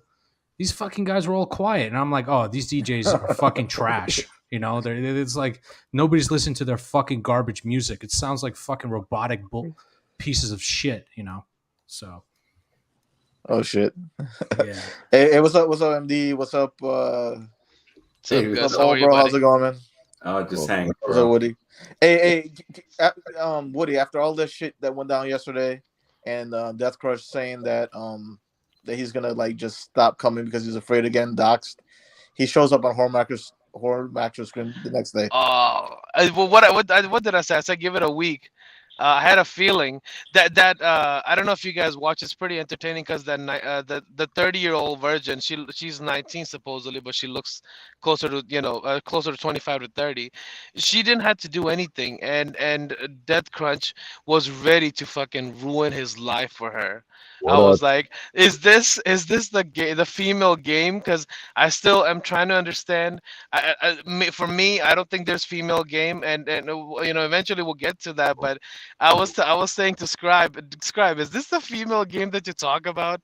Just guys, guys ready to ruin their fucking lives just because a female said few good things, few positive things. Yeah, but Woody, remember, I've been saying this for over a year, man. It ain't about a blowjob. All the chick gotta do is say some nice things, and a dude in the Yep. Manosphere, Damn. he's done, man. He's going right back. He's going back. It ain't, a lot of guys in the red pill act like, oh man, I'm strong now. Yeah.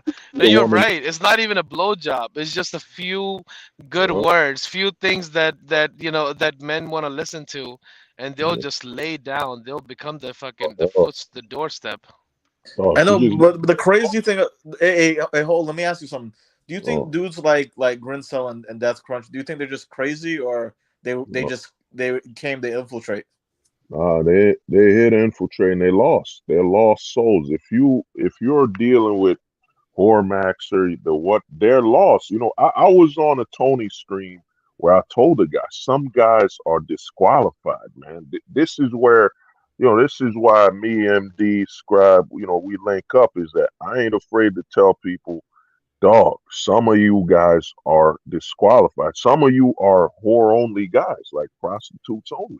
You're too insane. You're not clinically sane for a woman's safety. Like you know what I mean? Who would want to set up death crunch on a date? You know what I'm saying? Or these guys are psycho, man. And some guys will say, "Oh, you're being harsh. You can't help people. You can't. We can't help everybody, man. Some people are lost causes, man. Some people are the suicide bombers of what I'm saying, socializing. They're a ticking time bomb on socializing. Like, to me, they're lost causes, man, and they're here to infiltrate. They're in the closet. To me, Death Crunch and Grimcell, they don't qualify to talk. They're not straight. They're PTS part-time straight. You had Grimcell saying, "Well, if he's post-op, that's a fucking man." I Oh my literally, god, bro. The thanks to Gus, because I did not know Death Quench came on Hormaxers tonight. He said, "Yeah, I'm never coming back. Maybe not here, but he's like, oh, I'm afraid of being doxxed or whatever." But he's still jumping in the same sphere's channel. So what's the point? No, he said he's not gonna come on ever again anywhere, and less than 10 hours later, he's fucking on a stream. Okay. Well, wow. Okay. Yeah, he sounds like a very emotional guy that's fucking dolls, It's like, dude. Damn. Like, yeah, I mean, the guy is like, you would think like he's all about like, I love my doll, happiness and all that, but he sounds like a miserable type of dude. Like he's just screaming on Marty. I'm like, dude, chill out. Just let him talk, man. Right. Just have patience. Right. I think that and lasagna, these are the biggest and I guess Gus kind of observed it too, and for me that as I know, Gus is kind of it's naturally, I think he has a social, verbal, I guess you would say, or understanding the behavior. Death Crunch seemed to be a bit off in understanding few basic things like that, in my observation. Yeah, I mean, if you're banging dolls, man, you're TFM. You're TFM guy. Like that's it. But like, I don't think look, if it is, the thing is, I don't knock on that, because if it actually scratches your itch for people, if they want to do that, then that's fine. you're causing mental damage, bro, that you can't repair back. I can't. I'm not responsible for anybody else. No, I'm just saying for his sake. Yeah, it's over. Right. He's a man. He would do whatever you want. As long as you're not harming, costing anybody, or affecting anyone's kids or whatever. Do whatever the fuck you want. If it's not costing me money, I really don't care. Generals Clutch said it best. Celestina Massing. You tell that to TFM about Celestina. Like they wanted me to do a fucking interview with TFM. I would have just like said, "How's your fucking little bitch doing? Like your little fucking doll." It's like he would have just, these guys are just fucking closet, man. Yeah, you blacks, This is Big Smoke. What up? What's up, Holt? What's up, good, bro? Blaxican, what's up, bro? Chilling, bro. Nice shield. Oh man, Holt. I gotta tell you, Holt. Man, you were right, bro. And I was wrong in terms of a friend has somebody's back, and I didn't do it publicly with you. I apologize, bro. Good, man. All appreciate my brother, man. Man. That was the homie, man. When that happened, I was like, those my peoples, man. Yeah, man. That joint, you know what I mean? I'm not, they be thinking guys like us don't got no, we don't got emotion. I'm like, man, those guys were like family, man. You know what I mean? You don't talk to people. You don't talk to people off stream over 3 hours if they ain't close to you, man. You know what I'm saying? If it makes you feel any better, Holt, they never really talk to me anyway. They like to talk about themselves, but I feel you, Holt. You're my brother. They kind of hated us after a while, and like I was like talking about markets. I have like a very good source, and the guy's like super ultra fucking Hiroshima Nagasaki based. Like he tells the real truth, and you see Self-Made and Caduceus, they run real fast because it exposes they can't handle it. It's like the giant fucking pussies. They have to talk about like what's happening in the griftosphere, and like with Undead Chronic. And all, it's like, dude, I'm just sick of it, man. It's like fucking sick of the whole shit. Like like these guys still blaming feminism and shit. I'm like, dude, just move the fuck on, man. Let's fucking just go there and do what it takes to, make a mark on this world. But they don't want to. They want to bitch and moan and fucking. They want to be a celebrity. And now he's with Alex, and I'm like, dude, you can't associate with this guy, man. Like, he's a dating roach. Like, case closed. And they got degenerates and stuff. I'm like, I look at my situation, man. Like I'm over here, hold the truth, like gold pilling it as best I can. And why am I hanging with people that are looking up to a guy named Hormaxer? It's like it's a bad look, man. It's like, what are you doing? Yeah. So hanging out or being associated with Hormaxer, I don't know, okay. man. Right, so hanging out and associating with No, I'm making a point. Not you. I'm saying that hanging out and associating and with Hormaxer is okay, but you have to disavow hold the truth. Yeah, man. I mean, the guy, I think he said he took heroin. Like, this guy is like, he wants to live the life of Lux Maximus, but the guy has kidney failure. The reason why they're doing that type of lifestyle because they want to die early. I'm like, that's not a good message. Like, that's fucking awful. Yo, I'm gonna tell you something, man. You see, man, it was out of respect. I ain't say the homie Blaxican's name, but man, Blaxican told me about this. Check this. Hormaxer says, I'm going to try some of these good-looking trends on Grindr. Go for it, man. You should definitely go for it. If you can find a good-looking tranny, then tranny. Oh, dude. What the? I told you about Lux Maximus, about the other thing about him, about the kids, how he likes the underage girls. They be talking about that. Dude. Yeah, man. Some crazy shit. He's a fucking pedo. So it's like, yeah. So once Blackskin told me that, I was like, dude, it's fuck these fucking assholes, man. Pedos, man, they deserve the fucking execution. Fucking cut their head off. And so Lux Maximus's pet.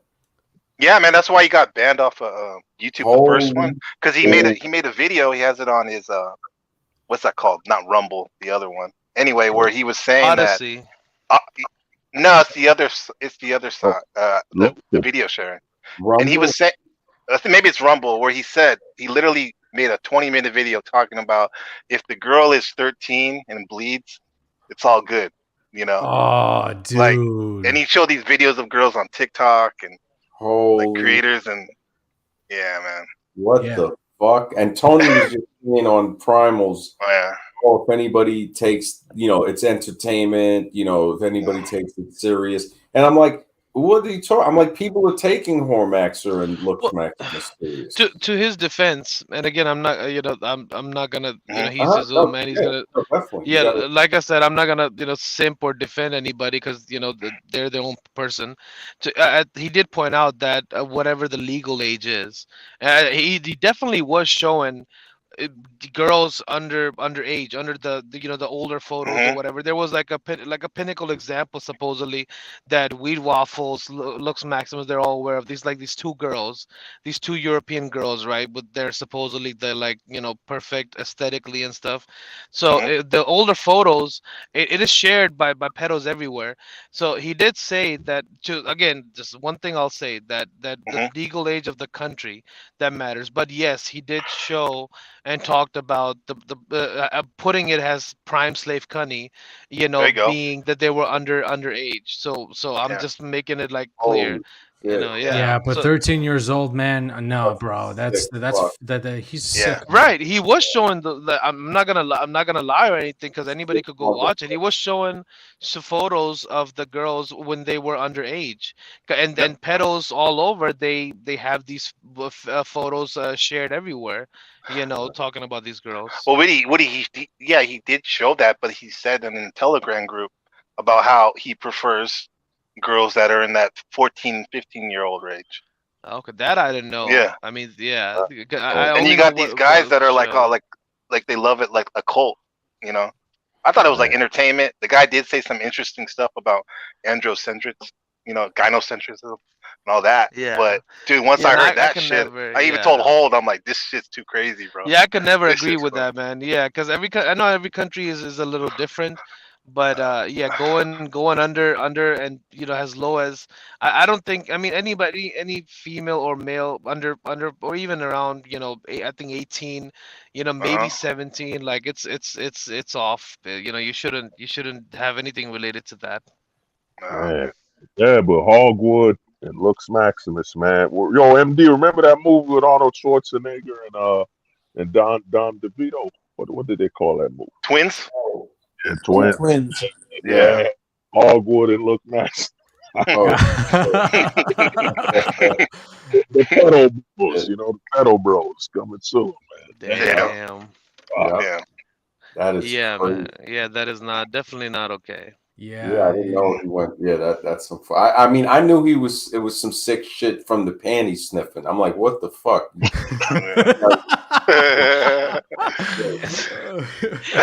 Wow. I just kind of left them alone after that. I was like, what the fuck is this?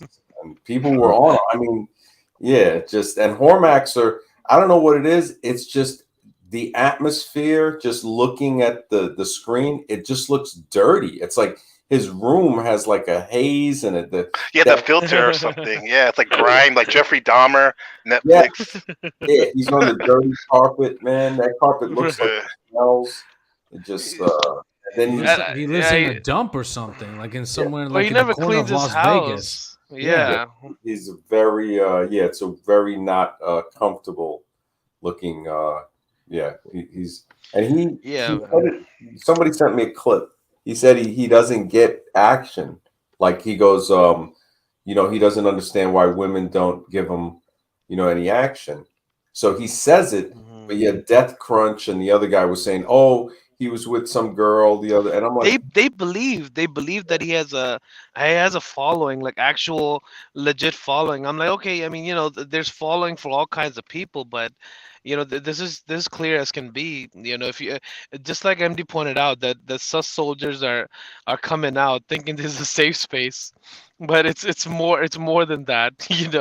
People will be comfortable revealing themselves furthermore because they're coming on this channel. Yeah, they're gonna have like fucking dating courses for Transformers, man. How to get a Transformer, how to pick her cup, or so like how to clean her asshole or something. Like, but see this pedo stuff, man. I can't, because I like to look at Maximus, but and I know the video that you're talking about, but the Telegram post, yeah, man, the pedo stuff is just not tolerable, man. I remember Blaxican told me, man, on his Discord, and I was talking to MD on his Discord, he let you share trannies as long as they look like a woman.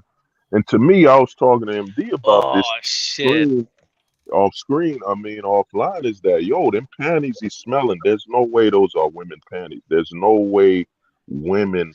You just don't know where they came from, yeah. No, it ain't that. Is that there's no way women can keep up with the demand. It has to be men in Japan just pissing on them, sitting on all that, because there's no way a woman.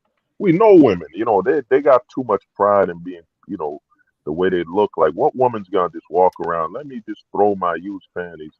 When they use that for flirting and all that shit, nah, man. It has to be the shit he was smelling. When I first saw that, I'm like, he's done, man. That is a weirdo. Plus, I saw the video where he ran up on some random chicks outside.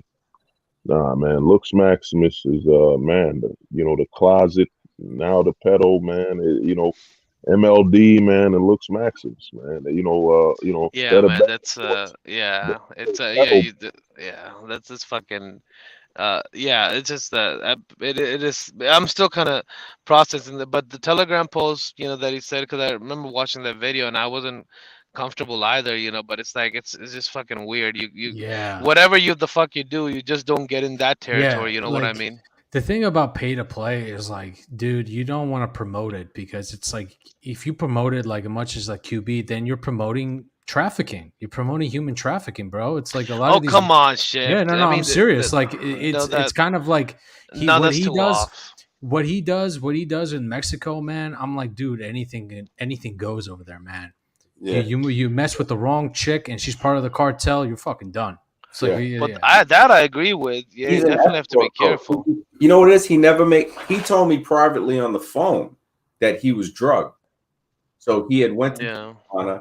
he takes Cialis for an erection, and he said that he told the girl to give him the pill, and he woke up the next morning and he was missing like about $100, and he didn't want to tell on her. I think even Blackskin told me that he fucking he takes fucking laxatives before he goes on the stream to look skinny and shit, you know, to lose the fucking water weight, you know. Wow. It's like this guy is so about his appearance and all this shit. And I'm like, dude, this is cringe, bro. The laxative, that ain't gonna help his fucking porpoise looking forehead. It ain't gonna make him you know who else? You know who else was obsessed with the social view and how people viewed them? Patrick Bateman in American Psycho. Yeah, dude. Yeah. It's like, who cares what people look like? I'm like, this guy's is so obsessed about receipts. I'm like, what kind of guy that gets chicks talks about how he gets chicks? See, they keep that shit under wraps. They're like, yeah. That's golden. It's like if you found a gold mine, you wouldn't tell everybody where to find the gold mine. Getting good looking women, that's a fucking gold mine, man, to be able to do some shit like that.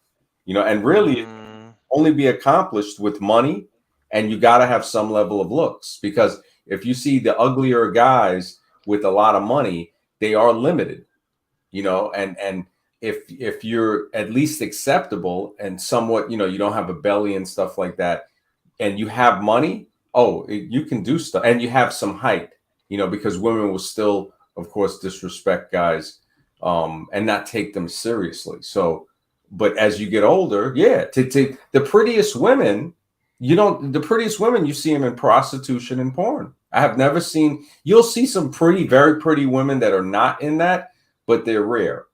The most prettiest women, you don't see, nothing in Hollywood can compare to the porn and the prostitution. You'll see in prostitution, you'll actually see some women where I remember in the 90s, I was like, holy, they're so pretty. Guys would say, why are you doing this? You know, like, holy shit, you're fucking beautiful. And I was telling them, like, look, man, if you had pretty, you know, when we were in our 20s, if you had pretty 30-year-old women that wanted to screw you and pay you, shit, why would you ever fucking settle down and get you know, that shit is like, you know, I thought it was going to be like that in South America. But when I started seeing the women that they wanted me to sleep with, I couldn't do it. I was like, holy shit. I was like, I had to see from experience. People think, oh, it's easy to go and just be a gigolo in some place. Man, when you see the clients, you ain't getting nobody's good looking wife. You know, it's like, that's like, you know, you're lucky if some shit like that, if it even happens. But imagine the girls, you know, because the only problem I realized with those girls when I spoke with a lot of them was having fucked up clients. They were saying that they were happy, and they get a lot of young to, you know, decent looking guys. So being a prostitute for them is actually not hard. And then you got that other thing, which I was kind of shocked, where when I was in Uruguay, my friend goes, yeah, man, there's been like a fucking influx of trannies. And this was like, you know, 5, 6, 7 years ago. And he goes, yeah, they had a newscaster, and women were saying, you know, why is there so much trannies? And the guy was like, supply and demand. And they were catching people's women's husbands picking up these fucking dudes. It was on the news. Yeah. And they were trying to use, in that country, they were using the tactic of, oh, we're going to film you and try to shame you. And one lady, she was really mad. Her husband went with a tranny, and the guy was saying, she goes, oh, you need to, you know, do this and that. And he goes, well, what's making your husband go to that? You know, so there's so many guys in the fucking closet, man. Yeah. It's unfucking believable. I mean, there's nothing wrong with paying, but it's like, if you're promoting it, man, I mean, dude, he's an escort coach. That's what I call QB Willie. He's an escort coach. He sent me a video with him and this other guy in the same room banging this ugly Mexican chick. And dude, it was messed up. Damn, you can't. Yeah. That's another thing too, because guys think it's normal. It's not normal. You know, if you're, even if you're gonna, you know, escort Max, like it needs to be done on you and her, not fucking bunch of dudes, you know, making fucking spit roasting and shit. That's kind of sus. Yeah, he was with one chick. He came on the stream and he was like, hey, Maria, you know, Benaki, and she fucking walked over. And Scribe and I still laugh about this when we talk on Skype. And we were like, yeah, man, that lady, the Scribe's like, yeah, that lady looked like a 30-year-old Mexican maid that got 3 kids. And he was looking at it like, you know, he was in heaven. You know, so yeah, I'm like, oh, and now the fact that I'm so glad that Arma was honest about almost getting killed and he got robbed and shit. And I'm like, yeah, I said, think about it. I said, you know, now you see how dangerous it is. So I know QB's probably going to make something to try to defend that or some shit, but yeah, man. Where did Arma talk about there's that? no defending. Like, he's a fucking grifter. There's no exception. You know, he wants. Do you know what his dream is? To be on 21 Closets. He wants to be a fucking speaker. Yeah, that's his fucking dream. He, you know, because Self-Made can't keep his mouth shut. I'm gonna release a fucking cannon here. You go fuck him. Damn. You know? This guy is on fucking trans investigation. He's on some fucking shit right now. You know. Holy shit! It's in beast mode, man. Yeah, dude, I've been holding this for months, man. Like these guys really think they could fucking, you know, Self-Made try to put like he's a mafia boss and I'm a cap. I'm like, dude, who the fuck? Do you know who you're talking to, man? Like you're nothing. You're a fucking guy in Chicago in like the poor side. Like, who the fuck are you? And who the fuck is Caduceus? Like some fucking Jerry from Heavyweights, motherfucker. Based. Yeah. He really, people, you know, they say if you listen to people long enough, they eventually tell on themselves. And we all do it. You know, everybody, nobody's exempt. It just, Kadoosh bag, it definitely, people are seeing it. When I looked at some of the girls, like, one girl had like I don't know, like a crescent moon type of thing. That's Ashley. She has a Jared Leno chin too. It's like... Yes, definitely from the Carolina Leno family of primates. And yeah, they just, you know, and I'm saying to myself, like, it's like, what has this come to, you know? And then the black pill, I'm like, there's no such thing as that. That's an oxymoron. And wow. I just couldn't believe it. I was like, holy shit, these people. So when people see it now, that's actually the manatee is back. She's free. Yeah. Yo, Titanium, was that you, man? What's good, bro? Bro, it's fine, man. Everything going good. Oh, brother, man, how's everything, man? Yeah. After a long time, man, I'm listening to this stream. Long time, like 6 months or so. No, we just exposing, man. To me, the men online, man, you know, they're being hunted now, man. I've been telling guys this for over a year, man. They coming. The women are coming. The closet, they coming for us, man. Because they're looking at the Manosphere like a gathering of fresh prey, man. You know what I'm saying? And all the dudes in the closet, they look at this as an opportunity. And MD could vouch. I've been telling people for over a year, man, the dating coaches, they're gonna go with the open prison route. You're not homo. Yeah. And the Lucas Maximus was making good videos, man. But you know, the video which he was chasing girls, you know, that was creep, man. Yeah, he's a pedo, man. He goes after 13-year-old girls, man. Like that shit is fucking serious, man. I don't care what country you're from. If they say it's legal, that shit is just bonkers, man. Like I just you can't support that. But in guy, our country, yeah, man. But in our country, like child marriage was very common. You know, I'm from Nepal.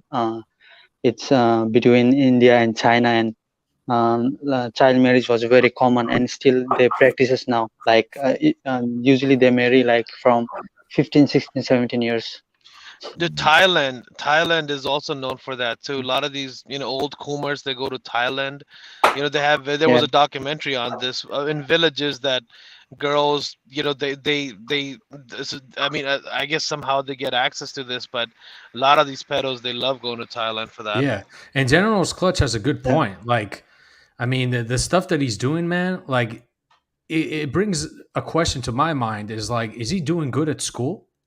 Like that's my thing. It's like I think that this is like his only ticket to like get away from like medical school and doing residency. Like, man, residency is fucking tough. People commit suicide if they don't do well or they kill a patient. You can get lawsuits, and you're focusing on this, dude. The kid has no idea what the fuck he's doing, man. So, hold on. Yeah, man. What's your thoughts on everything, Black Sister, man? And everything going on, brother. I think he's doing something probably. Yeah, Toxic, are you there? It's on now, man, because Whole of Truth in 21 is going to be going at it. This shit is going to be hilarious, man. All right, man. It's a done deal, man. It's to me, man. Like Woody here is that dog. I've spoken to Tony. I've shown nothing but the absolute level of respect, man.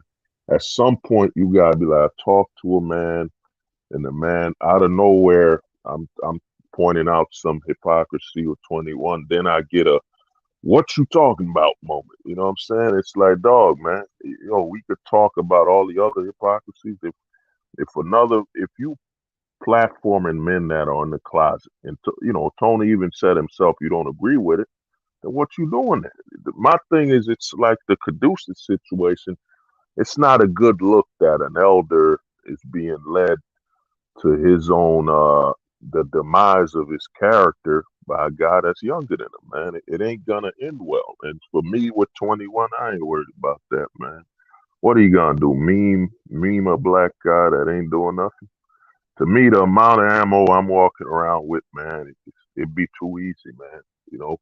And to me, when you got over 150,000 subs and you gonna come after a guy that, YouTube's been bearing me alive, and I respect YouTube. It's their site. I don't care. But even MD could tell you with his channel that, dude, they don't even let people know MD's on it. You know what I'm saying? So to me, man, they could try to bury me, but 21 to me, man, you don't, unless you clean the closet out, unless you move that closet from the stage, man, we could still see it. Yeah, I mean, how do you have a guy that goes to a fucking gay strip club, and then you have Michael Foster in the same stage? Like that's insane. That's like, what the fuck? There's two guys on that stage that speak that are openly gay too. That's the shocker. That's the fucking shocker. I was just like, what the fuck? I mean, Jack Donovan is openly gay. I was like, you got to be kidding me. and then as we were talking about it, somebody in the chat goes, hey, Richard Gannon just came out and talked about being gay on a stream. And I checked, I was like, holy shit. So now you got two guys that are open. You got the other guy, he's dancing at Sizzle, so he's suspect. The other guy they just got rid of because they said he's, or supposedly, because Primal and them are saying, okay, there's no legal shit, so all we got is guys' words against words. And that's what the beef was kind of like with Tony and Primal and Gonzo. And then what was the other guy? Jack Murphy. I don't know if he was all over the internet sitting on fucking cucumbers and shit. But you look at that, and when he was saying that, okay, Anthony Johnson didn't know that the woman he married was a escort. That makes it even worse to say that. I mean, that shows bad judgment, man. Yeah, so, it's like, how did you not know? No, he knew. I'm not, faulting the guy or anything, because I'm hoping that, I mean, he has a good platform that can be used to do a lot of good things, but it's like somebody said, you got to take the closet off the fucking stage. That shit is hilarious. 21 closets, man. I can't. That shit is legend, man. You got Whole of Truth got Hall of Fame with that shit, man. I mean, they got some extra outside with the porta potties too, Oh, it's like, oh shit. Primal Man was saying they can have feathered knee pads and shit in glory hole. I was like, oh man, they were fucking. The chat Chad is roasting Caduceus so bad. The Blackfoot Crusader, what did he say? Caduceus looks like Sloth from the Goonies. Holy shit. Wow. I mean, he's so insecure about his weight, man. He's gaining some fucking weight because of the stress. Another good point is that if you're in med school, you study day and night, honestly, to go ahead. And I don't know how you find time for shit like that, streaming or whatever. That's the weird thing that Chip Skylark made a point on that. He said, even him showing his face, if he's really in med school, that just doesn't make sense. Because you're going to be, they're going to be like, wait a minute, this guy that you're with is straight psycho. Fucking Hormaxer. He's just fucking psycho. And some of the other ones too. So, I mean, maybe he is in school, but it's kind of weird. Yeah, it's definitely kind of. I mean, weird.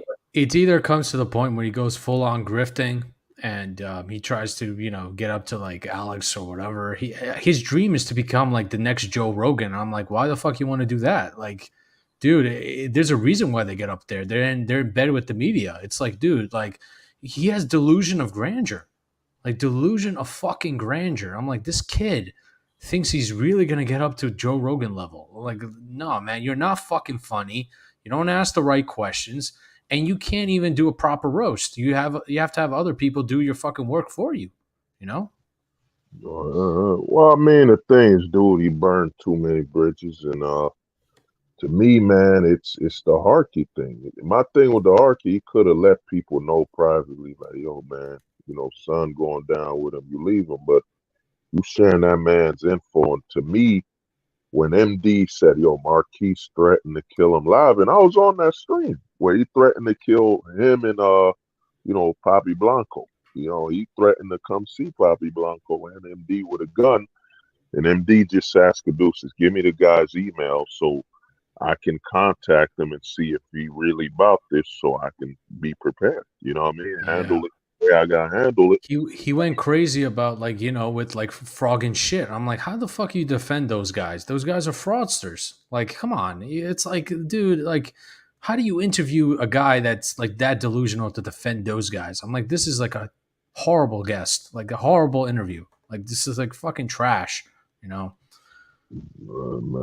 it's getting wild, man. I told people 2022, man, the Manosphere is gonna be on fire, man. And now, man, I don't know, man. Now, who knows, man? The thing is, man, if the clip is, 21 declared on my screen, war is coming.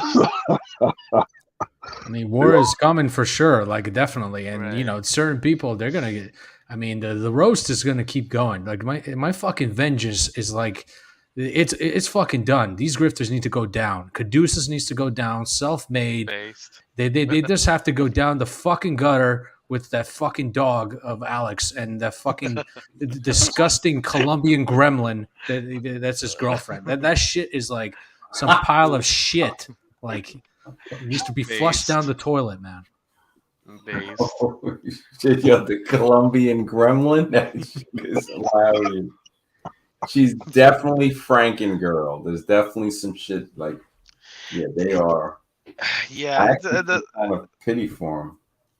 It's the face thing too. I don't know. It's I think Scribe, said that, it's speculating, obviously, that I think with this all pickup game, and I think, maybe he did get beat up, and but yeah, because the face is kind of, Pandemic that came on the stream, he got beat up badly in front of a club because of that, he said. Damn. And Scribe saw his friend get beat up a few times because of that in Panama. I remember he told me about it, and that's why he knows it all so well, because he's like, bro, this guy, matter of fact, they beat his friend up for looking at the girlfriend. But now that, he's told me more about the guy, I said, you know what? He might have been like, maybe he said something to her or something, and they, they beat him up bad. Yeah, same thing with pandemic. Because these guys too, the game and all that teaches you, well, you have to be persistent, even if says no, you just have to keep following, and I mean, eventually it is annoying. Then what is a girl supposed to do if you're gonna annoy the fuck out of her? Or Once she says no, that's it, man. Just move on. Yeah, that's it exactly. But these guys, I know these guys are so persistent that it gets tremendously annoying. And if she has a boyfriend or whatever, or anybody that's outside, if she goes to them, then yeah. And if you keep on going, then you're gonna get your ass beaten. I mean, just think of it this way. Also, a nightclub is like the worst place to meet people. Like, its music is loud, and like, look, the place is a Ponzi scheme. It's all designed to suck your money away. It's like it's not a good place to get, to be there for specific periods of time. And honestly, shit can happen. You can just get fucking robbed and killed outside. Like, in night, like shit can go down. In Miami, New York, LA, that shit can just. Anything can fucking happen. You go outside with a chick, and you don't realize that she could be an escort, and then the pimp comes and then it tries to fucking kill you. Like, all those scenarios can happen. So, yeah. I know multiple people have been murdered around the club. When they get assaulted and stuff like that. Yeah, man. Shit is right. Yeah. I saw that. I'm gonna be real with you. I was working at what is it, a Fridays, man, and this chick started disrespecting this guy. So, the guy at the Fridays, and they had beer there. Man, he told her to shut the fuck up. Next thing you know, these simps she's with came.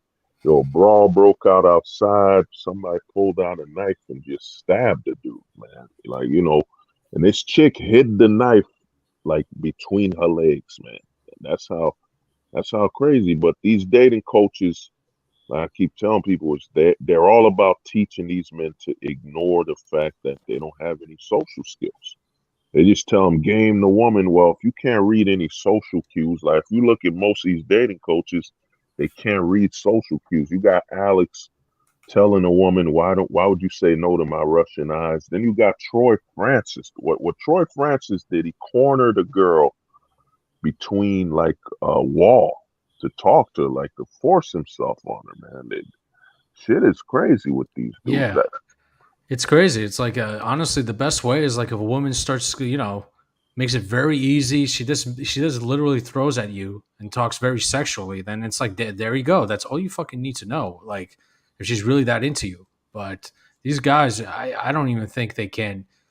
They think no means yes, and they keep going, and then next thing you know, they get fucking stabbed. It's just yeah.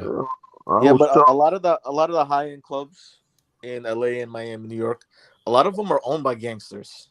Yep. And I've seen, and you're not protected, even if you're rich. Even if you're rich and you're spending thousands of dollars in a club, you're not gonna get protected. Like, I know this one dude. I'm not gonna say the name of the club, but there's the VIP. There's a VIP of the VIP, and then there's a tunnel that only select people like Drake and those guys can use to get in there. Yeah. And then so right at the mouth of this has happened multiple times. This rich guy, who's a piece of shit, right? But he was spending. He's dropping a good over $100,000 in the club, and one of the head of the bouncers, and his boys shook him down for another $20,000, and he said he wasn't gonna do it, and they whooped his ass, and they were gonna kill him, and one of the dudes said, "No, don't kill him," and they end up dropping him in the mangrove someplace, and he had to walk over by Alligator Alley, and it's rough, man. Yeah, it's the night scene, man. It could get very, very rough if you can't read social cues, and like they look for like suckers like that, man. It's just that's how it goes. Well, that's the thing that nobody wants to be cornered or groped or have a long sales pitch, get annoyed the fuck out of. And yeah, if you Jester Max, which example Gus just gave, this is what would happen to you, because you have all the money and you're thinking, oh, I could do whatever the fuck I want. Oh, that's QB. Like, he was spending all that fucking money to get mediocre Right. girls in Vegas. Like the dude is like it's just fucking unreal. Yeah. Spending $6,000 to have a table. I'm like, dude, that's your money down the drain and all this shit. I'm like, I just look at him. I'm like, dude, the dude has to be a glowy. Like that's my first fucking instinct, And also, he wants to go on 21 Closet, you know? He wants to be a speaker. Like, dude, that's his dream. And it's like that's Ironically, Guy Bro pointed that out, that the location and a few things, the exit sign, and it's speculation, obviously, but a Guy Bro, it's kind of said that QB might be an agent. yeah, you never know, man. He's always going to Mexico and shit. I'm like, who the fuck is paying for that? All that crap. Like, I mean, who's getting funny? Is he part of the cartel? Like, you can't trust that guy. It's like, well, what the fuck? You know? Oh wow, well, that's wild.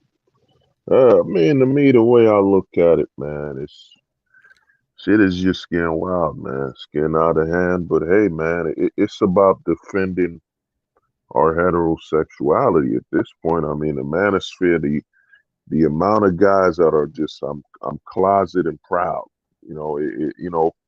It's even me and MD were talking about CME. They had of course MLD, and they had some guy on there that was taking photos of his butthole for OnlyFans. Holy, oh, I think it's that. What is that guy? Yeah, Sterling Cooper, I think. Oh, dude, brutal. Yeah. So now you got two conventions that have two things in common: the closet. You know what I'm saying? The closet has been on both conventions. So, and now you calling it out instead of a guy that straight would come out. You know what? I've been fucking up, man. Man, I'm really trying to build the patriarchal and family. I fucked up. But I personally think, man, it's a sign. You wife up an escort and then you have a whole long speech about it. I think it was all set up, man. It's set up to potentially, I'd say allegedly, opinion that Definitely, man, always use that. hide that you in the closet too, man. Because what you gotta basically talk to all these men. So it's a sign. You wife up the escort to say you're straight. Step one, you get a whole script. You got her to read a whole script, promote it. Then you give speeches, whatever, to hide that you in the closet, allegedly, opinion, whatever. You know what I mean? So now you basically can platform all these gay guys. So you get new meat, man. You get to platform them amongst straight men, so you can hunt them. Like I always tell guys, the gay man's number one prey he wants to hang on his wall is a straight dude. So, man, you create a whole section of desperate men, and you target them. You know what I'm saying? Get them comfortable with a gay guy telling them how to be straight. Then eventually they'll end up in a closet with that guy. It's all hunting, man.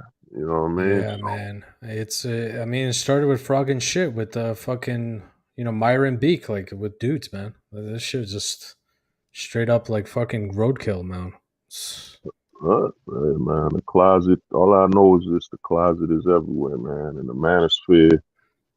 Pretty soon, I don't blame women for saying, yeah, it's a bunch of.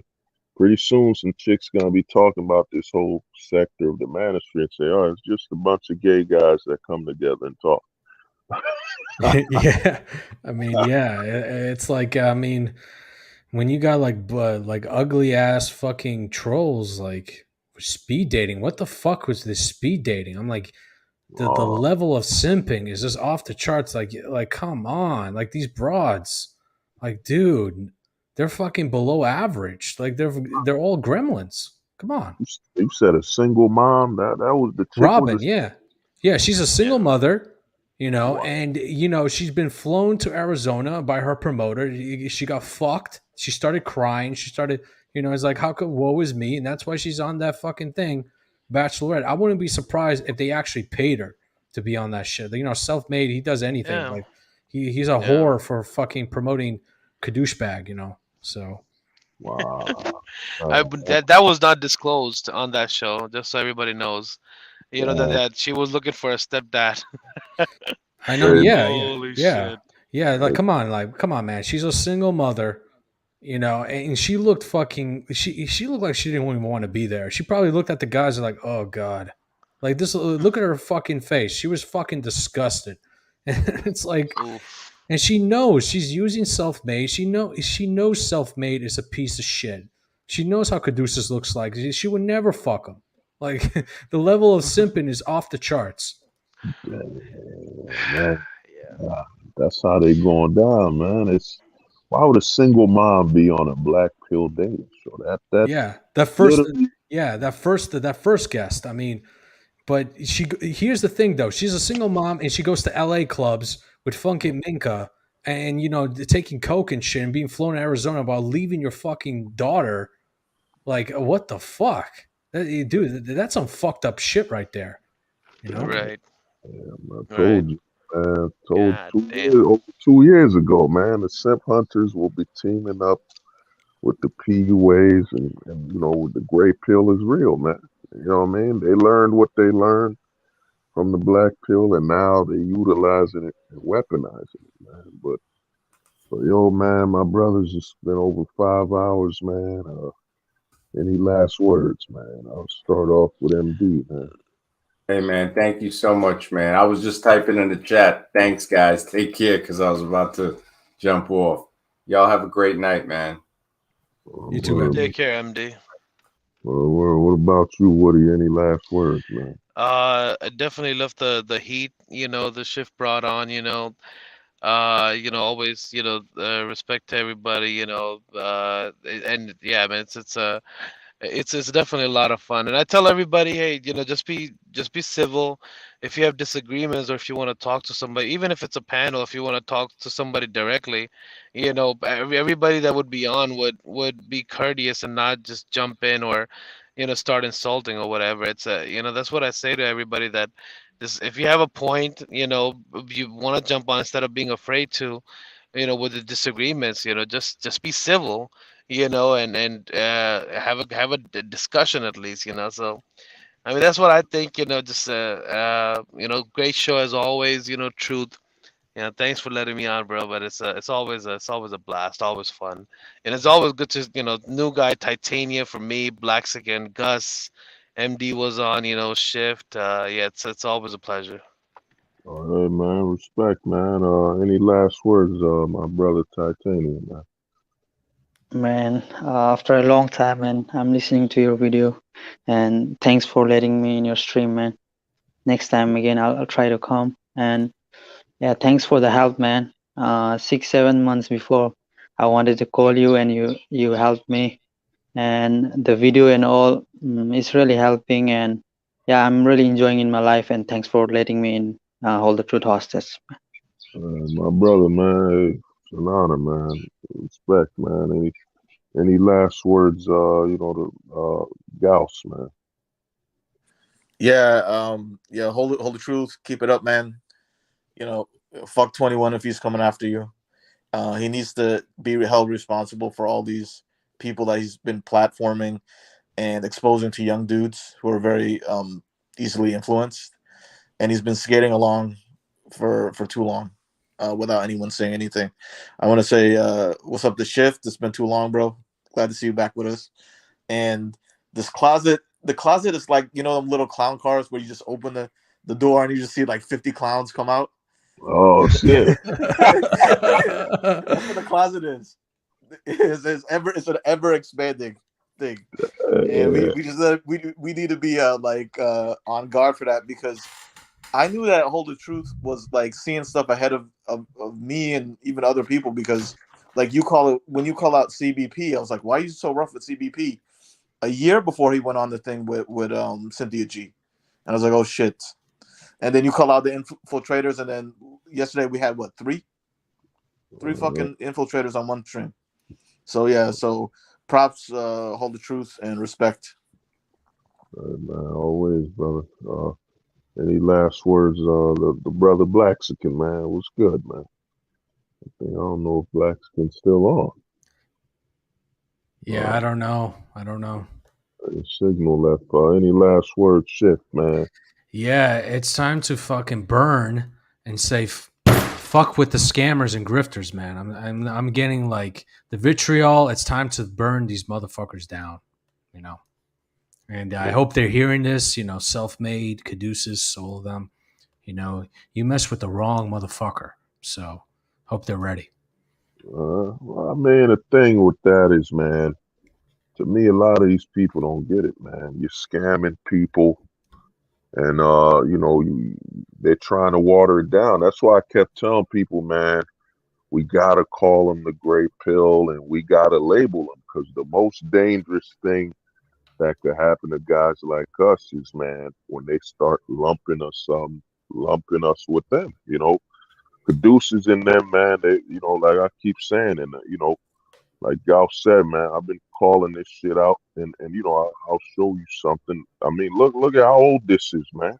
Yeah. This very same thing I had when Solo was on here. I hope Solo's all right. I hope everything's okay with him. Yeah, I hope so too for him. Yeah. He was dealing with a lot. Hope he's all right. We had our problems, but hope he's all right. But to me, yeah, I called it out over a year ago, man. It's gonna be the black pill versus the gray and the dark gray pill. You're gonna see guys like CBP hustling, hustling depression to make money with wee waffles, and now you got caduceus in them. All the PUAs that's taking the black pill.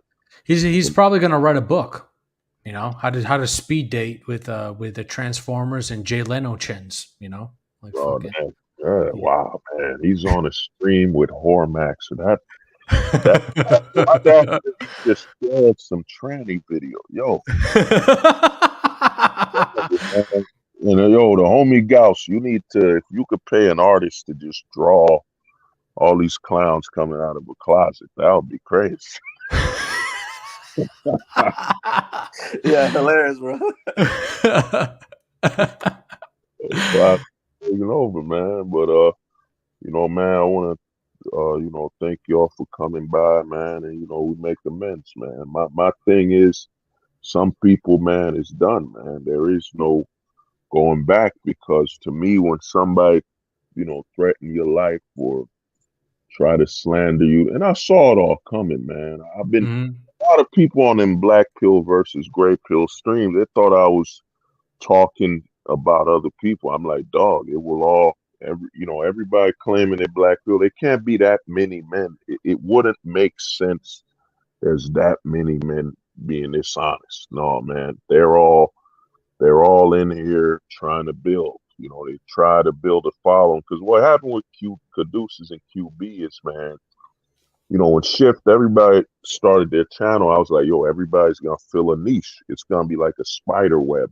You know what I'm saying? If you need finance, you could still go to the black pill. You got the homie Blaxican, he's overseas. That's the gold pill, so he could tell you about living overseas. We all fit a niche, but once you break out of that, then it exposes your weakness. Caduceus was, hiding his identity, so now you're on your own. Now it's like you're not the guy that's behind an avatar with a group of guys that are varied. Some guys have an avatar, some don't. So now your pull and how people perceive you is lessened. So you lessened your strength. And then with QB, I tried to talk to him about, I was like, dog, you travel, you might as go overseas and actually film some interviews, kind of like Fresh and Fit, but actually showcase that people could start a family and live over there. But to me, everybody, man, they eventually, like I said, man, the gray pill is real, and they're trying to monopolize it. And now, man, the war's coming. The war's already here. It's been here. Now, the Manosphere right now is on fire, man. There's so many different factions. You got the passport bros things killing. The dating culture shift. Gauss. I don't know, blacks can still it. They've never felt so much pain and suffering, man. They're literally watching their empires burn. That's why Alex Playing with Fire turned on John Anthony Lifestyles. They know, dude, the side effect of these passport bros, which are normal looking guys, man, just traveling and flying, it is destroying these dating coaches. And now you see, and the red pill spear, I've been telling people, with what's going on at 21 Studios is he's losing speakers. Who's giving speeches there that stars anymore? All of them have burned out. Yeah. CG is burnt out. a lot of them is getting old and just repeating the content. And worst of all, dude, CGA went after men taking flights overseas. Oh, Greg Adams. Oh yeah. Coach Greg Adams went after guys flying overseas. AMS went after them. They showed that they're all against men being free, man. Instead of understanding where they stand in their brand, they went after men. So now, dude, it's over. The red pill is dead, man. It's in a, it died with Kevin Samuels. Like, dude, I'm gonna tell you, Shift and Gauss, those guys, because to me, most of them guys taking passports, the majority will be simping overseas.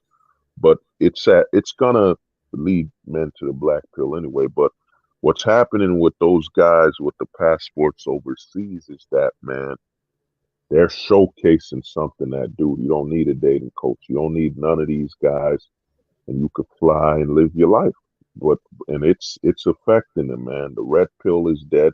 And I'm gonna tell you the worst thing. I just remembered it is the passport bros are saying Kevin Samuels was the last chance you women had. They're basically saying once Kevin Samuels died, the red pill died.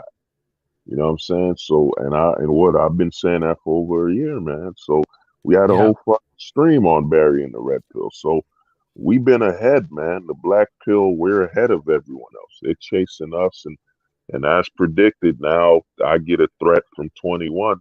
I'm like, dog, I've been telling people they coming for us anyway. So I ain't worried, man. What are you gonna do, man? And to me, man, I'm ready, man. It's on a nuclear level, man. And like I keep telling people, and this is how you know it's so easy is that, man, if me and 21 get problems, it ain't 21. It ain't him he got to worry about. It's his speakers. Like you said, I mean, how can Michael Foster defend giving a speech with a gay guy at a convention? Yeah, it's brutal. It's like, just look at his track record. I mean, it's just, with Tony, I'm cool with, but I don't know, like the Johnson guy, I always thought of him as weird, and that was my first instinct about the guy. And talking about make women great again, I'm like, dude, women are fine. It's mostly, like you said, is the law and the money. It's like, who's controlling that shit? It's guys, it's shitty guys that, made these fucking shit, no fault divorce and all this crap, gave men less authority. Yeah, it makes all fucking sense. But they don't want to hear that. They want you to keep simping. So. Hold on, yo, Black, you can be back. Sorry, my bad. I had to take my wife to the university. They're having this big AI convention, and she's the host. I should have said something. I'm gonna be away for a second. Sorry to be rude. You guys were talking to me. Blaxican disappeared like that cousin that just show up at the barbecue to eat, man. You mean Cousin Pete? Cousin Pete. Yeah. Hey, hold. I'm gonna tell you this too, man. Like you're part of the reason why I actually reinvented my Blaxican in Taiwan series to have like you and some of the other brothers in the philosophy in mind, so I can give them like a kind of like a running start, hit the ground running, as you can say. If they do try to make it out here to Taiwan. So thanks for that, man. Oh yeah. Well, I mean, I always tell people, dude, we need guys like you, and there's only two gold pillars I know. It's you and even the homie Shift. Shift don't live too. Yeah. Shift is a foreign man. He's free. I mean, Shift don't. You and Shift, one of the couple guys. I don't know. I think Gauss travels in and out of the States. I think Gauss still lives in the States. So you guys have a vantage point. You know what I mean? Where you can tell, man, yo, like me, I'm speaking from a perspective of trying to get where y'all at. But you guys are free, man. You can tell guys, yeah, dude, I live overseas. I've been in America. I got my money. I come back and forth here and there. But dog, I'm living my life. There's so many, like, the homie Titanium that was on here, man. He once hit me up, and like he said, he's in Nepal, and he told me, yo, there's some things he's trying to do. That's why I tell people the black pill is universal. Like, I'm in the U.S. I've never been in Nepal in my life, man.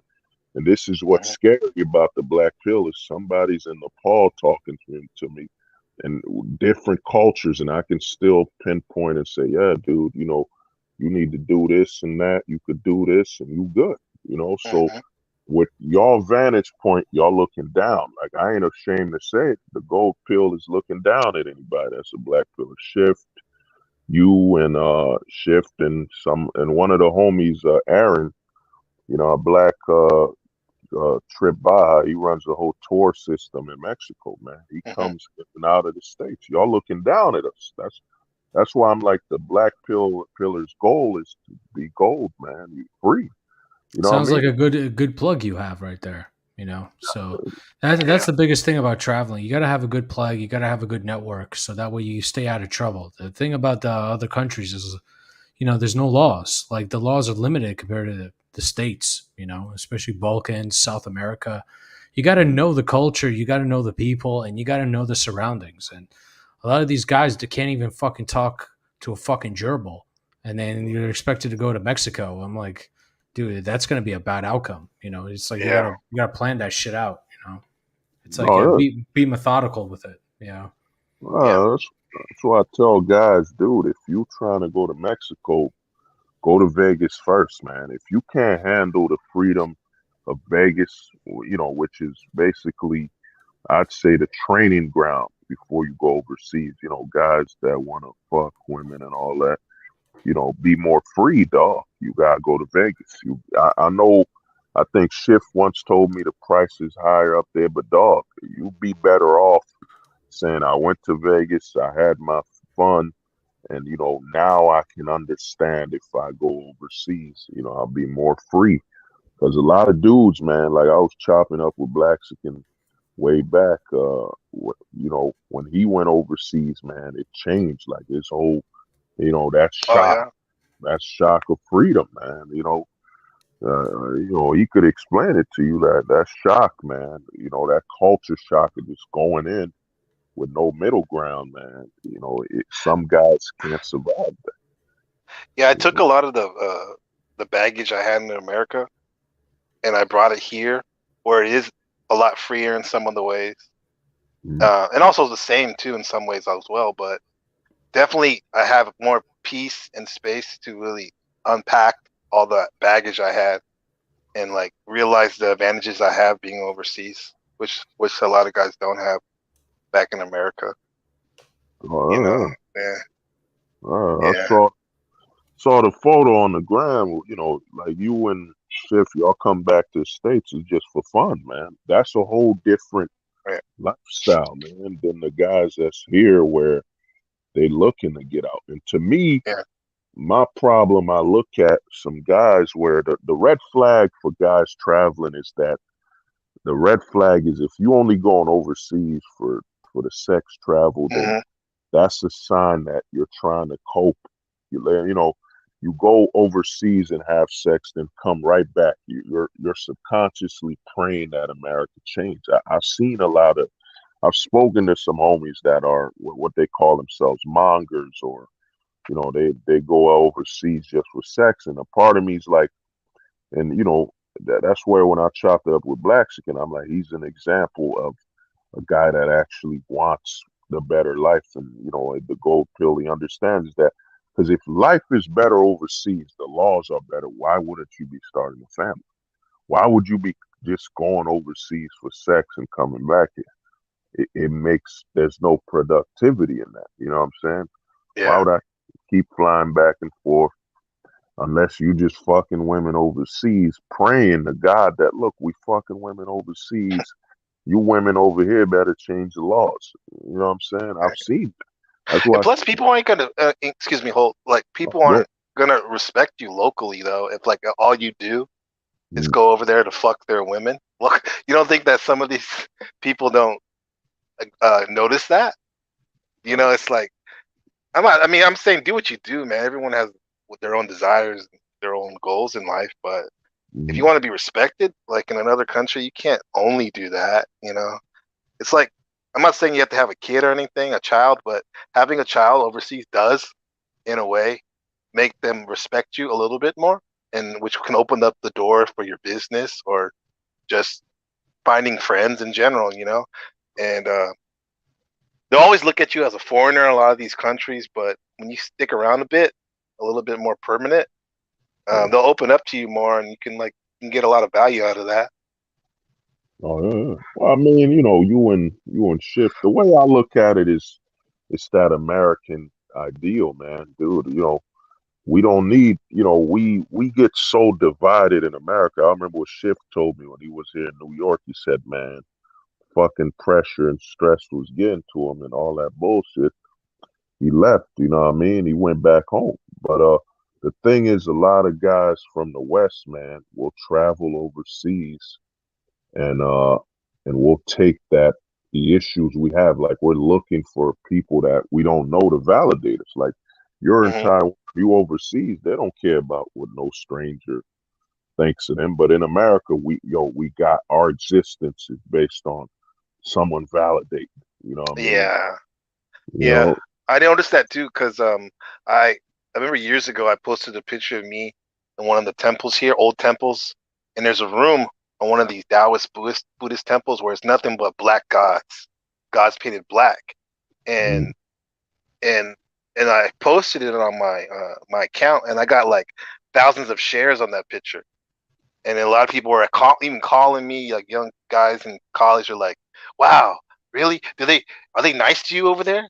Are the Asians nice to you in Taiwan?" And I'm like, "Yeah, man," and it's like people don't even know. I'm losing my train of thought. What am I trying to say? But it's like, just get out there and like open up your horizons, man. Open yourself up, man. And this is what I was gonna say. This is what I was gonna say. A lot of times too, like I said, that question about like, are they nice to you? Type of shit. It comes from like, in the neighborhood. You're from the neighborhood whole, and like some of these Asian grocery stores, for example, they're not the nicest sometimes. Black folks, and maybe it's warranted, maybe it's not, but I've gotten that vibe before. So a lot of people, the only time they have experiences with Asians in America is through those type of weird, uncomfortable interactions. And so I can understand why some of these guys would ask me, like, are they good to you? They accept you and all that? Do they welcome you?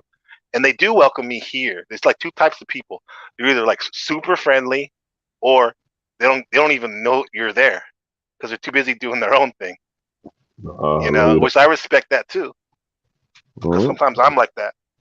It's living. I mean, with us, man, I think a lot of black people and minorities don't understand, dude. The most popular form of culture in America now, of course, is, athletes, basketball, football, whatever.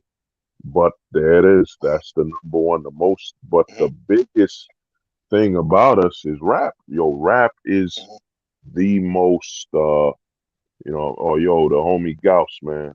Thank you for coming, man. What's up, Thank Gauss, you for coming, bro. Yeah. But dude, think about it. You know what I mean? I'll go another 30. Cool. You came back, but appreciate it. It's course, late man. there. I appreciate it. Hey, brother, we good.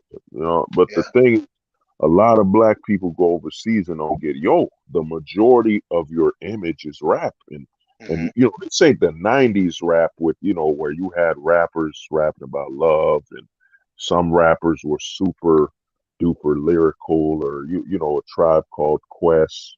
Then you had Wu-Tang Clan, which, they had some violent records, but it was more of a creative martial art inspired violence. But now the majority of rap now is just guns and killing. So you go overseas, the majority of them know you from either you're either a rapper or an athlete. And that's if they it, man. They know or about. They're me. They say, "Oh, Vin Diesel." I'm like, I don't look like Vin Diesel. Come on.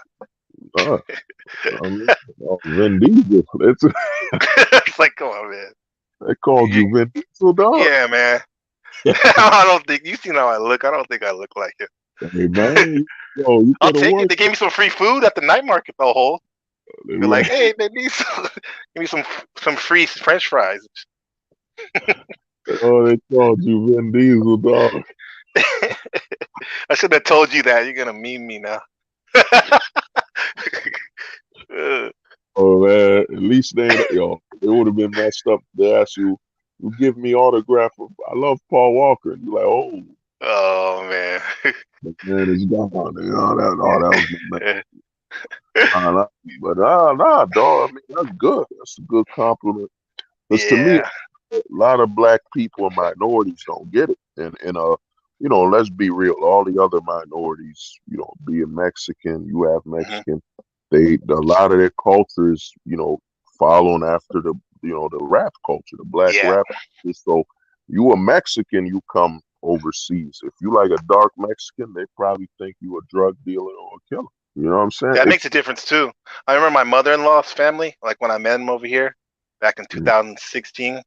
They're like, they said something in Chinese. I asked my wife what they say. They're like, "Oh, he's good looking. He's not as dark as Obama." I was like, I don't think they meant anything bad by it, but that's bad. That's not cool, you know, in terms of where we come from and stuff. But look at that. Look at what you said, man. The black, the black person in America is scarred, man. We've been trained to look for a reason to call you racist, man. You know, that's what a lot of black people their experience overseas. I was watching this brother. He was in Thailand. He said, "Yo, they be looking at me weird, dude. You're one of the only black people they see every, you know, so they're gonna keep looking." Yeah, you gave me the chills, bro. Because like that's how I walked around here, bro, for the first year or so. Like that baggage I was talking about, like people would look at me in my neighborhood, and I have like a scowl. And then it wasn't until I talked to my friend in Japan. He's not even black, but he's from New York, New Jersey, or around your neck of the woods. And he was saying like, he's like, yeah, I've seen it like that. He says you just need to change your perspective and like think about what you're saying about they never seen a guy like you, and so they're like curious and I heard that and I just started to like change, like smile at him a little bit. Not no bootlicking Negro type shit, you know, like Steven, what's his name? Steven from Django, Samuel Jackson. There's a smile like a human being, and bro, people love me here, man. They like my neighborhood. They're like very kind and welcoming. Once I started to like just be normal. Hey man, you were going out there straight being Debo, man. You know what I'm saying? Asian people look at you like hey man, hey dog. Yeah, because dude, we carry, man. You're rare, man. You know what I'm saying? You're a rare dude up there, man. You know what I'm saying? So you gotta get mad love and advertisement. You're a walking ad. Like, you know, you told me you were running that restaurant. I'm like, dog, he's gonna be getting customers just off his appearance because you're rare. You know what I mean?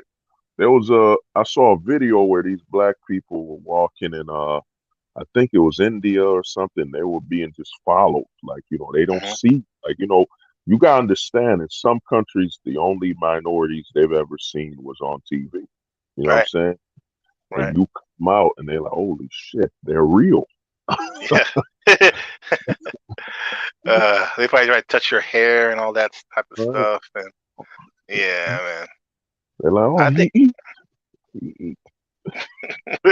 if they saw you out there, they really would think you're Superman, Hold. Hey, I know you are, but come on, man. You killing it. You slaying out here. I'm waiting for you. I'm trying to help, you know, Taiwan repopulate, man. Rather see it. You know what I'm saying? Like, why did this black man buy a tree and plant it in the middle of Taiwan? You know, I need my future children to know that it all started with this tree. You know, Hold. You know they give away citizenships. It's not easy. It's not easy to get citizenship here, but they do give a citizenship to people that have been of service to Taiwan. So we do have a low birth rate here. Oh, so yeah, I got get a citizenship. I gotta call Woody, man. I'll tell Woody, man. You know, operation population. You know, it's a real movement. You know what I'm saying? I keep saying if they brought a couple Americans to Russia, man, to me that's my goal, man. It sounds, a lot of people say I sound a little crazy, but my goal be Johnny Appleseed, man. I'm planting seeds all over the world because countries, you had like me and you were chopping it up. You got a kid there, so they're more welcome now. They're like, oh man, he's got a kid here. They're more he welcome. invested in them. I invested some effort and time in here, blood, Right. sweat, tears. Yeah. Right. And now Matter of they fact, a lot has happened. True, truth.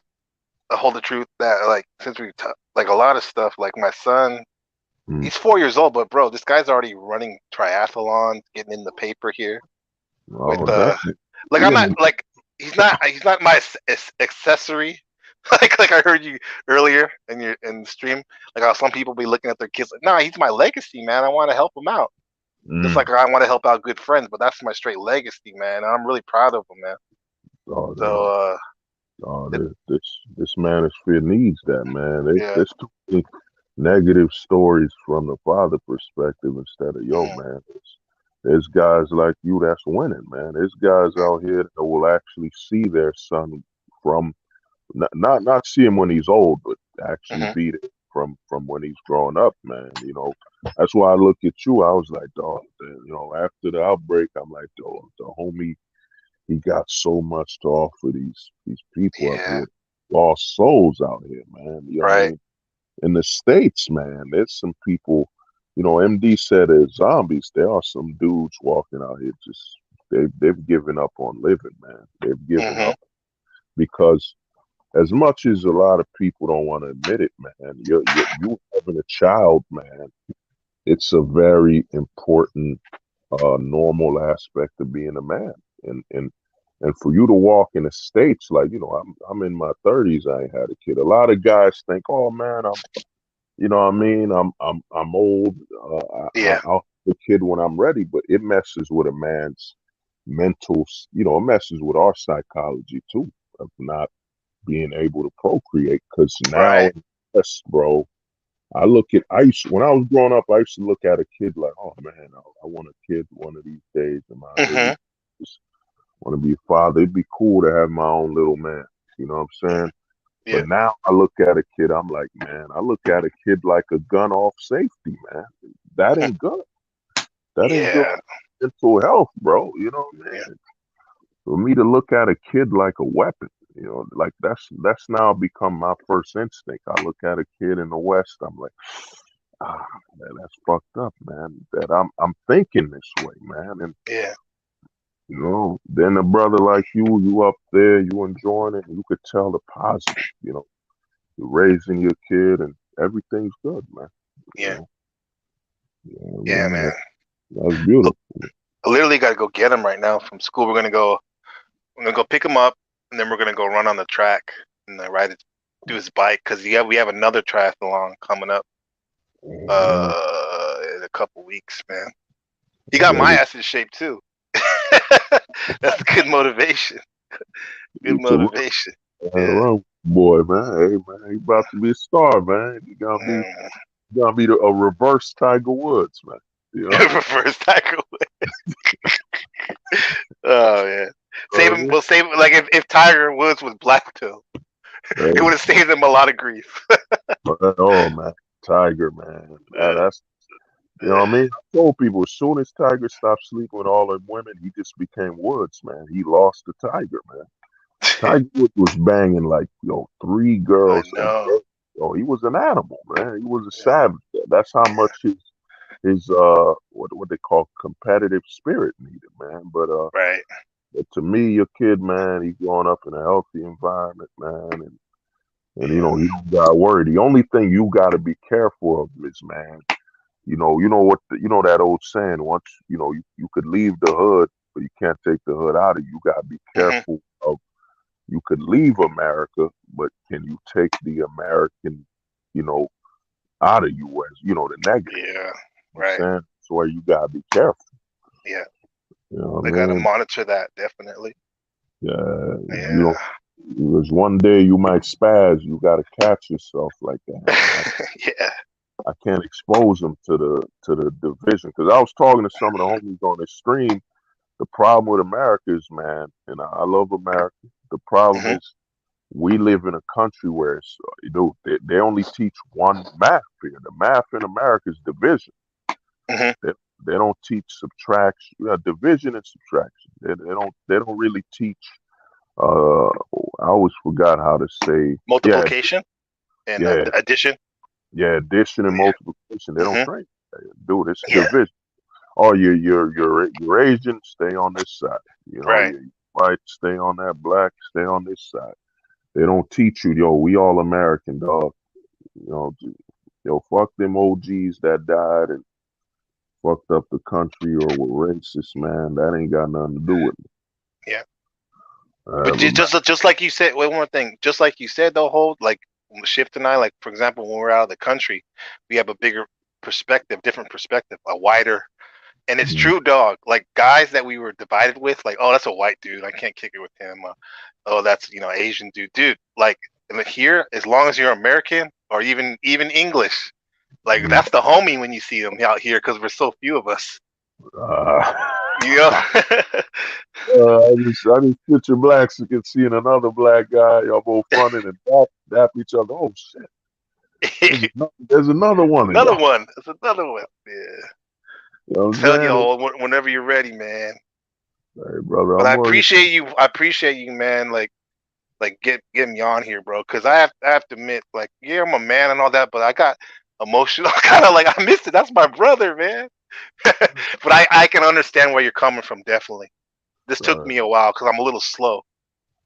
Nah, man. You don't say that, man. You moved, man. You done things brothers here ain't do. The only thing I went to Mexico and I mean I went to Haiti or I went back home. But you flew all the way. I remember you told me you flew all the way to Taiwan, no family, nothing. Though. Yeah, never been here before. Oh nah, you ain't slow. We just to me, man, we get caught up, man. You know, that's all that happens. And to me, you saw when we talked. I ain't cursed you out and I just said, no, you brother, didn't, bro. I just said, my brother, man, with what's going on, I just gotta distance myself, man. That's why when I see this Tony thing going on, I'm like, dude, I'm not I ain't say nothing negative about him. I just said I'm distancing myself, but that's how fucked up the states is. If you tell somebody I'm just gonna leave you alone and snap on you. Yeah, I don't know. We just love you so much, Hulk. We show it in weird ways sometimes. My brother, hey, we're gonna chop it up, man. You know, all right, brother. It's overdue that stream, man. I told you, absolutely. Man. I do absolutely. That, Once again, you prophesized that shit. Hey, brother, it's all come true. But yeah, let me know, man. But I'll let you pick up the kid, man. What was that? You know what you might want to do? There's a dude here in U.S. He's a marathon runner. I forgot his name. It's a black. He's I think Nigeria or something. Okay. I think that might be his name. Is it Nigerian? Not Goggins. Nigerian in America. Yeah, he's a Nigerian dude. He dominated. I mean, he's the GOAT of marathons, man. Okay. I'm saying, gotta check him out, man. I'll take any way to level up. That's all I'm about, man.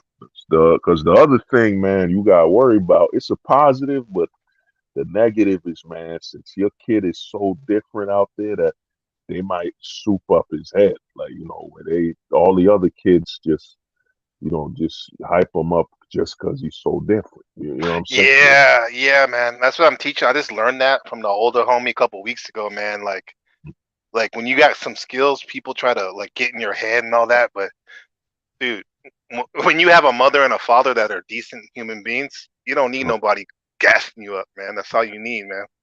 Oh yeah, no, it ain't. I'm saying, dude, because he's so different, race wise, that the kids are, telling them by default you should be able to. You're already too great because you're mixed and all that. Oh yeah. He might develop that situation where he's not working for it. You know what I'm saying? Right. He's not hungry. It's all the other kids putting them up like, dude, you're mixed and you're black. You're just naturally gonna be great. Like, you know what? You're right. There ain't no other kids like you. Nah.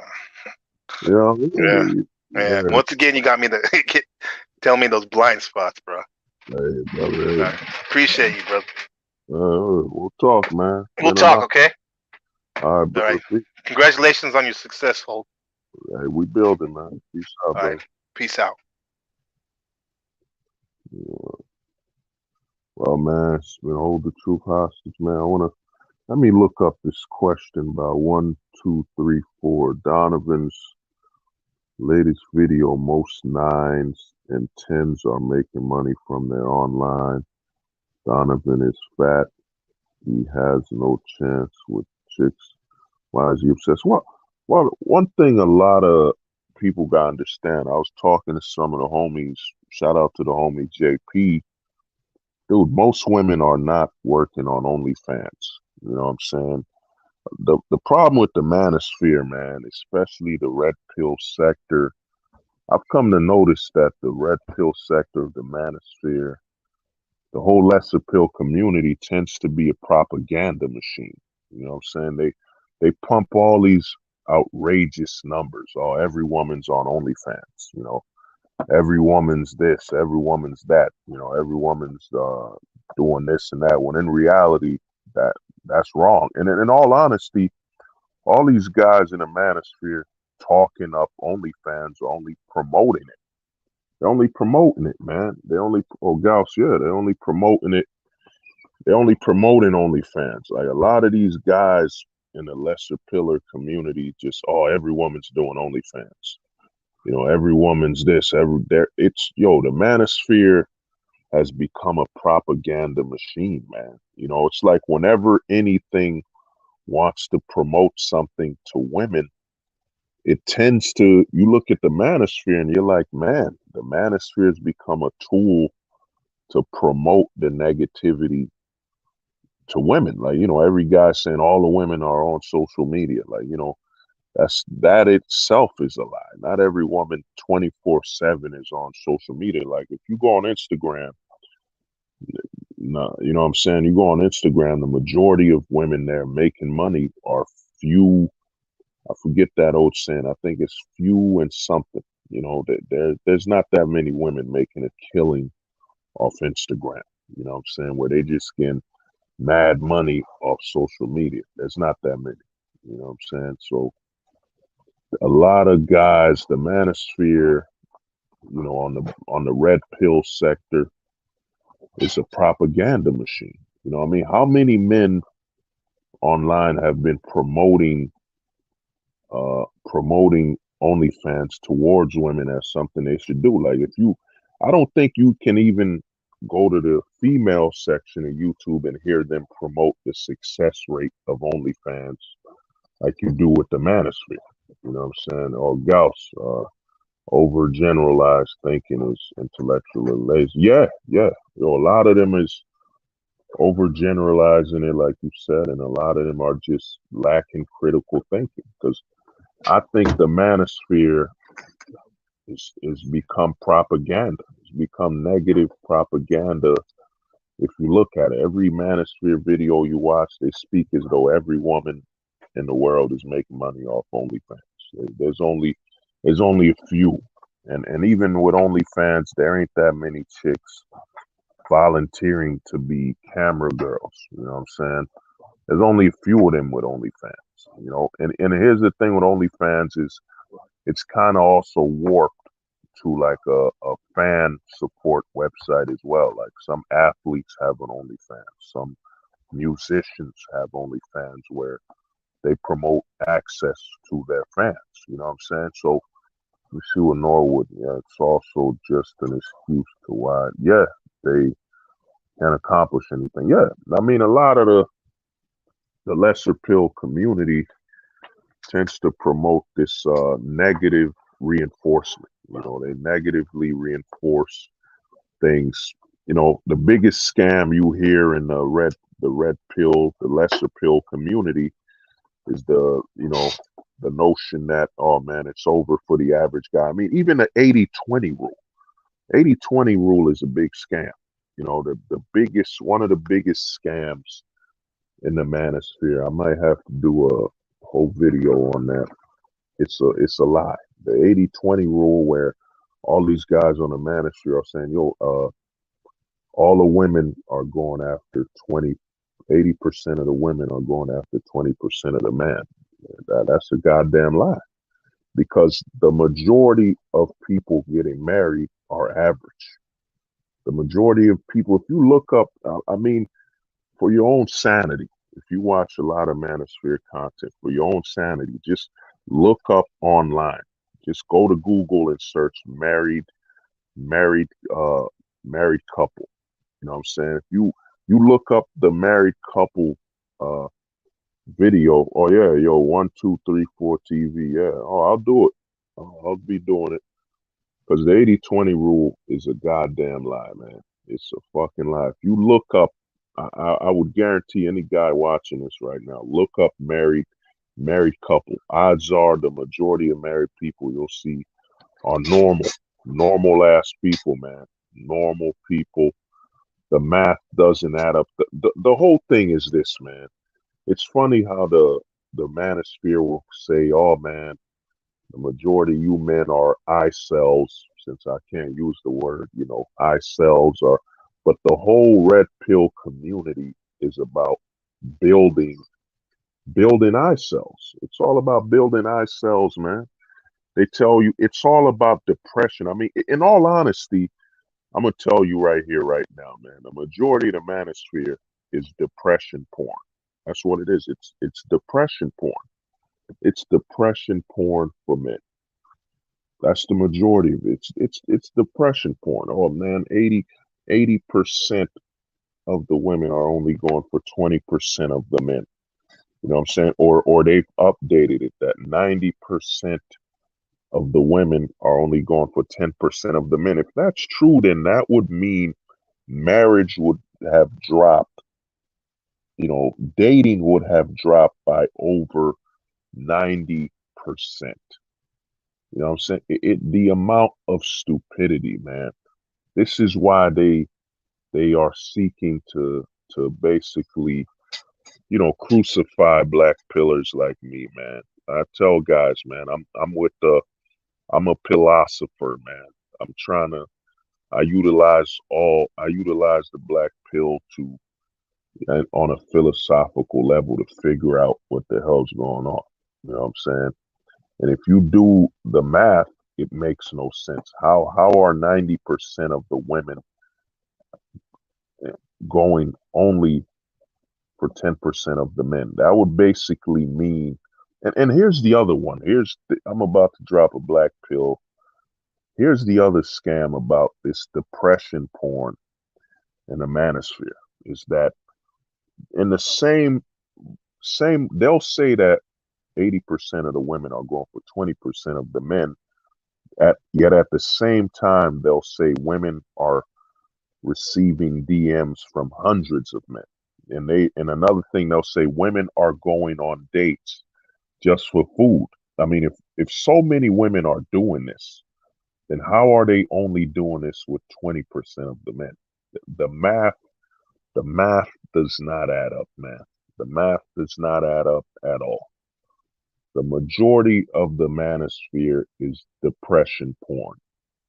In all honesty, if you're a man and you want to get depressed, or like the homie Gauss said, you want to become a doomer, you know what I'm saying? You go to the manosphere. You want to be depressed, go to the lesser pillar community, the red pill, the purple pill content creators.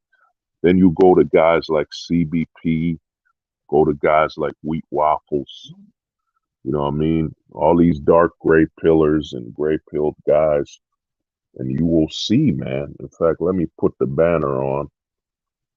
This banner has basically predicted the entire black, what's going to happen in the manosphere. It's the black pill versus the gray pill and the dark gray pillars. It's, you know what I mean? And then I'll show you the other banner. And, this is the banner that's really going on is, the depression. The manosphere, I would say when it comes to content in the manosphere, I'd say probably over 80% of the manosphere content is depression porn. You know what I'm saying? It's depression porn. Here's the reason why you shouldn't go outside, because you're not 20% of the men. Here's the reason why, you won't get married. You're an average man. The majority of the Manosphere content is depression porn. Man, that's what it is. It's depression porn. If you want to get depressed, watch a Rolo Tomasi, watch a Donovan Sharp, watch a Modern Life Dating. You know what I'm saying? Watch a Troy Francis, watch Alex Playing with Fire. You know what I'm saying? Watch Kevin Ray Wilder. You want to get depressed as a man, watch these content creators, man, because the majority of it is a lie. I mean, if 80% of the women were only going for 20%, that would mean over 80%. That would mean about, let's say, okay, let's do the math. Let's get a little mathematical, like the homie Gauss is putting right now. Let's say 80% of the women are going for only 20% of the men. Now, let's say there's a success rate. That would mean only 20% of these women will be married. That would mean 60% of the American women in America would not be married.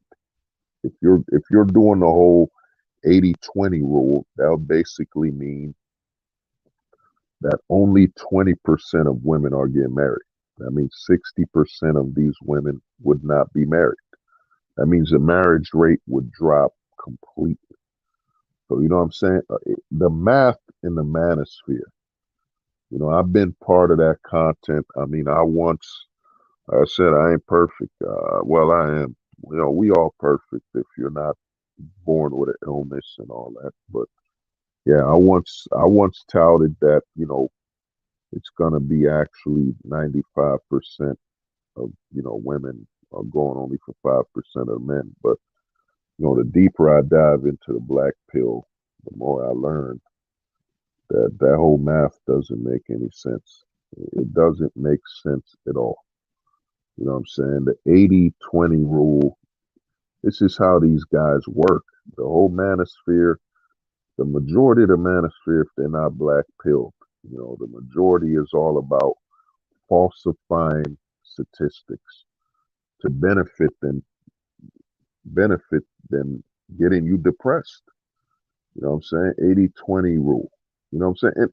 And even if 80% of the women want 20% of the men, it don't matter. You know what I'm saying? How many people want something and don't actually go after it?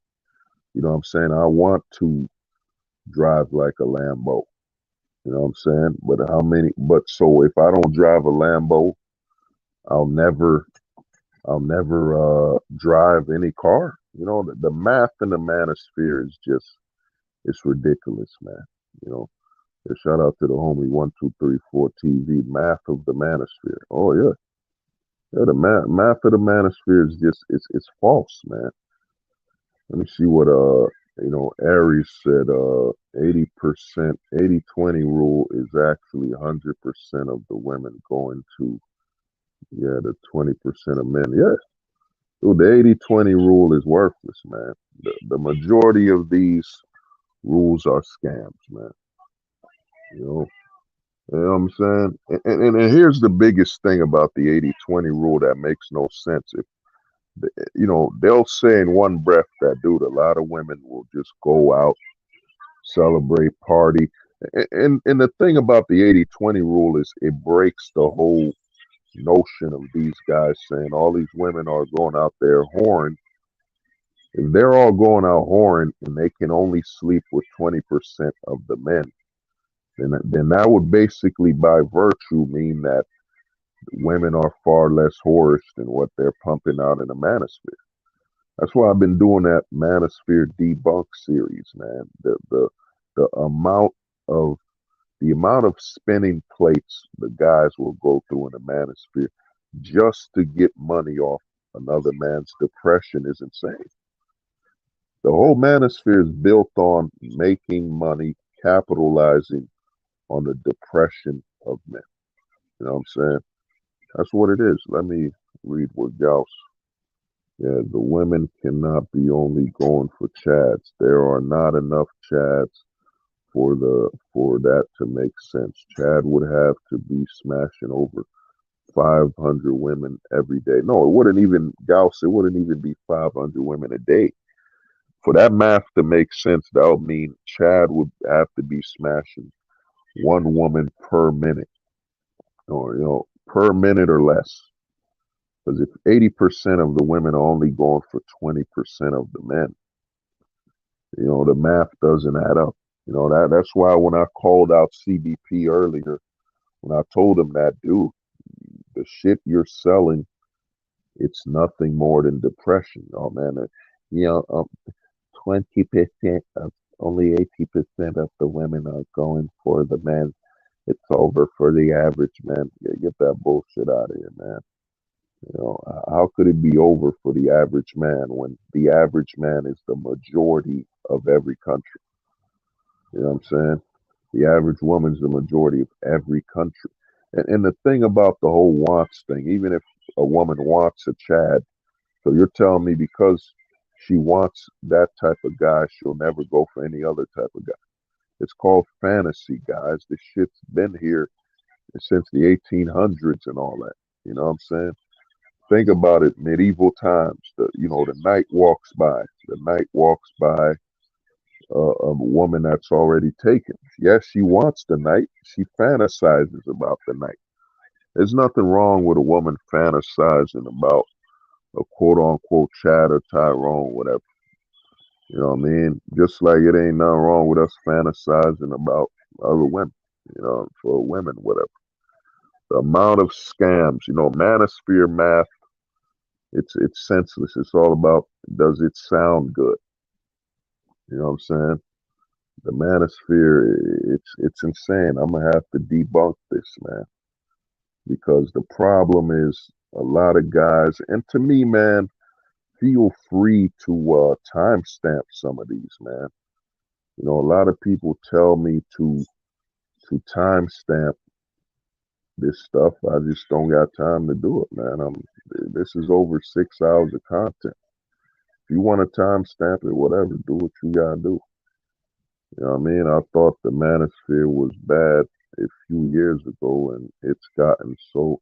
Yeah, Norwood, it's worse, man. The Manosphere is plunging towards, in the words of the Transmaxer, the howling madness.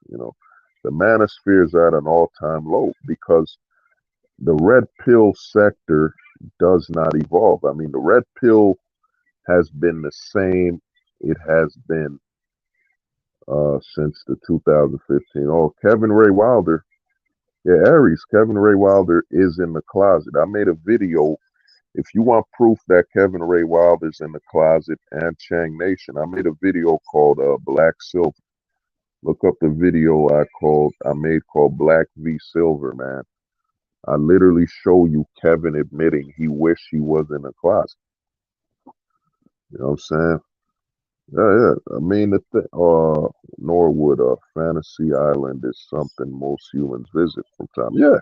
I mean, dude, it's perfectly fine to fantasize about something, but it would be stupid to believe that. It would be stupid to believe that because I can't have a Lamborghini, like I fantasize and I want to have a Lamborghini, that I wouldn't take any other type of car to drive. It's stupid. You know what I mean? That's the Manosphere math. Oh, she can't have Chad. She won't sleep with anyone else. If that's so true, then that would basically imply that no man, no woman is sleeping around. If you're saying the women only sleep with Chad and so on, they don't sleep with anyone else, then you're basically implying that women are basically sex starved. Because if they're all going for 20% of the men, and that would imply that over 60% of women are sex starved. You know what I'm saying? Sex starved. They're not doing nothing. Which would mean that this whole narrative that the Manosphere has been pushing, that women are going around whoring, is a lie. You know what I'm saying? It's a lie, dude. So this is what the philosophy is about, man. You use your black pill awareness to read people. You know what I'm saying? I made a video called Too Many Pills where I literally broke down the type of pills everybody falls under. You know what I'm saying? So there's a lot of guys, man. The manosphere is just filled with scams, man. It's filled with a lot of broken math. The red pillars are telling you the 80-20 rule. Then guys like CBP, the dark gray pillars, are basically saying it's over for the average man. They're basically saying no average man is getting married, no average man is in a relationship. You know what I'm saying? The math with the black pill and the red pill is different, man. You know what I'm saying? It's extremely different. The red pillars, since they don't have any black pill awareness, they just say, well, there's an 80-20 rule. 80% of the women are only seeking out 20% of the men. You know what I'm saying? Then you got the dark gray pilled guys with some of the the black pill knowledge saying, yeah, man, you got Wheat Waffles doing a whole stream and CBP doing a whole stream lying. Well, it's over for the average man. That means no women are dating average men. And a lot of these guys are in the closet. This is why I say they're hunting straight men. They're basically saying, yeah, don't try women at all. They're not seeking out average men because they want to get a straight man so depressed and deprived that this straight man will fall right into their hand, right into the closet. Right into the closet, they're waiting for you. It's over for the average man, though over 90% of marriages are average people. You know what I'm saying? Yeah, man, Aries, Chang Nation is a suspect, bro. Chang Nation is in the closet. You know what I mean? The closet is taking over the manosphere, man. I tell guys, man, we're in the closet mania. Nowhere in the manosphere is safe from the closet. Let me see, Norwood. Manosphere guys are starting to say it's 95-5 rule. Yeah, I mean, they have to up the depression. The whole manosphere is built on depression, man. You got to remember that the manosphere was built from a lot of guys that were getting divorced. They were getting divorced, and so their whole output was about divorce, depression, anger. So all their math is all about building up that depression. Yeah. Oh, the closet spirit. Yeah. The closet is all over the manosphere. Chang Nation is in the closet. Chang Nation, watch that video. I made a video. Give me a minute. Let me find a video quick. Hold up. Let's see. Um,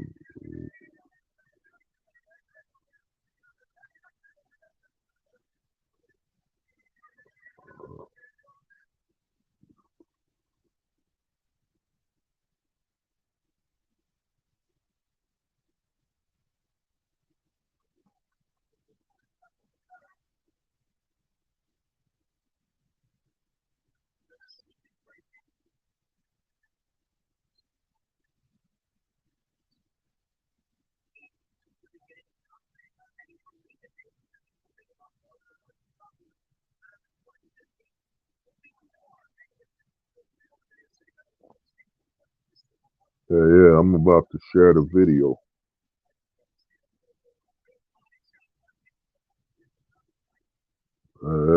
This video right here, man. Chang Nation admits he's in the closet. In fact, he don't admit he's in the closet. He comes out the closet. This video, Chang Nation comes out the closet. He basically said if he was a gay man, it would be a cheat code.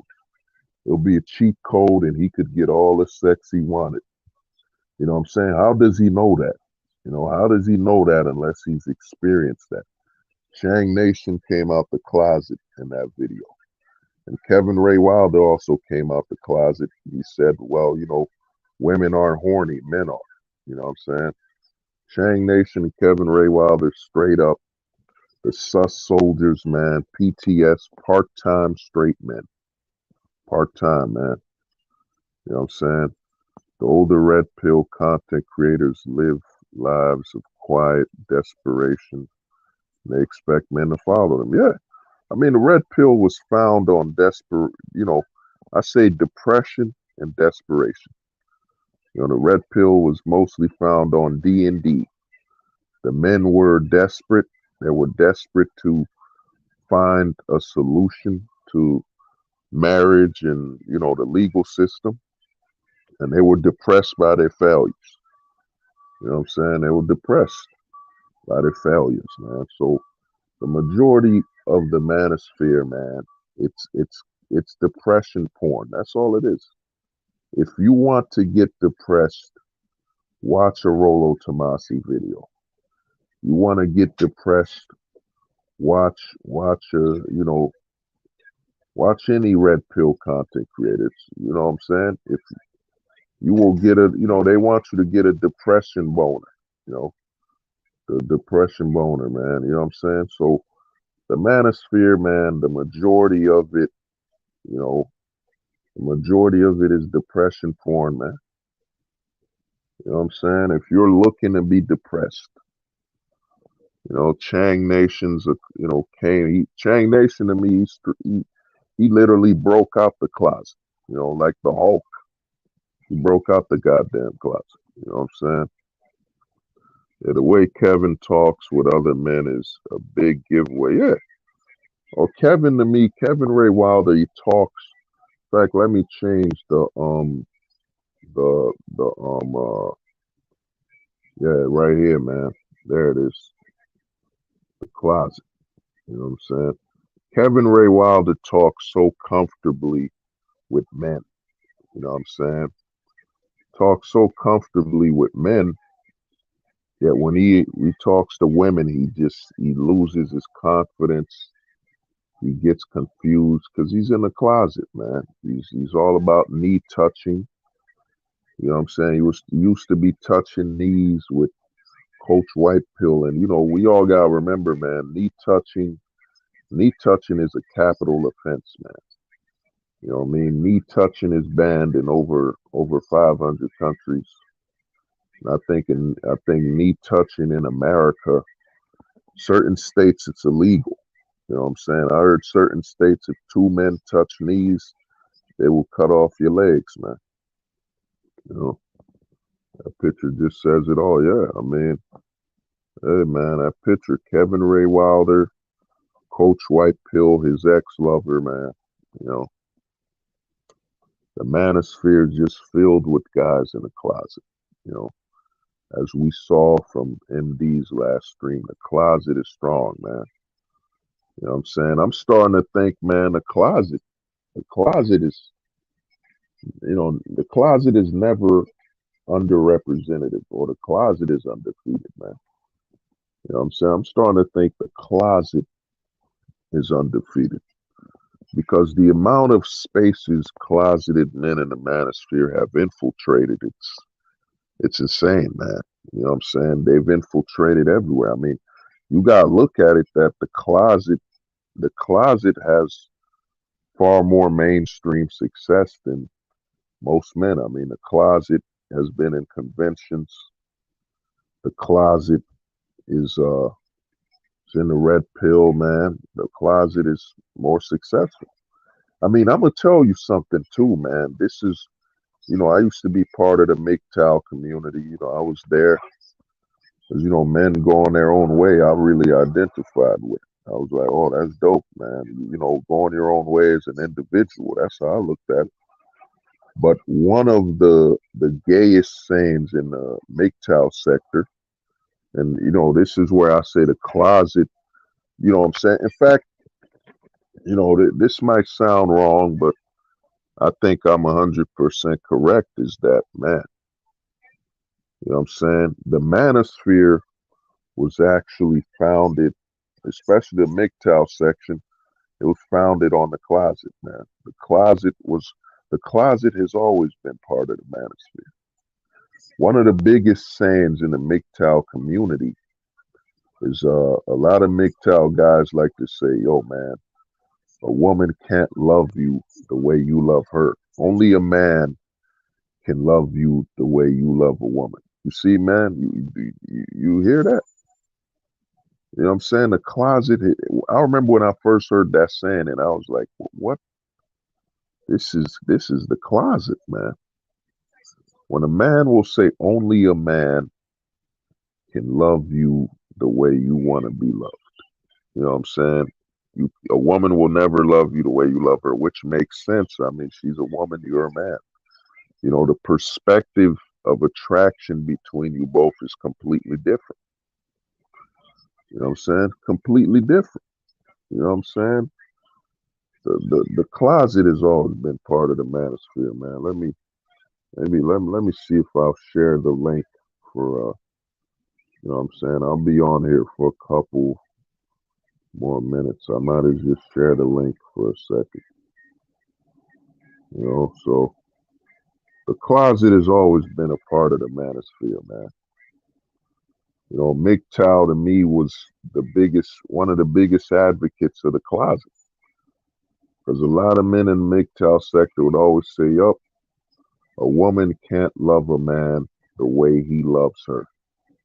Only a man can love a man the way he loves a woman, which is, you know, which then need to be said. You know, I'm a man, she's a woman. Of course, our perspectives of love will be completely different, and how we enjoy each other. You know what I'm saying? The Jesse Lee Peterson story really opened my eyes on how wild this closeted red pillars are. Yeah, yo, the closet Aries, man. And the thing is, Aries, you're all the way in Panama. That's how closeted the manosphere is, man. You know, my thing is, man, you know, MD said this, man, you know, with his book, Never Trust a Dating Coach. But I'm starting to think, man, never trust a non-black pillar, man. Never trust a lesser pillar, man. I think that's what it's becoming. I look at it as if that guy isn't black pilled and, you know, proven that he's all about logic and truth, you can't trust him. You know what I'm saying? It's become never trust, in my opinion, never trust a lesser pillar man. Never. You know what I'm saying? And you know, while I got your attention, give me a minute. Second.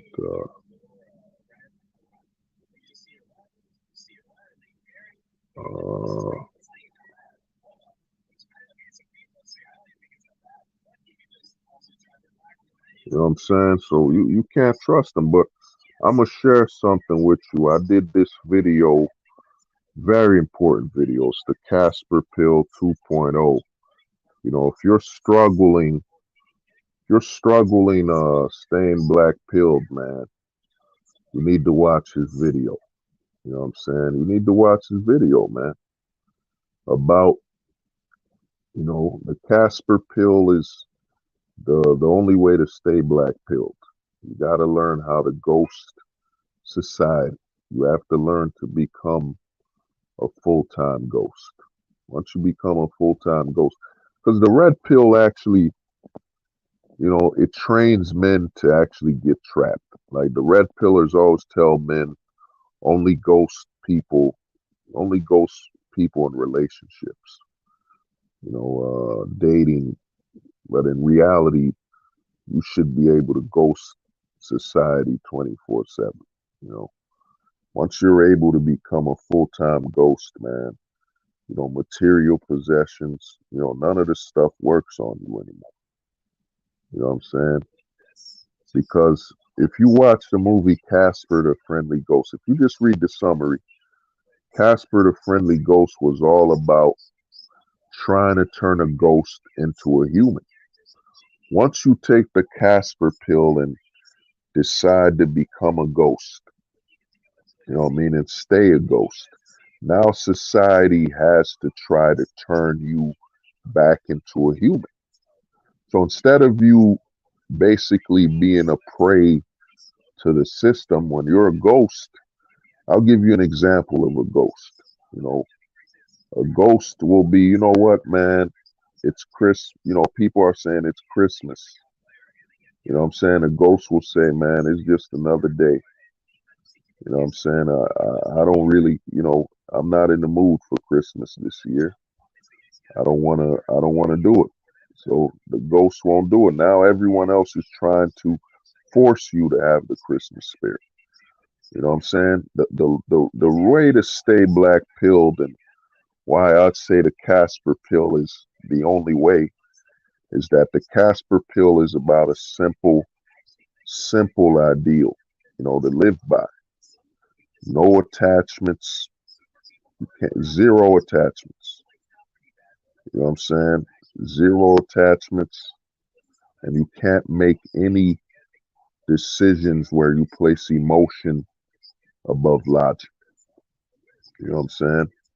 And when you hear about the Casper pill, no attachments means you can't really live anywhere. You can't live anywhere where you're trapped and attached to it. You know what I'm saying?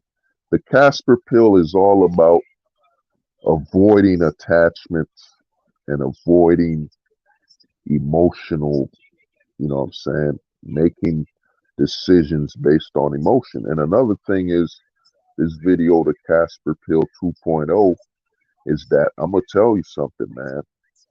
You know, you need to learn. You're gonna learn something on this video that will change your life. And what you're gonna learn is that whatever you didn't choose to do does not matter. As in, you know, and it is a lie that your identity is forged by your choices. Like, I'll give you an example. You know, if you grew up in an Italian family, you know what I'm saying? You grew up in an Italian family, does that make you Italian? You know what I'm saying? Did you choose to be Italian, or were you born Italian? You know, the Casper Pill 2.0, I had to update it because, you know, that's what Black Pill is about. The Black Pill is all about updating. And what I realized, man, I had a very mind breaking moment, is that, dude, whatever I didn't choose in life was forced on me, as in it's not of my free will. So let's say you were born Italian. You didn't choose to be born Italian. You know what I'm saying? You were just born Italian. So when you really become Italian is when you choose it. When you truly choose to identify. You know what I'm saying? As an Italian person. But if you were born in an Italian family, all that culture was forced upon you. It wasn't something you did of your own choice. And, you know, when you take the Casper Pill 2.0, you realize that whatever you didn't do, whatever you didn't do of your choosing, you can't identify as. You know what I'm saying? Because the final way you become a ghost is to actually be able to ghost your own birth. You know, ghost your own identity you were born in, because that wasn't your choice.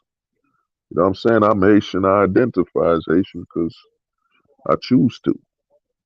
You know what I'm saying? Yes, I was born in Haiti, but at the end of the day, where you're born is nothing more than a piece of the globe. You know, it's a piece of this world. You know what I'm saying? So you could actually choose to identify based on where you were born or not, because at the end of the day, whatever country you were born in, it's nothing more than a piece of the earth. You know what I'm saying? You're an earthling above where you were born. You know what I'm saying?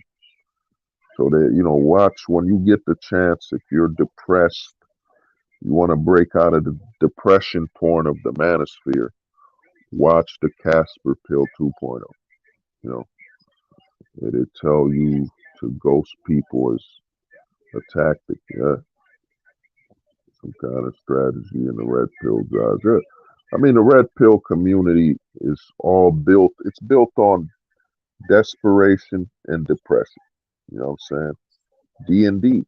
That's what the red pill community is born. That's why the red pill, in all honesty, let me put the photo. Give me a second. Give me a second. You know, this is a classic, man. This is a classic. There it is, man. You know what I mean? The red pill is dead, man. You know, so I only ever seen a woman say, yeah, well, Alex, man. Alex to me is in the closet, man. When his co-dating coach said he had a man inside of him too. Oh, yo, the red pill is dead, man. You know what I'm saying? Let me see if I have that. Yeah, right there. You know what I'm saying? When Kevin Samuels passed away, the red pill died, man. The red pill is dead. I mean, I had a stream where we buried the red pill. You know, the red pill is useless. It's worthless, man. You know what I'm saying? I mean, in all honesty, can any man here, if you want to, you know, why don't you just, if you could type, just, you know, to reference AMS, put the number one if the red pill solved any solutions you have, any issues you have. Put the number one if the red pill actually solved your issues. You know what I'm saying? I doubt any man it solved any issues for. The red pill is literally all about you know what I'm saying, you being attached to the system and bitching. That's all it is. You being attached to the system and bitching. Oh, the divorce laws are bad. Yeah, here in America, the divorce laws are bad. It's not all over the world. You know what I mean? You know what I mean? So to me, the red pill, it's dead, man. I had a stream over a year ago burying the red pill, man. Give me a minute. Let me see live, my brother. So,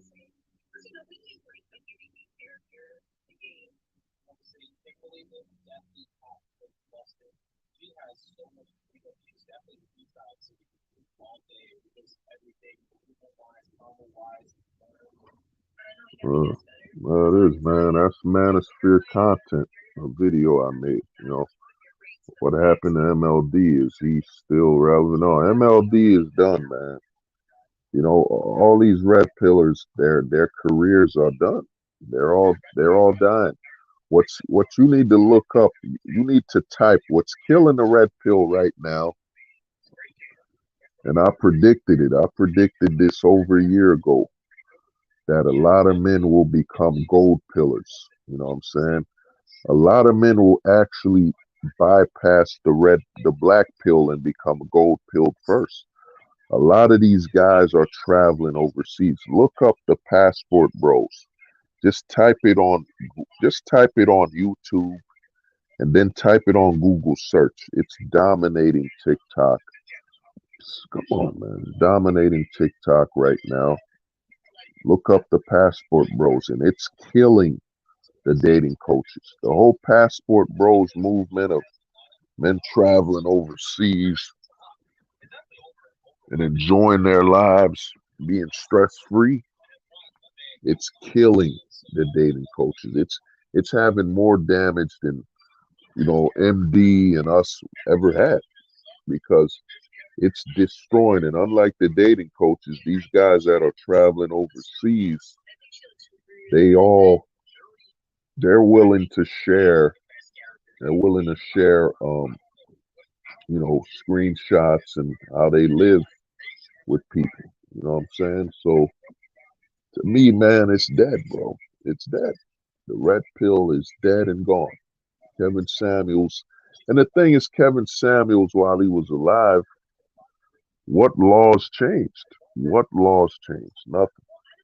Roe v. Wade was changed federally. And Roe v. Wade was actually, the change by the government was actually a scam. It was a scam to basically artificially increase interest in the politicians of a state. So the federal government removes the baby deleting as a federal act. So now these state governors can run with it and say, look, I'll approve baby deleting, vote for me. I'll approve baby deleting, vote for me. You know what I'm saying? This whole, and look at the news. The news now is dominated by baby deleting. You know, it's how corrupt the nation is, man. Baby deleting. So maybe in the next 10 to 20 years, many American men will have moved out. Well, what's going to happen, and I said this with the gold pill, man. I predicted the gold pill will have a side effect. We're going to have a major effect. You know, a lot of guys come to the black pill either from the red pill community or from you know, life where they get black pilled. But what's gonna happen, the gold pill is happening. And unlike the black pill, which is born out of depression, you know, depression or negativity, whatever you want to call it, the gold pill is born out of solutions.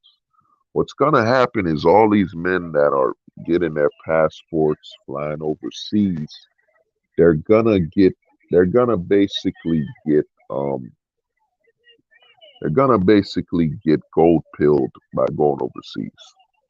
The gold pill is all about being global minded and living a global lifestyle. You know what I'm saying?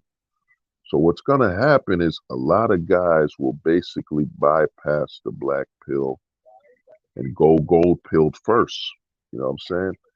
And the guys, the passport bros are gonna start gold pilling a lot of men. A lot of men will start seeking out the gold pill. You know what I'm saying? Being global minded. The gold pill is going to take over, man.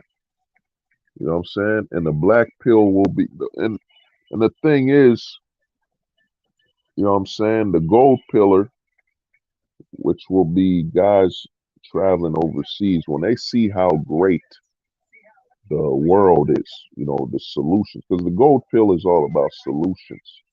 There is no negativity in the gold pill at all. I mean, the gold pill is just, you know, being able to travel all over the world, being able to live overseas, you know what I'm saying? And having and access all the rights that come with it. You know what I'm saying? Norwood, let me see. I was in Switzerland a few years ago and it's just amazing. Look at that. Look at that, Norwood. You were living in Switzerland. You know what I'm saying? And the laws were completely different. You know what I'm saying? The gold pill, what's gonna happen is we're going to have a rise of gold pillars, man. Let me change the background. You know, there it is. Yeah. The gold pill is coming, man. Because the reason a gold pill will actually, guys will start bypassing the black pill is that when they travel overseas and see just how great living there is, you know, interaction with women, everything. When guys travel overseas and see that, they could have everything. They could have everything they were told they can't have domestically. They will become gold pilled. I mean, and guys will come back to the States with one goal of becoming a gold pillar, being able to live overseas. You know what I'm saying? And by so and then what's gonna happen is, you know, you're gonna have guys that have experienced the gold pill become black pilled. You know what I'm saying? Like living overseas is to experience the gold pill. You know what I'm saying? And those guys that live overseas that will experience the gold pill will come back to the States and be black pilled. You know what I'm saying? Instead of them being black pilled from a domestic perspective, they're going to be black pilled by going overseas and living and experiencing the gold pill lifestyle. You know, you know. Let me see. Yeah, Norwood, when I got back to U.S., it was sad. Yeah, bro. This is why I tell a lot of black pillars, man, the gold pill is what you got to pursue. I once talked to a homie in the black pill community, and he said, man, I'm depressed. I'm a black pillar, but I know all the black pill truths, but I'm depressed. I don't know what else I should be doing with my life. Like, well, what else? He lived all the way in Europe. I think he lived in Poland or Russia. I forgot where the homie lived, but he lived in the Middle East, and he said, yeah, man, I'm black pilled in Europe, but I'm getting depressed. What else am I supposed to do in my life? And I told him, man, you need to pursue the gold pill. You need to pursue being able to live overseas and never only coming back domestically where you're from for business or to visit family. You know what I'm saying? A gold pillar only comes back to his domestic country or where he was born to either visit family or to make some money. A gold pillar never stays domestically.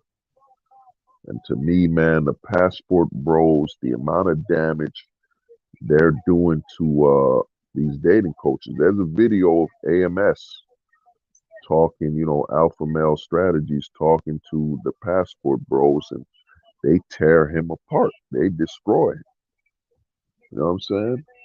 And the danger of the passport bros and why I think it's going to actually hurt the PUAs more than us black pillars and ever did is that the passport bros is a bunch of black guys traveling overseas. And the way America is right now, the majority of the culture is, it's hip hop.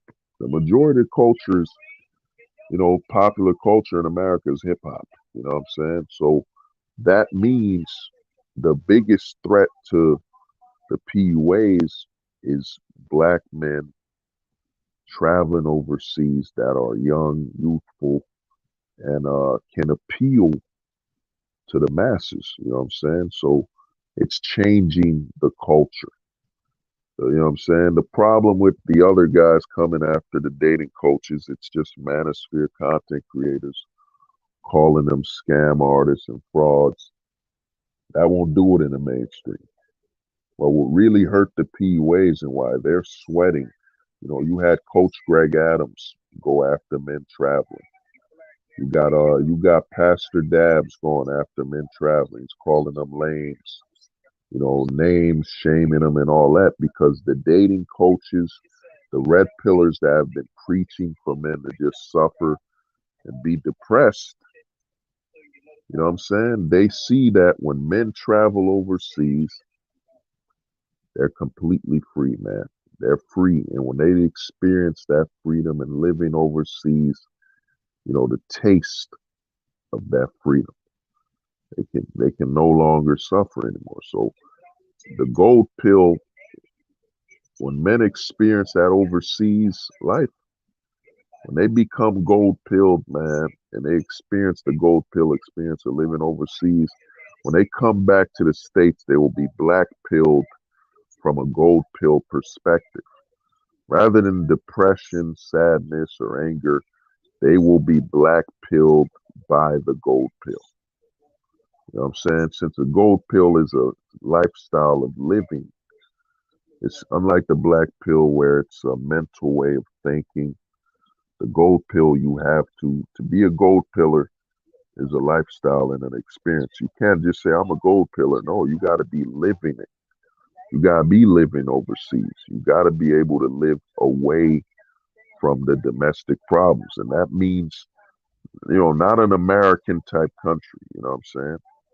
The gold pillar has no problem. Let me see, Norwood. I really wonder how a man can look at any of these dating coaches and think they are successful women. It's insane. Well, it's like I said when I was talking to Shift, is that a lot of these men are desperate, and these dating coaches are how they pay to validate their effort. So they'll pay a dating coach to say, look, I tried to date women here because I paid a dating coach. You know what I'm saying? And a lot of guys say, well, $500 is a lot of money, 1,000. Yeah, that's in, you know, it could be a lot of money to you, but in all honesty, the person paying the dating coach compared to them going through all these life obstacles where they go through hundreds of dates and potentially waste, you know, in the tens of thousands. You know, guys are looking at it as, oh, it's cheaper. It's cheaper for me to fail paying a dating coach than it's for me to be a lifelong failure. You know, you're still failing, but you know, at least you're paying a dating coach to fail. That's how they're looking at it. You know, is there even one dating coach that looks normal? Yeah, there's a few that look normal. I mean, I think RSD became a dating coach. There's a couple normal dating coaches, but their ethics, even if a dating coach looks normal, there's nothing normal about their ethics. You know, you can't say normal ethics and dating coach in the same sentence. You know, so these so-called games they are teaching is all gone when you travel to another country. The rules are different every country they visit. Yeah, I mean, Aries, you might be, you know, you live overseas, and if you might be you're a gold pillar, man. You know, the gold pillars live overseas and they don't face any of the domestic issues. The gold pill is completely, it's an experience that all black pillars need to experience. You need to travel overseas and experience that gold pill lifestyle. You know, Aries is, you know, it's like Christopher Columbus when he when Christopher Columbus with America, you know what I'm saying? People really treated him like royalty in America, while back in Spain he was just a common folk. Yeah, you know, I think about all the time and energy a man would waste rather than money. Yeah, I mean, a lot of guys are paying the dating coaches, man. They're paying them to save, you know, they're paying the dating coaches to validate them trying to date women. You know, a guy will say, look, I paid a dating coach. That means I tried to date women. That's the excuse now. The dating coaches went from, you know what I'm saying, the earlier days, like, you know, I think like Blue H brings up your mystery method and all of them. You know what I'm saying? Guys were paying them to learn something or whatever. Now it's about paying women, paying these dating coaches as a sign that they tried. You know, look, I tried dating women. I paid a dating coach. You know what I'm saying? Give me a minute.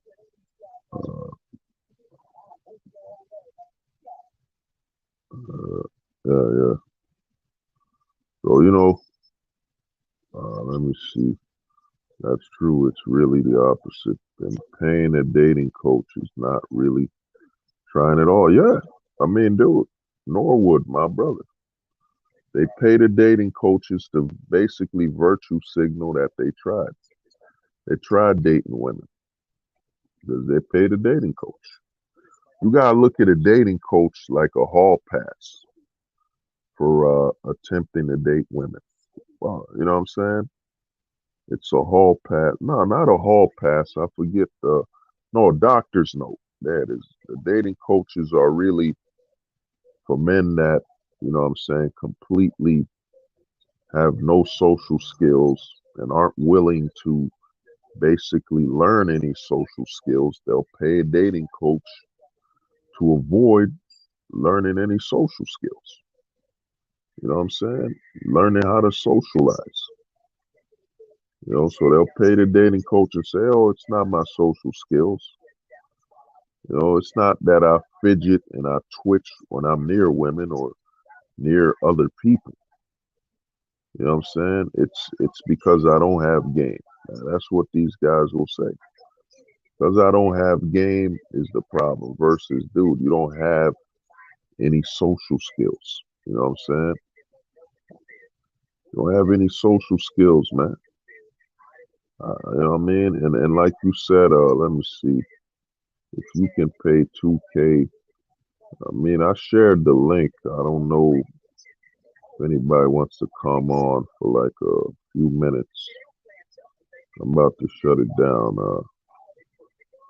I'm gonna try to hit 7 hours. The reason is, I look at it as bad luck to be close to 7. And I do it. But yeah. I mean, they'll pay them 20.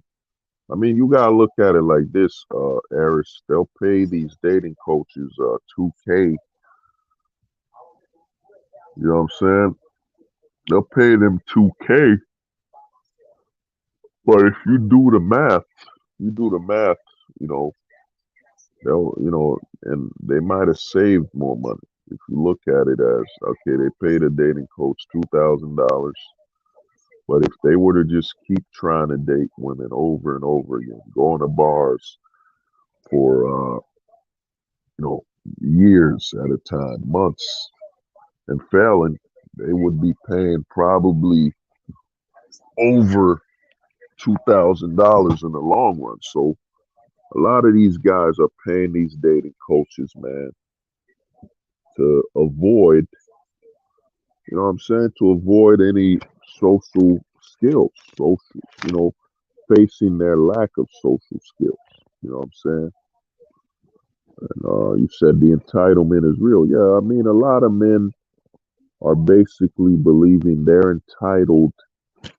A lot of men are suffering from they're entitled to live, to succeed without any social skills. You know, they're entitled. I mean, think about it. You know, I tell a lot of guys just think about it. If a dating coach's, system actually worked, you know what I'm saying? Let's say a dating coach's system worked out. You got the date, you slept with the girl. What's next? You don't have any social skills, so what else can you do? That guy hopes that woman only wants to date him. Like everything has to be a date, a date, a date. That's why Rolo, when he said you got to game your wife, at first I didn't understand. You know, when Rolo said, "Oh, you got to game your wife," and these dating coaches are saying you got to game your wife. The reason these dating coaches are saying you got to game your wife is that you don't have any social skills. All you know how to do is run game. You know what I'm saying? All you know is how to run games. So you have no social skills. So in order to keep her, you have to keep running game. Because if you don't do that, it's gonna expose how much how much you lack social skills to be around her, to talk and maintain a conversation. You know? So it's wild, man. Oh, Black Circle was good, man. It's good, bro. Yeah. So to me, that's why they tell you to game your wife. You got to game your wife because you have no social skills. You know, you know what I'm saying? So shit is crazy, man. Imagine living your life running game, whole life which is just manipulation. That must be, yeah. I mean, that's all they know. I mean, if you look at the majority of guys that pay dating coaches. I mean, you got Dippin, who paid a dating coach. I think Dippin's the most famous guy to ever pay a dating coach. You know what I'm saying? And if you look at Dippin when he hops on MD's stream, he has no social skills. You know, the way he's talking, you could hear it. You could hear the way he talks. You know, I'm not teasing him or nothing. I'm just saying, man, his social skills are limited. You know, his lack of social awareness and confidence. to talk a certain way. You know, Rolo's gaming his old wife is just too funny. Yeah. Well, Rolo to me, he ain't gaming his wife, but he's got to teach. Rolo doesn't have any social skills, man. Let's see. Have you any experience in Geomax? Well, I mean, dude, I left the States. I just went, I'm not super experienced in Geomaxing. I left the States to go back home, back to Haiti to check it out. It was a great experience. To me, geomaxing is a black pill thing. You could geomax, but when you geomax, you gotta come back. That's why the gold pill is different. The difference between the gold pill and the black pill when it comes to traveling is that a black pillar usually will geomax from their domestic setting and have to return. The gold pillar ain't geomax. He'll just travel overseas. And he is geomax, but he'll stay. He's not coming back. You know what I'm saying? He's not coming back, man. Rolo made a video reacting to an Andrew Tate great video running game, and Rolo was worshiping. Yeah, I mean, Rolo to me is always looking for the next cash cow, man. Of course he would worship Andrew Tate, but the problem with Andrew Tate is all this attention he has. And heard Andrew Tate is worth 100 mil, but I've seen it. But problem with Andrew Tate is, man, he's preaching this red pill bro crap. You know what I'm saying? A man should be able to do this and that. Dude, we're no longer living in those times. When they say high testosterone, you gotta be this and that. We don't live in that society. A lot of these guys tend to preach this hyper masculine, image.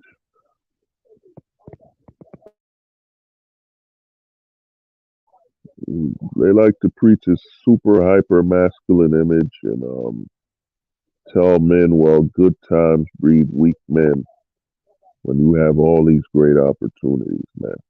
Great opportunities. Opportunities that breed the strongest of men. The technology and opportunities to do something. Tate is the true gold pillar, having like 5. Well, Tate, to me, the problem with Tate is that he lives overseas, but he's speaking from a perspective of problems domestically. Tate, to me, he might be a silver pillar. The silver pill is different from the gold pill. The silver pillar will basically travel and live overseas somewhat, but he's always thirsting for his domestic country, tries to bring that culture with him, or he still keeps the anxiety of his country, you know what I'm saying? The silver pillar, so to me there's a lot going on, man. A lot going on in the Manosphere. In Norwood, I don't think Tate really cares or believes in what he says. It's just, yeah. I mean, Tate, to me, the way I look at it, it don't even matter if he believes in what he says. Because at the end of the day, what solutions is he offering those men domestically? A lot of these red pillars, all you got to do is ask them, what's the solution? They can't tell you. They gonna tell you run game, or they can't tell you, what's the solution to stopping divorce? You know what I'm saying? What's the solution to stopping divorce and having a family? You'll hear these red pillars say, well, you got a gamer, or you got to treat her right. You got to find the right one. Got to find the right woman and all that BS, man.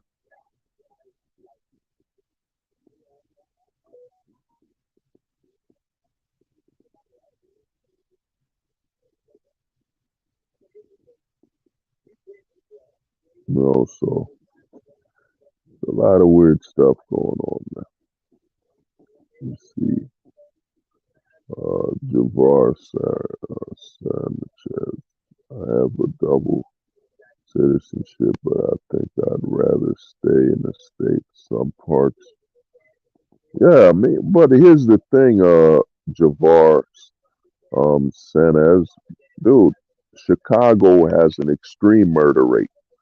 The problem when guys say, yo, overseas there's a lot of high, it's super dangerous, dude. Look up Chicago. You know, look up certain parts of Jersey. You know, it's really, I say there's a lot of guys that are more comfortable.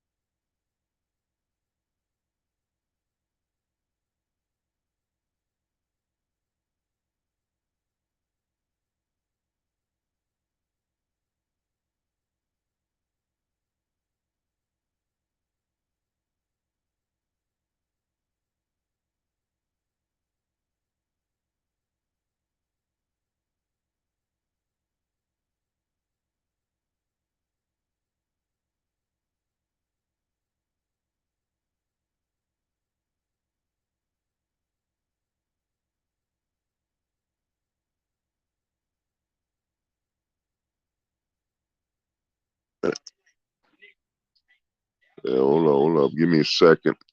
No sound. Hold up. All right, give me a second.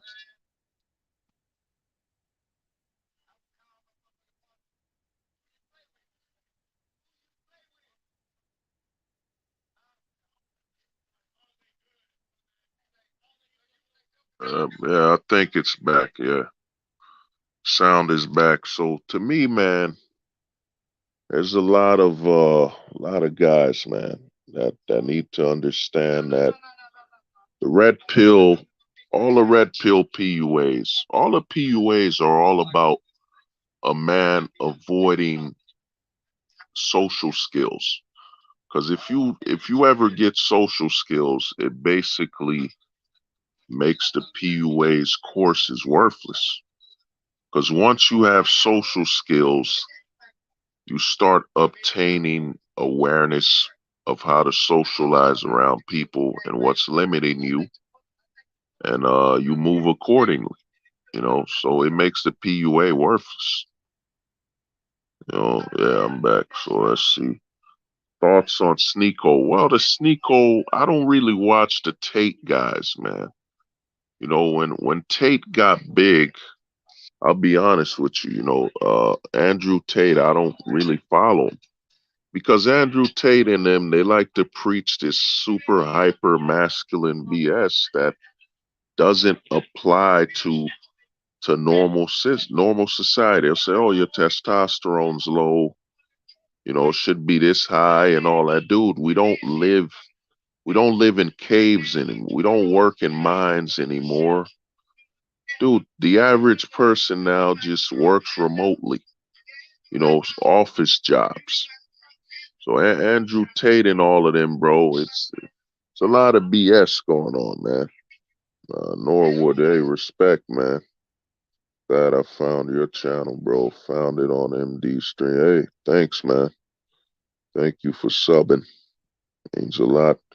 Because Andrew Tate, they like to push this narrative. Oh, you got to be this super bro, super alpha. But in reality, man, we live in a society where you don't need to have that high amount of testosterone. You don't need this high amount of testosterone. And all these guys taking TRT and steroids, they're not men, bro. The men in the 1940s and 20s weren't on steroids. You know what I'm saying? They weren't on steroids, man. They were natural men that had natural strength. I see Javar Suarez. I am from Texas, where my grandpa lives at The nachos control the police system. It can't. It's can either be a good or bad thing. Yeah, I mean, well, with Mexico and overseas, you don't have to just go to Mexico. I mean, there's other countries. The way I look at it, if you speak Spanish, all of South America is open to you. The Caribbean islands, you don't have to just go to Mexico. You know what I'm saying? You could go anywhere else, Javar.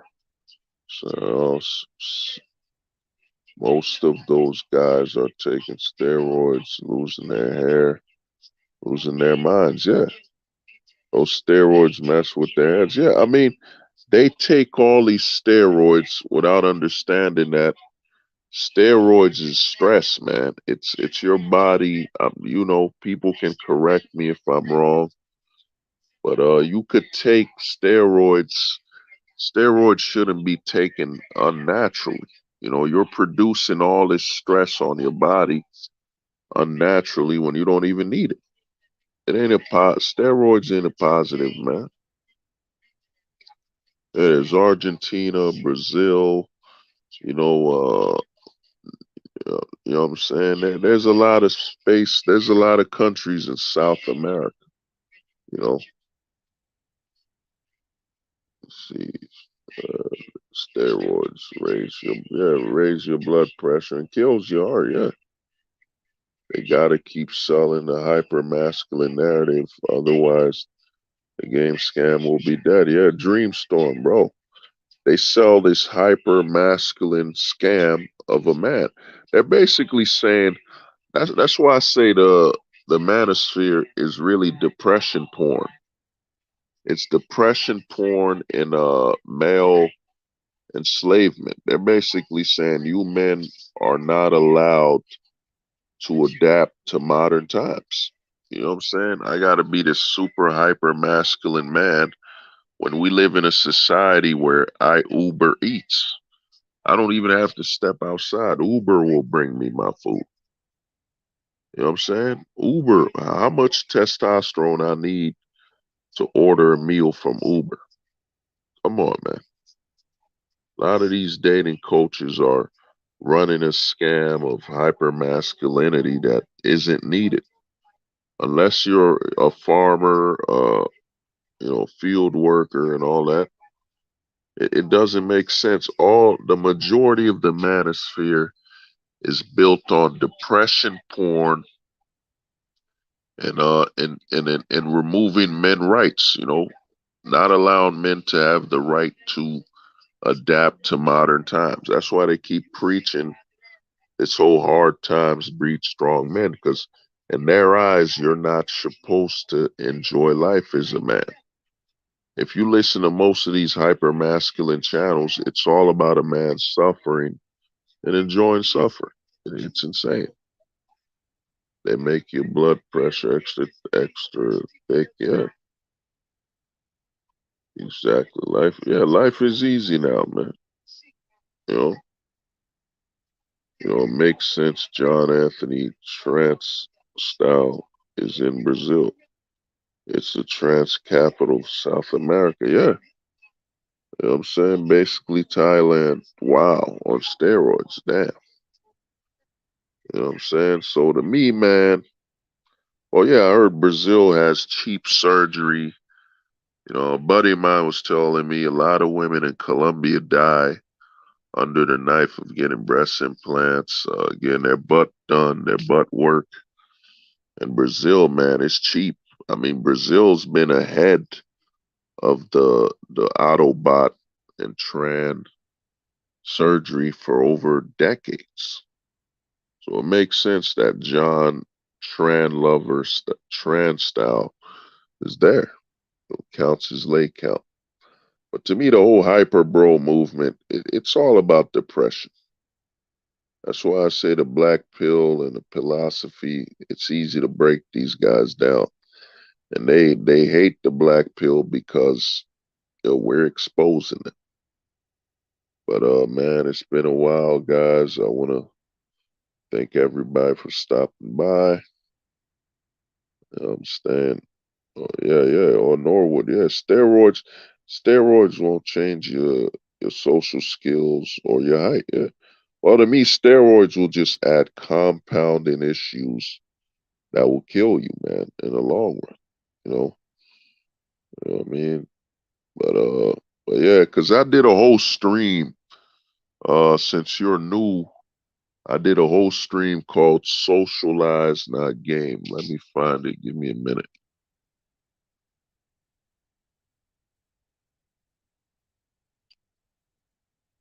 Live.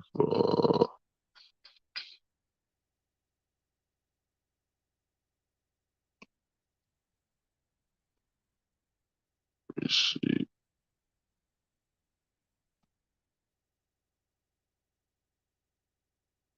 Oh, so that's a hyper movement of sickness. Yeah, man. Extreme one is well. The next stream I gotta see, man. But sometimes I just do it, a random time. But we'll see, man. YouTube. If you want, you could join the Discord. Give me a second. Let me share the link. Uh,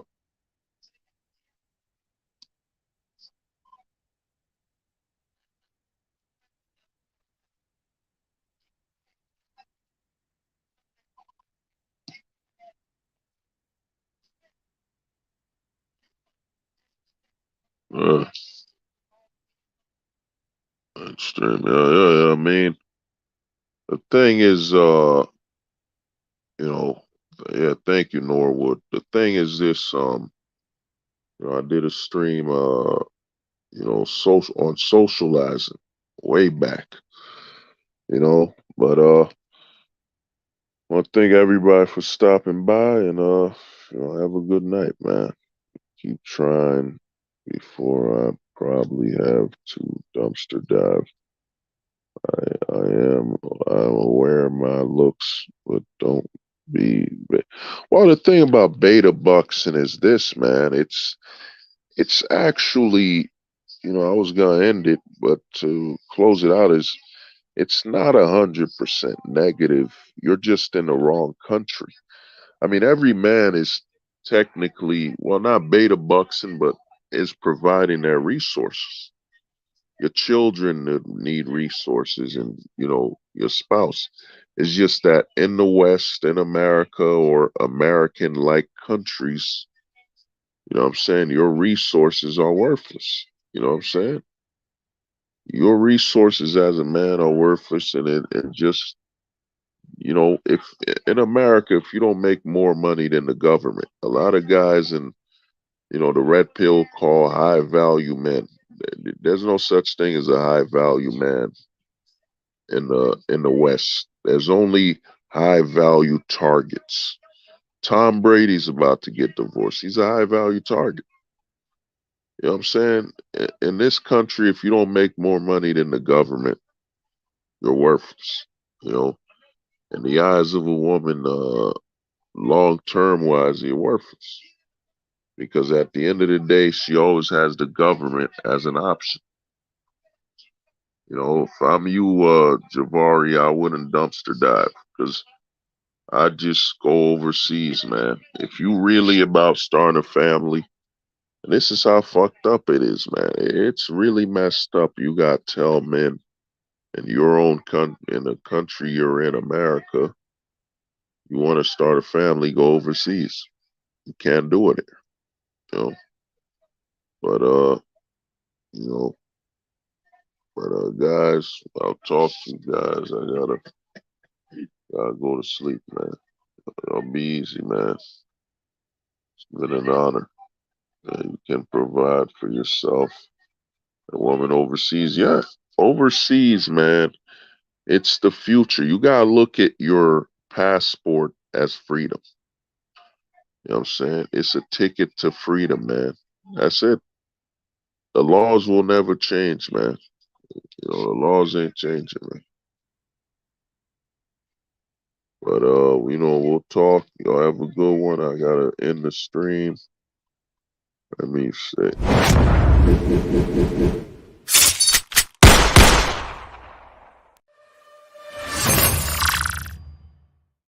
pill ill, y'all niggas better listen. I'm black pill ill, y'all niggas better listen. I'm black pill ill, y'all niggas better listen. I'm black pill ill, y'all niggas better listen. I'm black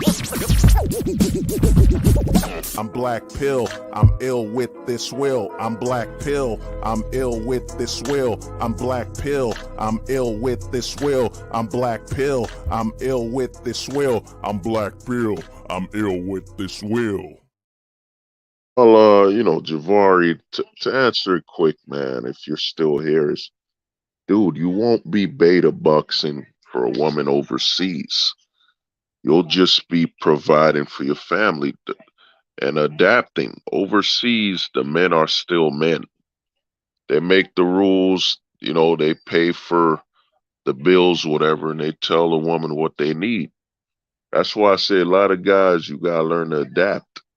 Because when you go overseas, the difference between the passport bros going overseas and the black pillar is the black pillar will adapt to the laws. We're going to look at the laws and say, yeah, man, this ain't a country where I'm a bitch. I got to be a man. You know what I mean? I can't be, let's say you go to Colombia.